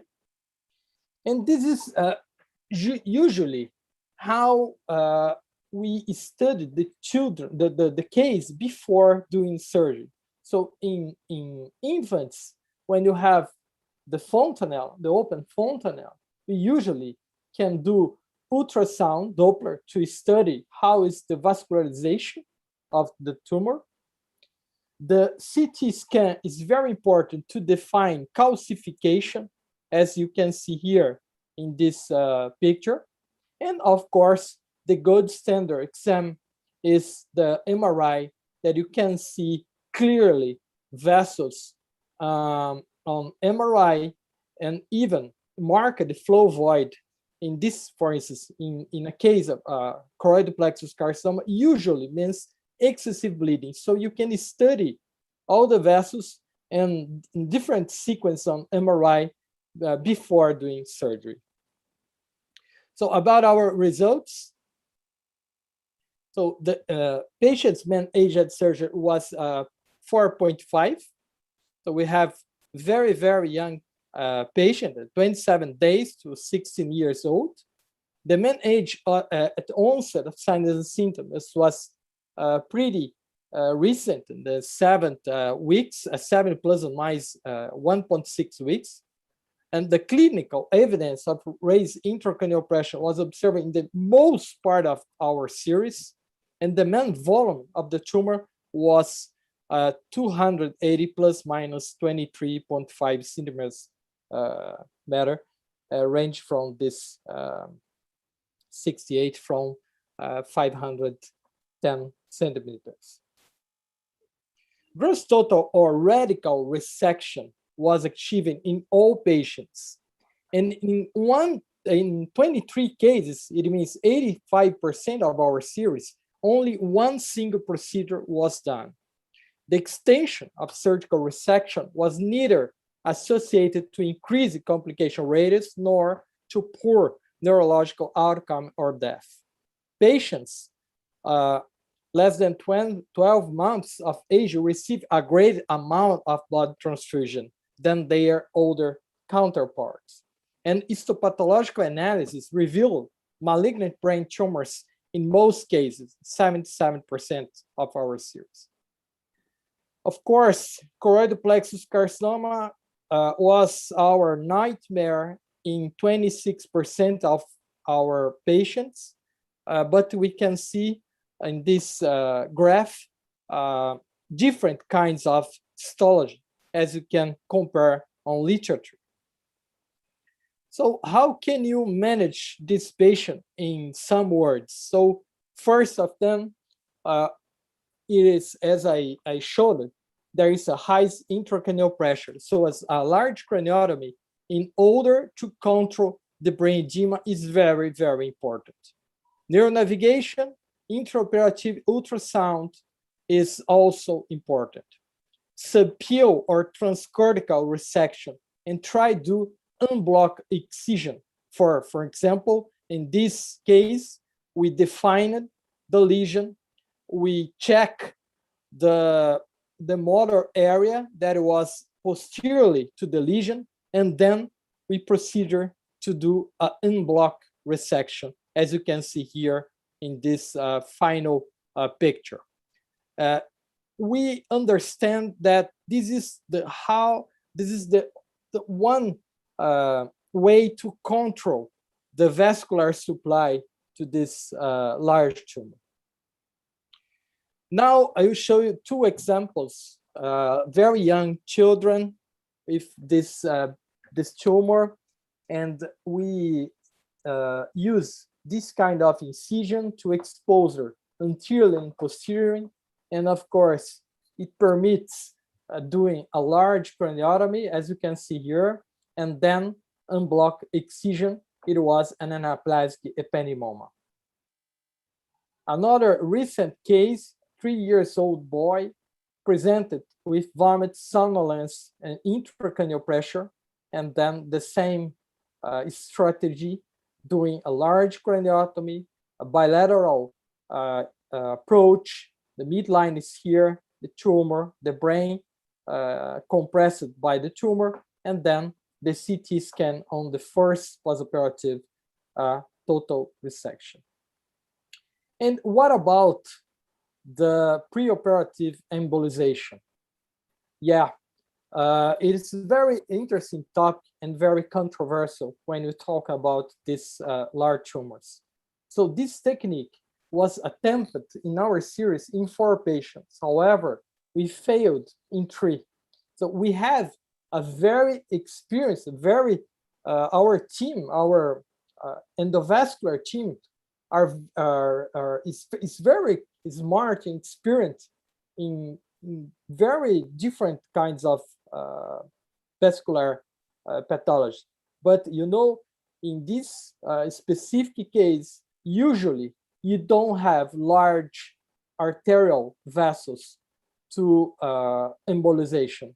And as you showed, the main problem for these children are the veins, the deep veins. This is our follow-up and some complication discussion. Of course, 80 patients showed significant intraoperative hemorrhage. Sometimes you needed to stop the surgery.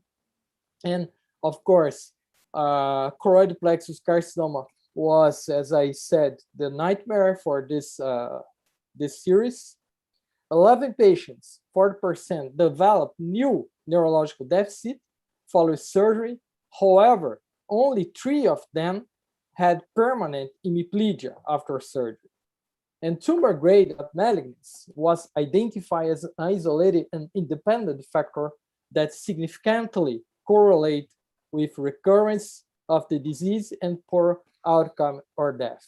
It is our Kaplan-Meier follow-up curve, the benign tumor, and of course, unfortunately, the measure of the case were malignant tumors, and you can see here the follow-up curve. Again, adjuvant treatment was performed in 62% of cases. Hydrocephalus was presented in 5, and seizures and recurrence and persistent of seizures in 6.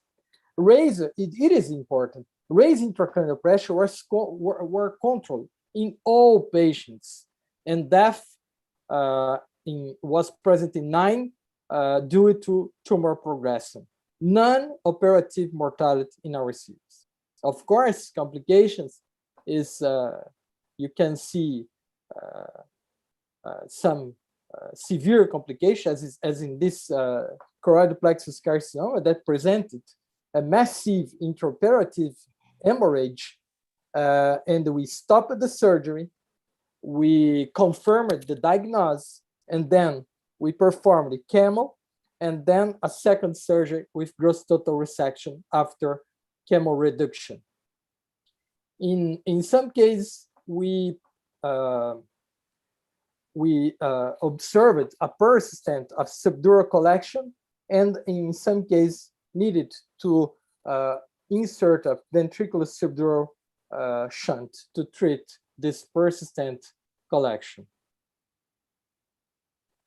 So in true big tumors, biopsy could be very difficult because, of course, the intracranial pressure and brain edema. Sometimes doing a small craniotomy and taking a small amount of tumor can be very, very complicated when you talk about these large tumors. Excessive bleeding occurred in hypervascular giant brain supratentorial tumors by piecemeal resection in view of very limited blood volume in infants or children who are easily susceptible to shock and even death during the surgical intervention to hemorrhage. It was described on recent literature. Insufficient amount of tumor tissue can be considered when you take some biopsy because of the heterogeneous and the heterogeneity of the tumors.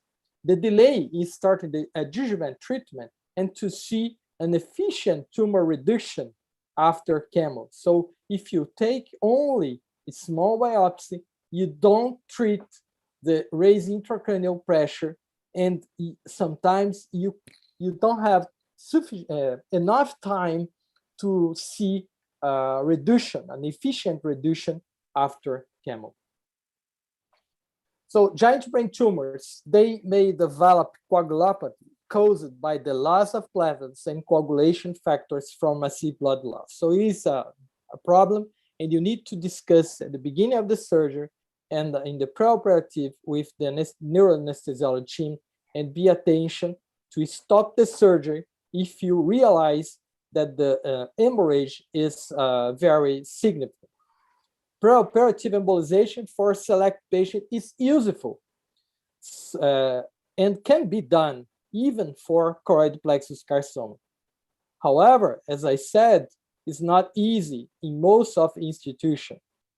Usually, the venous circulation is the main problem in those tumors. On conclusion, giant brain supratentorial tumors in children is a great challenge for the multidisciplinary neurooncology team. Radical surgery in children could be done and was associated with a remarkable improvement of clinical symptoms of raised intracranial pressure. An efficient adjuvant treatment for those with malignant tumors was performed. The surgical strategy was neither associated with increased complication rates nor to poor neurological outcome, and the only factor associated with decreased survival time was tumor histology. Thank you.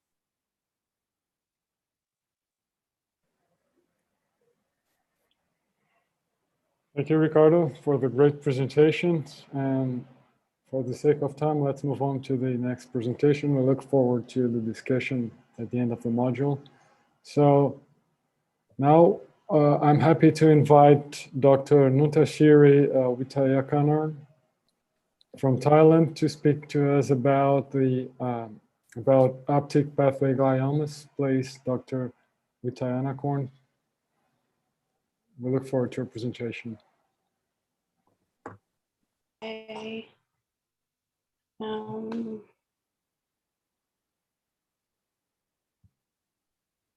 Very sorry, I'll try to share my slide here. Okay. Okay.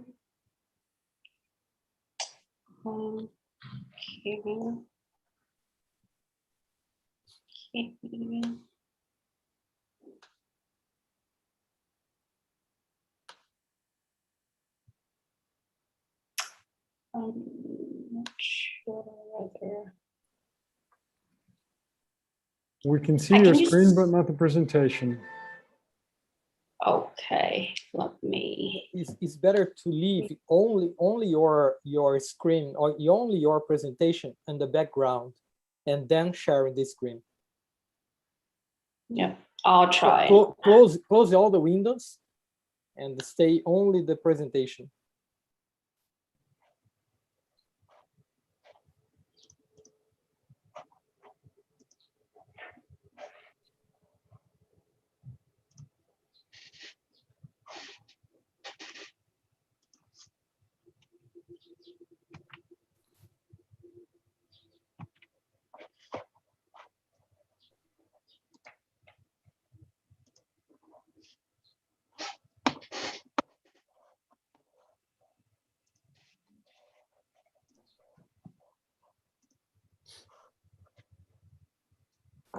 Or maybe you can follow with Solomon, and then we come back just to Yeah, I think. Sorry. Can't you see me? Okay. Okay. Yeah, can you see my slide as well? No, we can see you, and with the background of the slide and the topic, right? You are sharing all your screen. Could you share only the window, this window, the Prezi? it is a Prezi presentation. Yeah, I think that is what I think I'm good now. I think you can see all my presentations here. Try to close your camera. It is a part of the slide as well, so they're okay, using me as a background. Yeah. Okay, so Sorry. It's okay here. Okay, so I'll go to start. So thank you very much for your introductions, and I would say I have to say congratulations for the very successful symposium today. Before I start, I have to thank the organizing committee to give me an opportunity to be part of this virtual meeting. I will share with you today about the optic pathway glioma, which I have to be honest that I don't have much experience on this, but I'll try to do my best to summarize the collection knowledge in the literature, and hopefully you will find this interesting. I have no disclosure. So this picture is showing anatomy of optic pathway, hypothalamus, and related structures.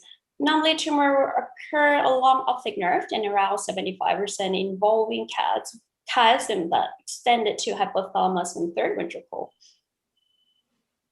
Optic pathway gliomas account for 3 to 5% of all pediatric brain tumors. Patients normally present prior 10 years of age, and up to 20% relate with NF1. Optic pathway gliomas are low-grade tumor in most cases. However, their behavior can be aggressive, and tumor with higher grade can also be found. 3 types that we commonly see is pilocytic, pilomyxoid, and diffuse astrocytoma. And in the molecular areas, histology represents an important area of interest, but pathology result has no or little influence in the management of this tumor. And you can see in the published series that nearly 50% of all patients are treated without histology diagnosis. Looking at the molecular entities, the most common genetic alteration and sporadic case is BRAF KIAA1549 fusion, or as known as the BK fusion, while NF1 with OPG is related with inactivation of the neurofibromin, which is the tumor suppressor gene on the chromosome 17q, resulting in the activation of ROS signaling pathway, causing ROS-induced tumor.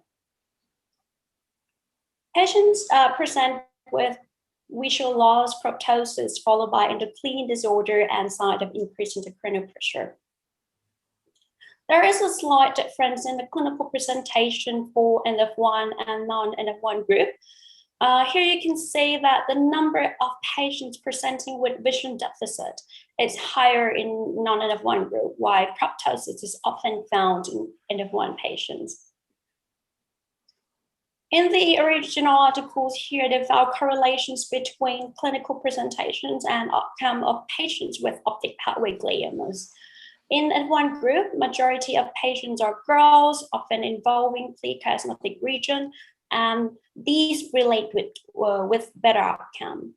Some factors such as bilateral optic pathway involvement, hydrocephalus diagnosis, progressive visual field deficit, and optic nerve atrophy are related with poor visual outcome. So finally, a higher mortality rate usually associated with eye movement deficit, percent of nystagmatic convulsion, and hydrocephalus at diagnosis as well. So CT is performed as the initial imaging, but MRI is the most preferred investigation. So MRI diagnosis is also sufficient without pathology confirmations required in those infants with hypothalamic or chiasmatic lesions and in children with NF1. On the MRI, you will normally see hypo or isointensity on T1 and hyperintensity on T2 sequences. After contrast injection, more than 50% of tumor will have broad contrast enhancement. Tumor can be well circumscribed in the specific area of the pathway and dispute development along the optic tract. So this article published in the International Journal of Neurooncology from India in 2019 shows that the use of DTI can benefit surgical planning in 6 patients and found no visual deterioration after surgery when integrated with navigator system. So I think in the case with large tumors that may require surgical intervention, DTI seems to be useful. For marker-wise, there are 3 interesting points. Firstly, to have MIB1 level less than 1% associated with better outcome. And the percent of BK fusion in non-NF1 patients may predict less aggressive behavior. And elevated microvasal density was associated with a significantly higher progression rate. On the prognostic factors, the most relevant and scientifically documented prognostic factors for progressions is age less than 1 year old at the presentation. While absent of NF1 status, posterior tumor extending along the optic pathway, and palomixal histology, these 3 factors show just some prognostic relevant trending towards unfavorable outcome. 4 modalities are recognized for optic pathway gliomas. Expectant management seems to offer to those in NF1 group asymptomatic cases or in those patients who have no evidence of visual or neurological deterioration. However, observations play a small role in those with a very young age without NF1 history, or presented with diencephalitic syndrome, or the scan shows the evidence of disseminated disease. With up-to-date evidence, surgery has such a tiny or limited role in treating optic pathway gliomas. We usually involve when pathology confirmation is needed, or in case of large tumor and debulking is required to relieve pressure from the surrounding structures, or in the case with hydrocephalus that CSF diversion is necessary. We all know that complete resection is not recommended unless when the tumor is confined to the optic nerve and associated with complete blindness or severe proptosis.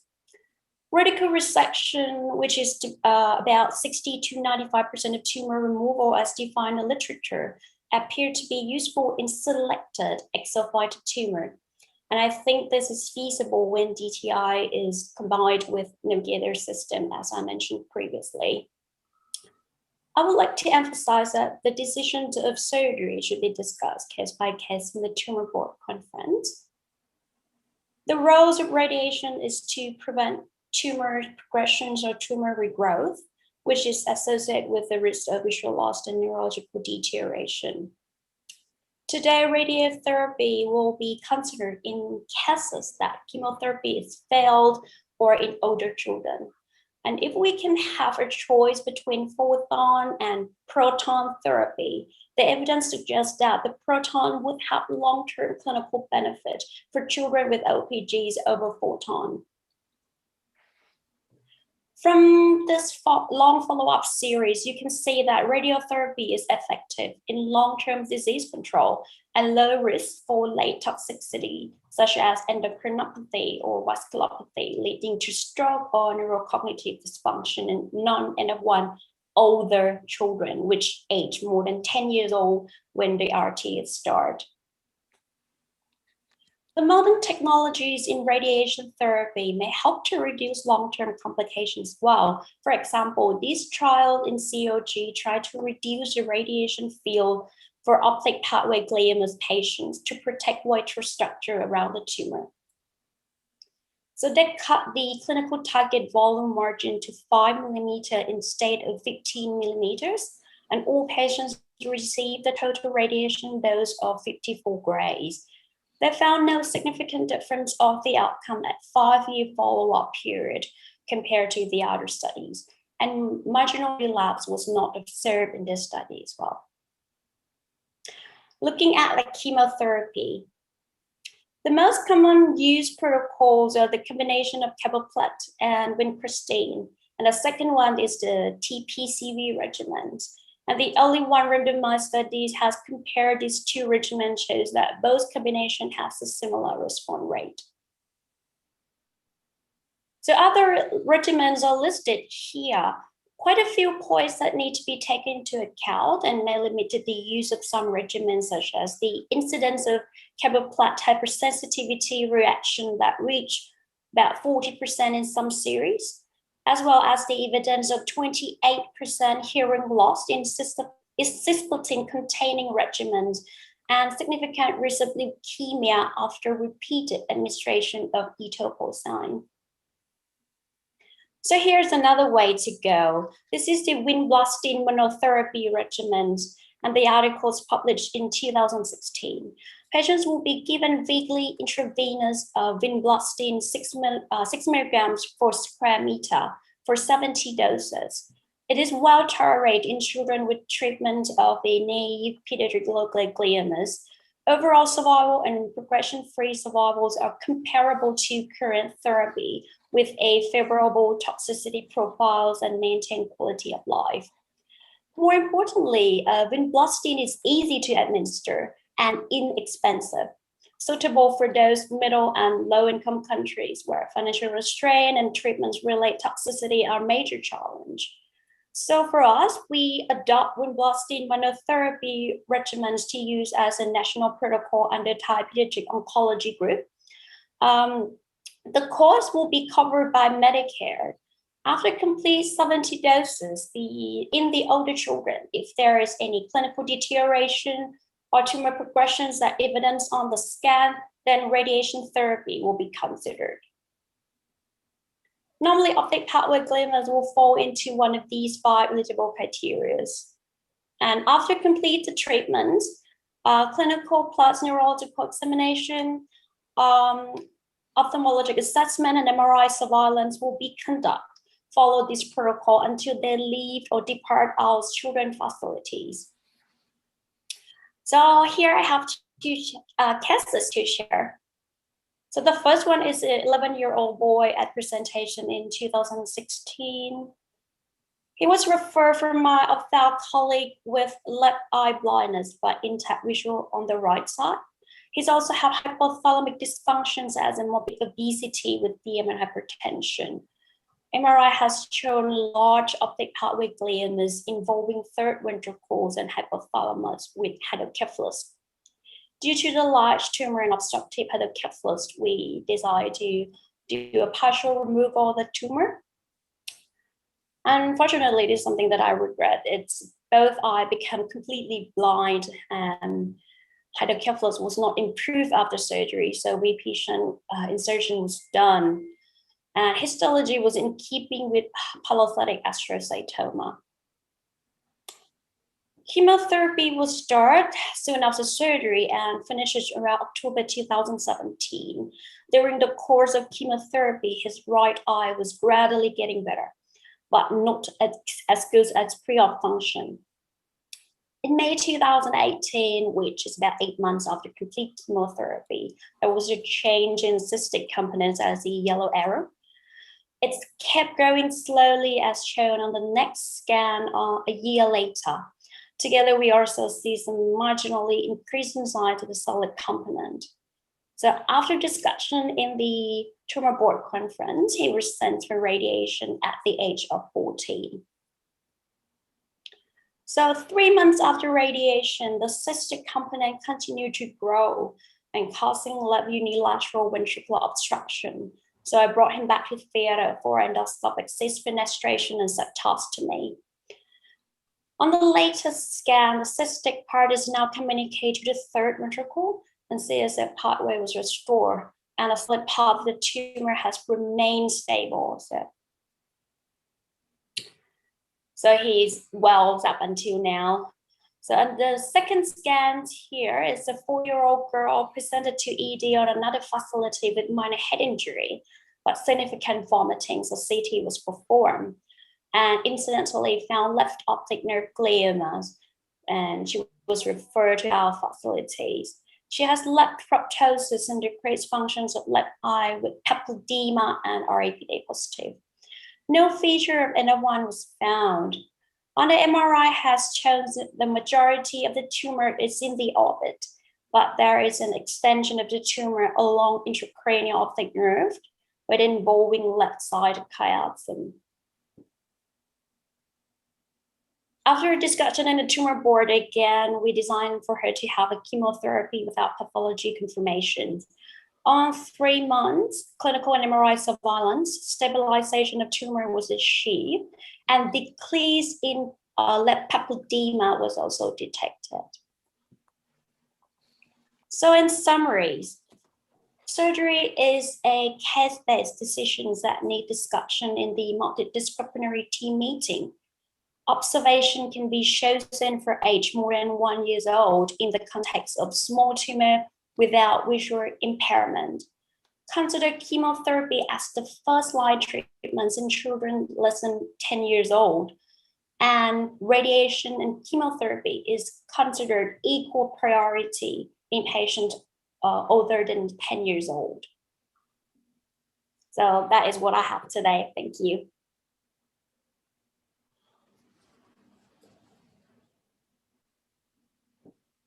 Thank you, Dr. Rita Yanakorn. Great presentation. We'll have some time for discussion by the end of the module.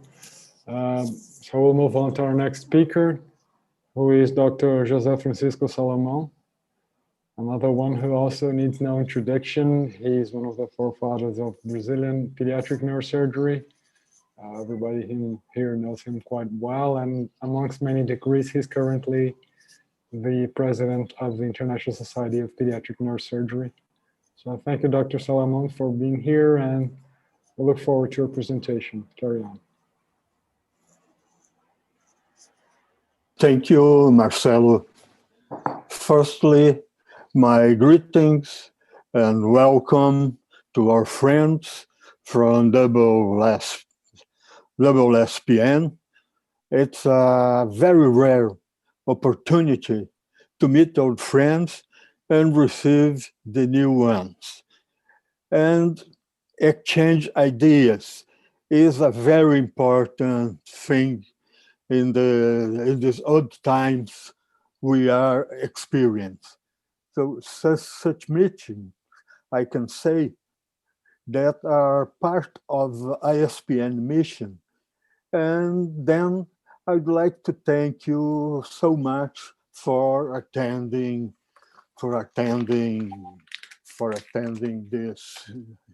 the symposium. Choroid plexus tumors are very rare. You can see here on this table at your left that there are just a few reports of many cases. One is a series from China. The other one is a retrospective French study. All the other series present with a limited number of cases. These tumors are very peculiar. They are usually presented in 80% of the cases in children, and in children younger than 2 years of age, and they represent 10% of all the brain tumors in infancy and childhood, and 5% of the perinatal brain tumors that are a very peculiar situation that Ricardo addressed in his talk. There is, in this case, risk of hemorrhage because these tumors are usually very well vascularized. The surgical resection must be must be very well planned, because we are dealing sometimes with immature babies, and these tumors achieve very good size, in part because of the delay in diagnosis. Choroid plexus tumors are graded according to the World Health Organization in 3 grades, grade 1, 2, or 3, according to immunohistochemic and according to the mitotic index, with papilloma being the most benign tumor, followed by atypical papillomas and choroid plexus carcinomas, as Ricardo referred, is many times a nightmare for the surgeons.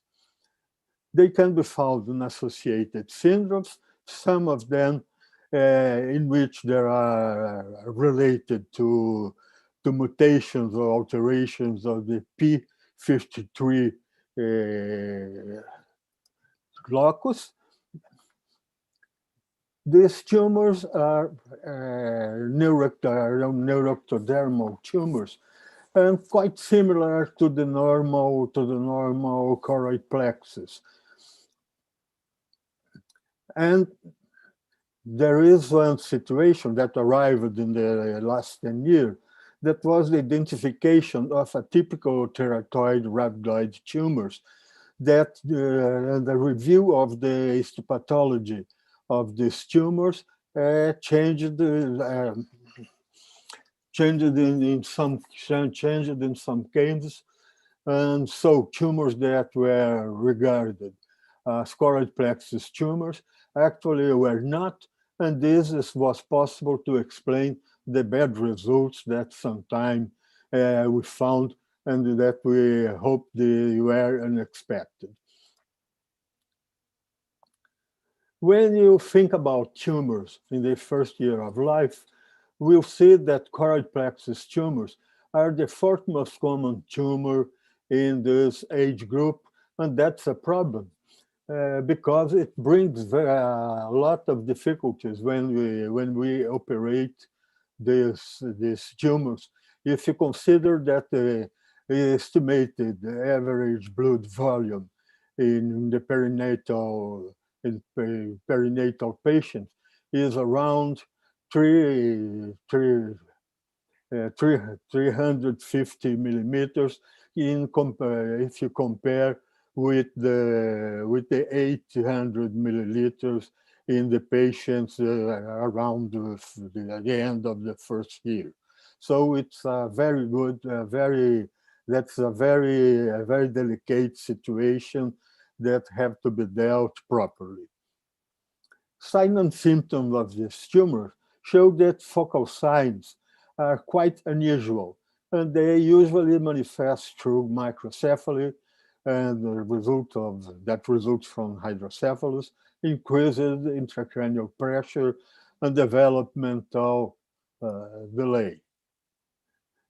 In neonatal and perinatal age, there are some very specific signs and symptoms, such as labor dystocia, seen in big tumors, and also sometimes intratumoral hemorrhage, such as in this case here, which led to a sudden deterioration of a patient with a choroid plexus carcinoma. Hydrocephalus is quite common in these patients, and is due to overproduction of cerebrospinal fluid or to block of the cerebrospinal fluid pathways, or both. They are more marked in supratentorial tumors. AVD or even a VP shunt may be needed preoperatively, and despite of all this, hydrocephalus may persist after total removal. Imaging of these tumors are quite characteristic in papillomas. Papillomas have this typical cauliflower presentation. They are iso-hypo-intense with a very bright contrast enhancement.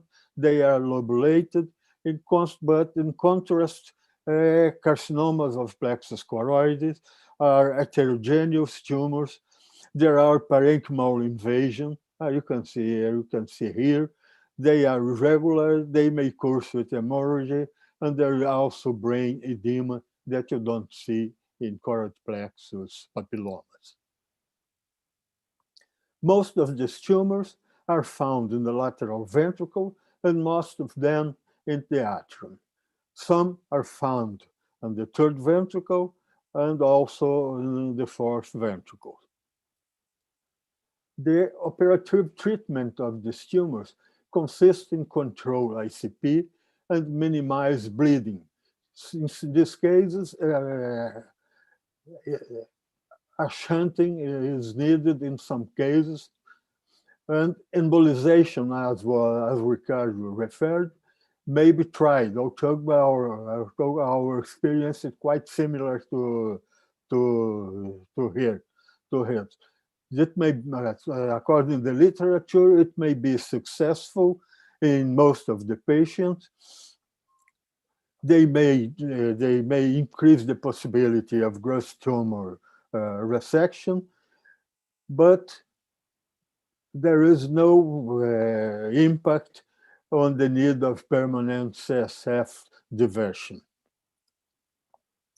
Regarding surgical removal, total removal is the goal in the treatment of this tumor, and we have to anticipate blood loss for the reasons already referred. Partial removal, especially in cases of choroid plexus papilloma, deserve a second look, but in some cases we have just to do a biopsy, and we did in some some children with a very severe neurological status.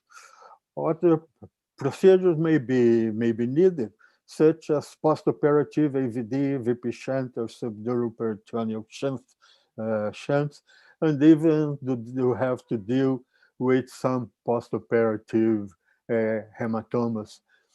And here you can see, as these tumors occupy the ventricular system, you can approach them in a great variety of approaches. You can approach them interhemispherically, you can approach them temporally, you can approach occipitally, you can approach posterior post-callosal. That depends on the characteristics that you find in neuroimaging. And one of the clues to do this is to look at the feeders. In this case, the anterior choroidal artery, and in some cases also the posterior choroidal plexus. So you have to tailor your approach in order to have an easy access to the feeding arteries. And this you can see here, these tumors. The use of bipolar forceps is very important. You use it to shrink the volume of the tumor and look for the feeding arteries. And so far, you find the feeding arteries. You coagulate these arteries, so you have the possibility to remove this tumor in block. Papillomas of plexus choroides should, as much as possible, be removed in block and not in pieces, because the bleeding may be very troublesome. And here is the result of this case. As we, in most cases, we have approached these tumors through the brain. It's important to have neuronavigation in order to choose the more proper approach. This tumor here was approached through an intersulcal temporal approach. You can see here the surgical technique doesn't change so much. You have to coagulate, to shrink the tumor, and finally remove it in block whenever possible. You can also use in some selected cases, such as this, a posterior parietal approach. As in this case, it was very good because we avoid the optical radiations. And in this case, in case of bilateral tumor of the choroid plexus, this image was not quite characteristic. We had some doubt about the nature of the tumor, but we dealt this firstly operating one side. She was a 4-month-old girl, and 1 month later we removed the tumor in the other side without any big problem. So the extension of resection in choroid plexus papilloma varied from 80 to 100%, but we cannot see the same in choroid plexus carcinoma. And I'd like to, to call your attention that fatalities may occur in cases of this tumor, despite all the care you have in removing them, because these tumors are usually very soft, and you cannot remove them in block as it is more as you can do in choroid plexus papillomas. And so here, this case, in case you can achieve a total resection, and in case of choroid plexus carcinoma, patients may benefit from chemotherapy. And here you have one case of a huge choroid plexus carcinoma that reduced in size. They don't disappear, and most of the time they don't experience great volume reduction, but they become desvascularized. So you can approach them and remove with many difficulties. It may also reduce tumor dissemination and avoid radiation therapy, at least at the first moment, because these children are usually very, very young. This tumor chemotherapy may also be used in cases of dissemination of these tumors. These tumors disseminate independently of the grade. They may present as drop metastasis, as in this case, as a diffuse seeding, and this dissemination can be upstream or downstream, and independent also of malignant transformation of these tumors. The main complications of these tumors are subdural collections postoperatively due to the craniocerebral disproportion that is more evident when you reduce this tumor. So you can have subdural hematomas, you can have subdural hygromas, and in most of the cases, this situation can be managed with a subdural brain in the postoperative, but sometimes some kind of fluid diversion is needed. The prognosis of these tumors is related to the quality of removal. Total removal of these tumors is the most important prognostic factor. But you can also think that the histological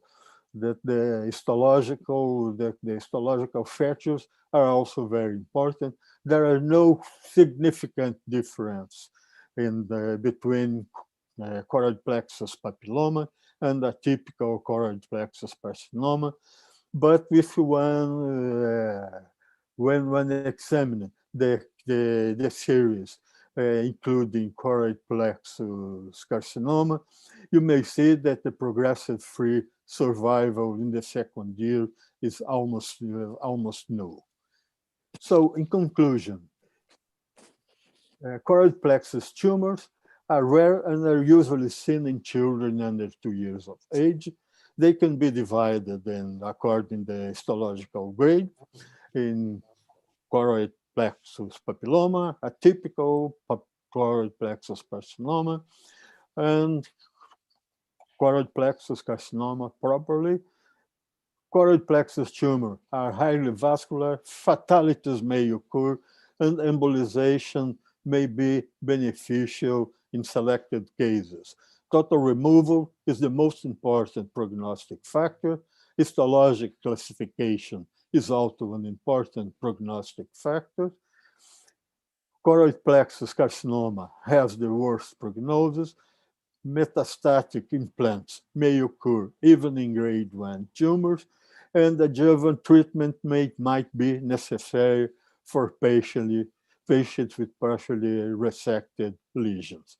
Thank you so much for your attention, and congratulations, Ricardo, for this wonderful symposium. Thank you.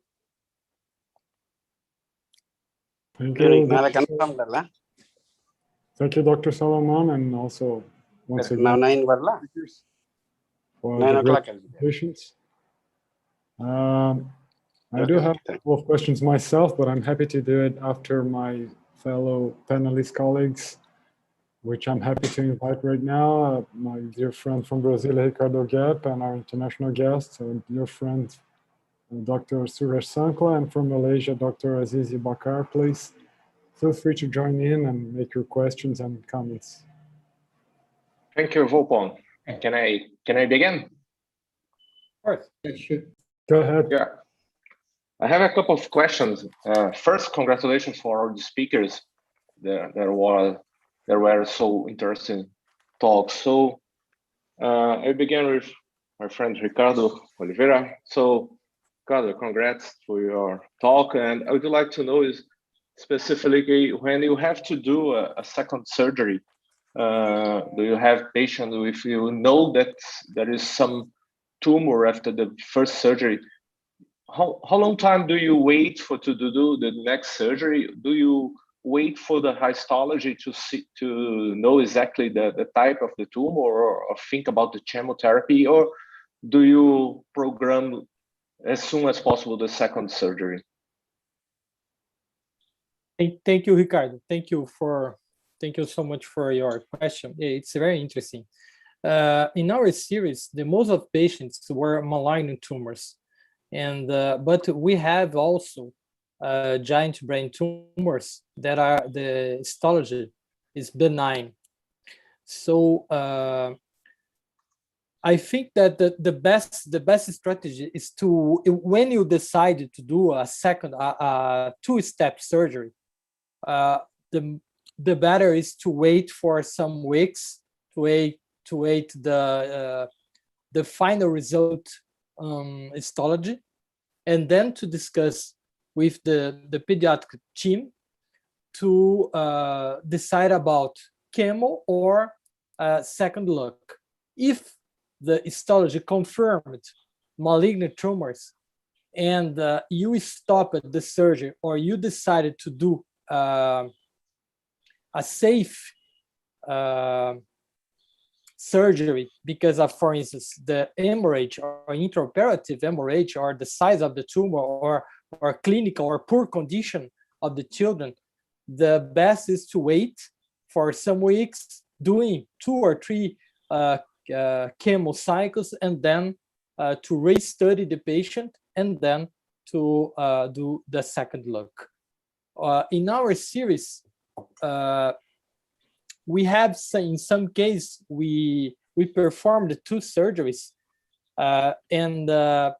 but in those cases that we performed more than 1 surgery, usually were because of the intraoperative bleeding, and we stopped the surgery to stay safe, and then wait for the histology, doing 2 or 3 chemo cycles, and remove it the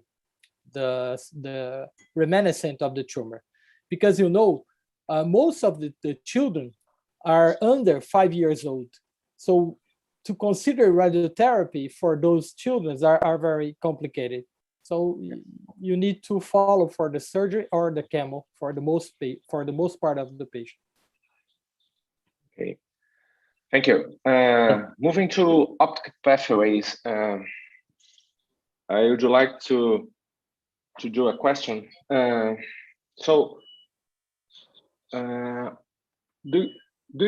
you think that patients with optic pathways tumors with neurofibromatosis has to be treated as the same treatment that one patient without neurofibromatosis has? For me, it's completely different patients. So what all the speakers think about neurofibromatosis treatment in the optic pathways tumors?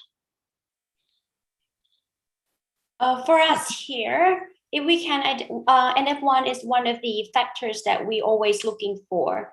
If most of the time we separate patients into groups, I think my feeling is pretty much like yours, that the treatments that we offered to those NF1 group patients very different to non-NF1 group. Look at the case that I showed, the second case. This young lady is 4 years old, no NF1 feature with the optic nerve gliomas. That this appearance on the MRI pretty much look like, you know, those that present with NF1 group. So if this girl has no symptoms at all and have an NF1 features, maybe a chemotherapy may be delayed in this case. So I think NF1 group, the percent of NF1 is really matters in the groups of AOPGs. Yeah. And of course, the prognosis is completely different sometimes. Yeah, and we don't really tend to do a biopsy or tissue confirmation in those NF1 group. Ricardo. Yeah, please, Dr. Solomon. Yes. Hello. I think that optic nerves related to neurofibromatosis are quite different. These tumors are usually indolent tumors. They seldom grow expressively, and they are usually restricted to the optic nerve. Most of them are related to the optic nerve itself. When otherwise the tumors of the chiasm are usually not, only in 10% of the cases they are related to neurofibromatosis. So I think that that are quite different situations. And tumor related to neurofibromatosis, I think that at least in our experience, I think that in just 1 or 2 cases we have to approach the tumor in the optic canal, because his boy developed a very severe painful proptosis, but this is usually unusual. So I think that most of these patients do not deserve any special treatment, but they have to be followed sometime for life. Can I ask a question? Yeah, okay. Go ahead, Suresh. Right. Excellent. Yeah, excellent presentation about these optic nerve tumors. My question is that the anterior optic gliomas are a little different than the posterior posterior optic gliomas. And as far as the treatment is concerned, particularly the surgical options, if you are considering, how aggressively you could be when you go to the take care of the posterior optic gliomas as compared to the anterior?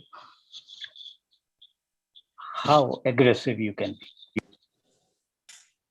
For myself, I have to say that I have like small experience on the surgery for these huge tumors, but I will try to do kind of compromise as much as possible. I won't go extensive or have to.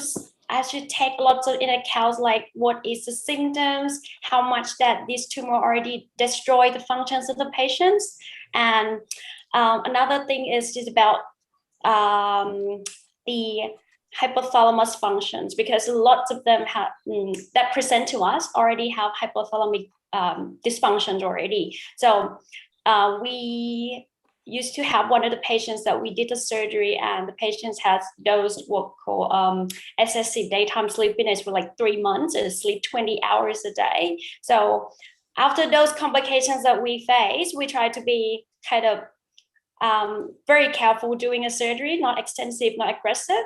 And I think with the new with the DTI that we begin using in many cases, if we can see the DTI that combined with the navigations in the theater, then I think approach and how aggressive the surgery will change.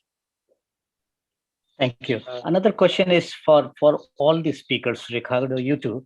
What is the role of upfront chemotherapy in those large tumors, supratentorial tumors in children, very young children?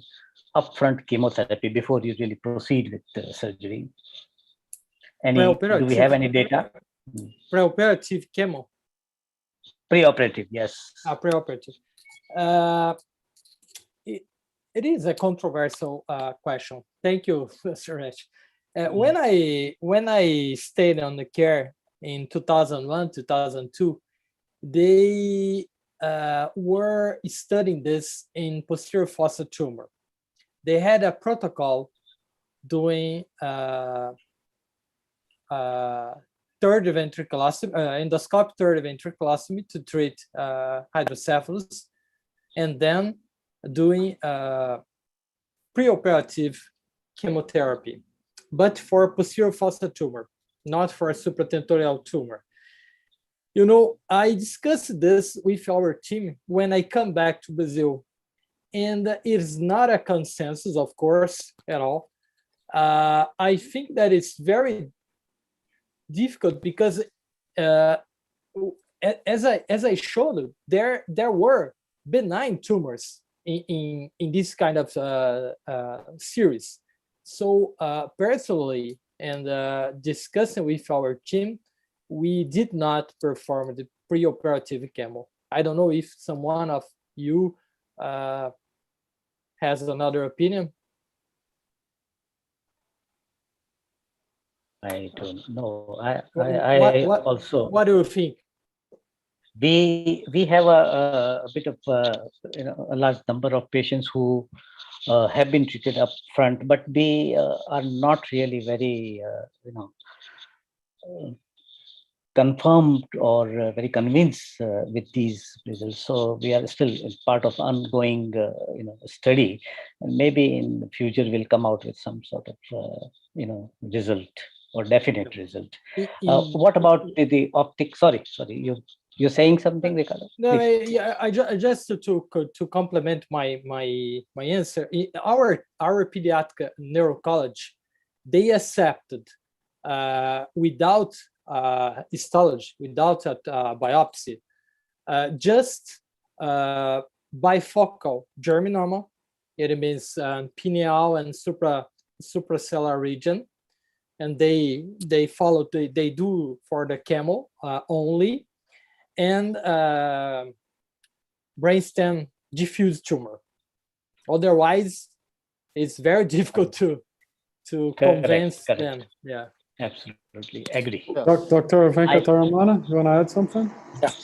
Preoperative chemotherapy is supposed to be useful in choroid plexus carcinomas, some of the optic nerve gliomas, which involves the posterior pathways, as well as that Ewing's tumor in children.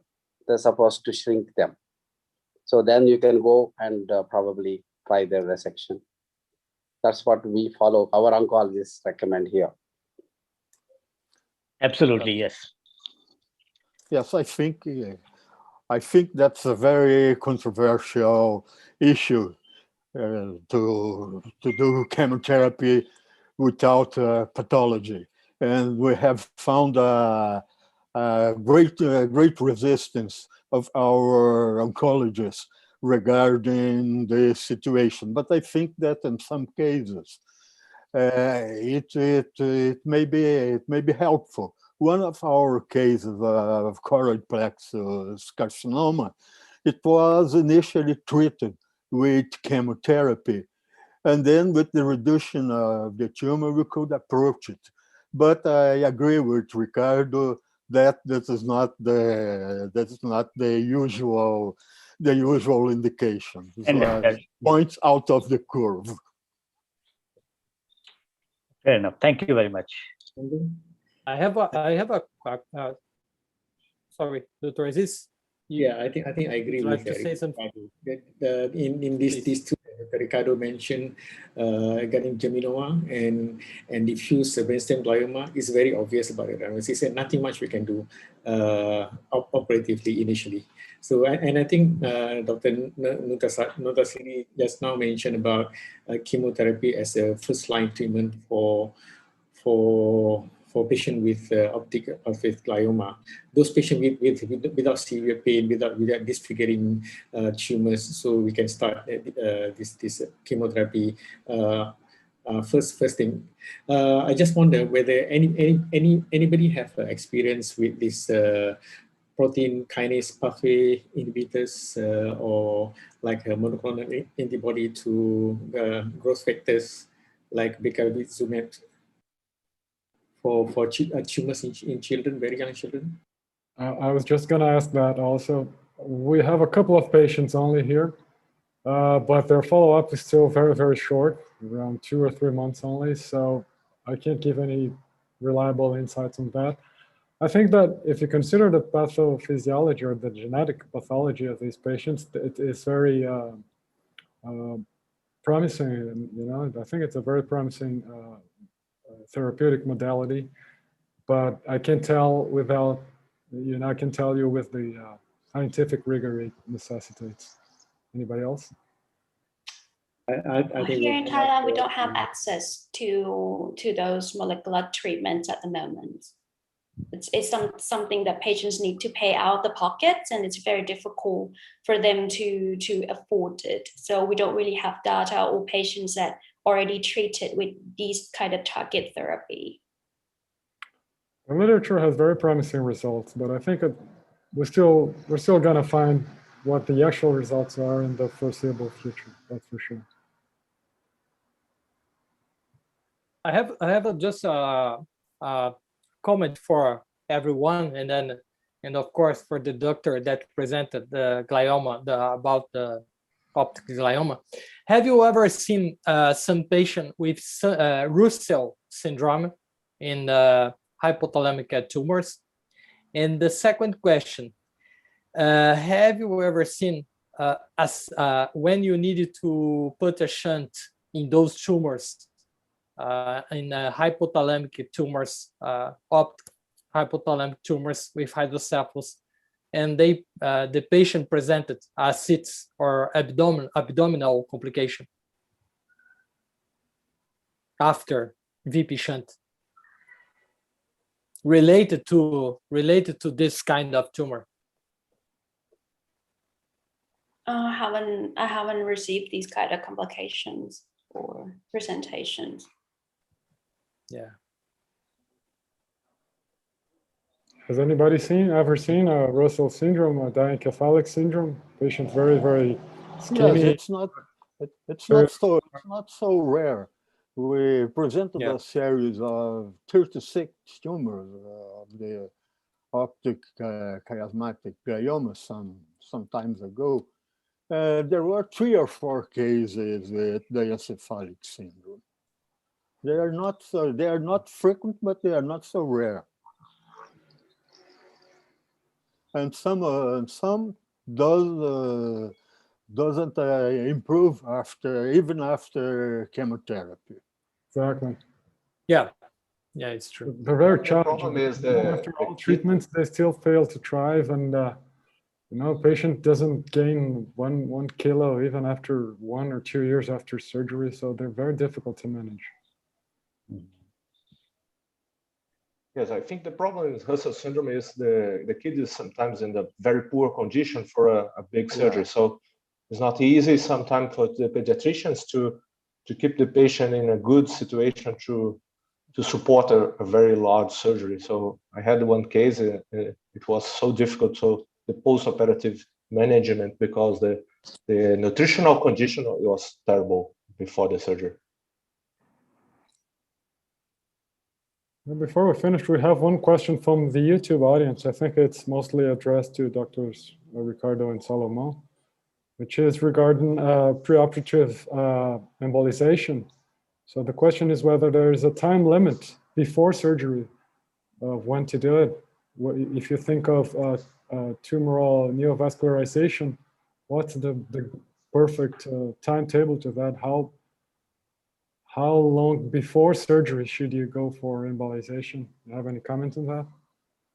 Yeah. Our experience is almost from the literature. We have just a few cases, but only one with a result that we can say was acceptable. What they say is that you have to do embolization and proceed to the surgery as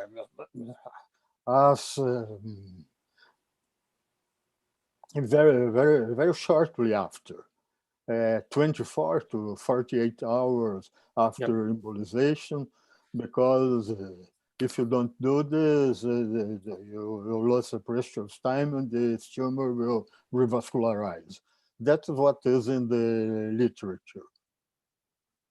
Yeah, I agree. We have some experience with our team and skull-based tumors, for instance, jugular glomus or some big meningiomas.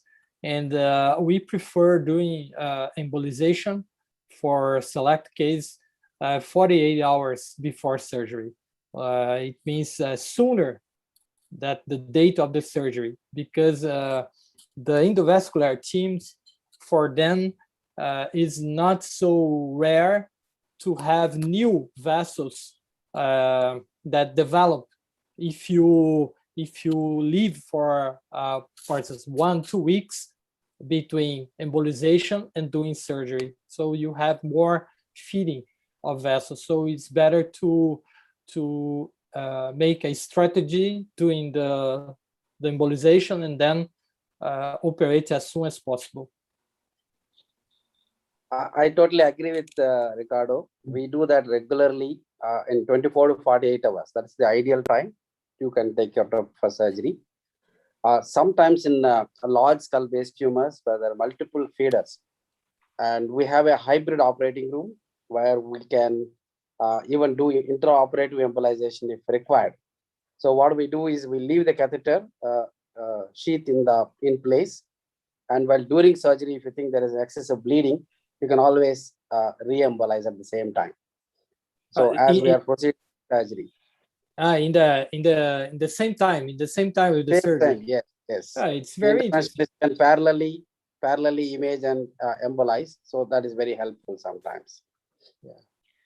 Ricardo, what material do you use for embolization? And now they use it's not me, but it's a kind of glue. It's a kind of glue that to avoiding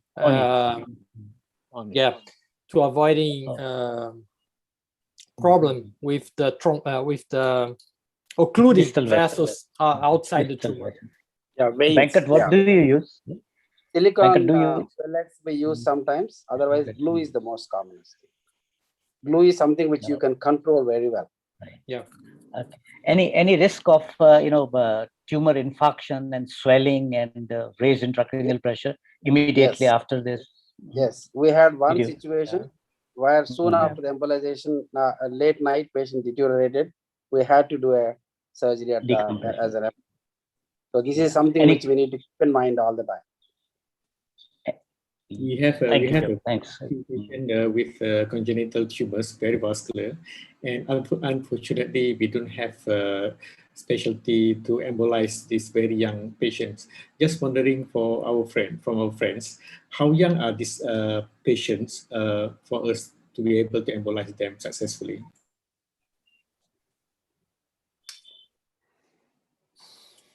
Less than 1 year of age. difficult. We don't have a good experience with the embolization. Maybe Sergio, do you have an experience with embolization? You have a big series with congenital tumor.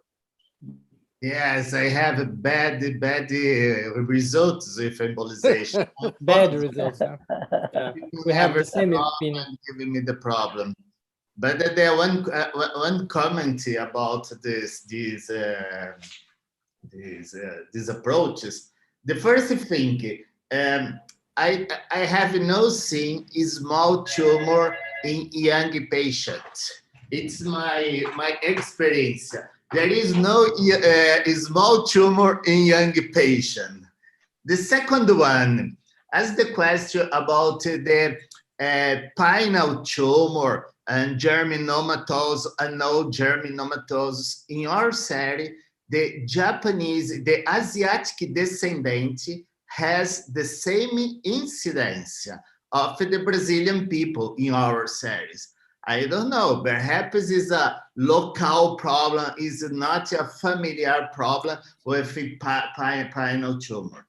About the Russell tumor, Russell syndrome, I have seen several cases, and you have several problems with Russell tumors in Puchashanti.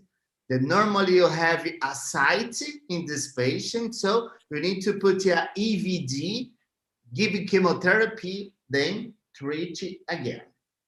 Craniopharyngiomas, in my opinion, it's not a surgical tumor. Unfortunately, you can go by superior part, you can go by the nose.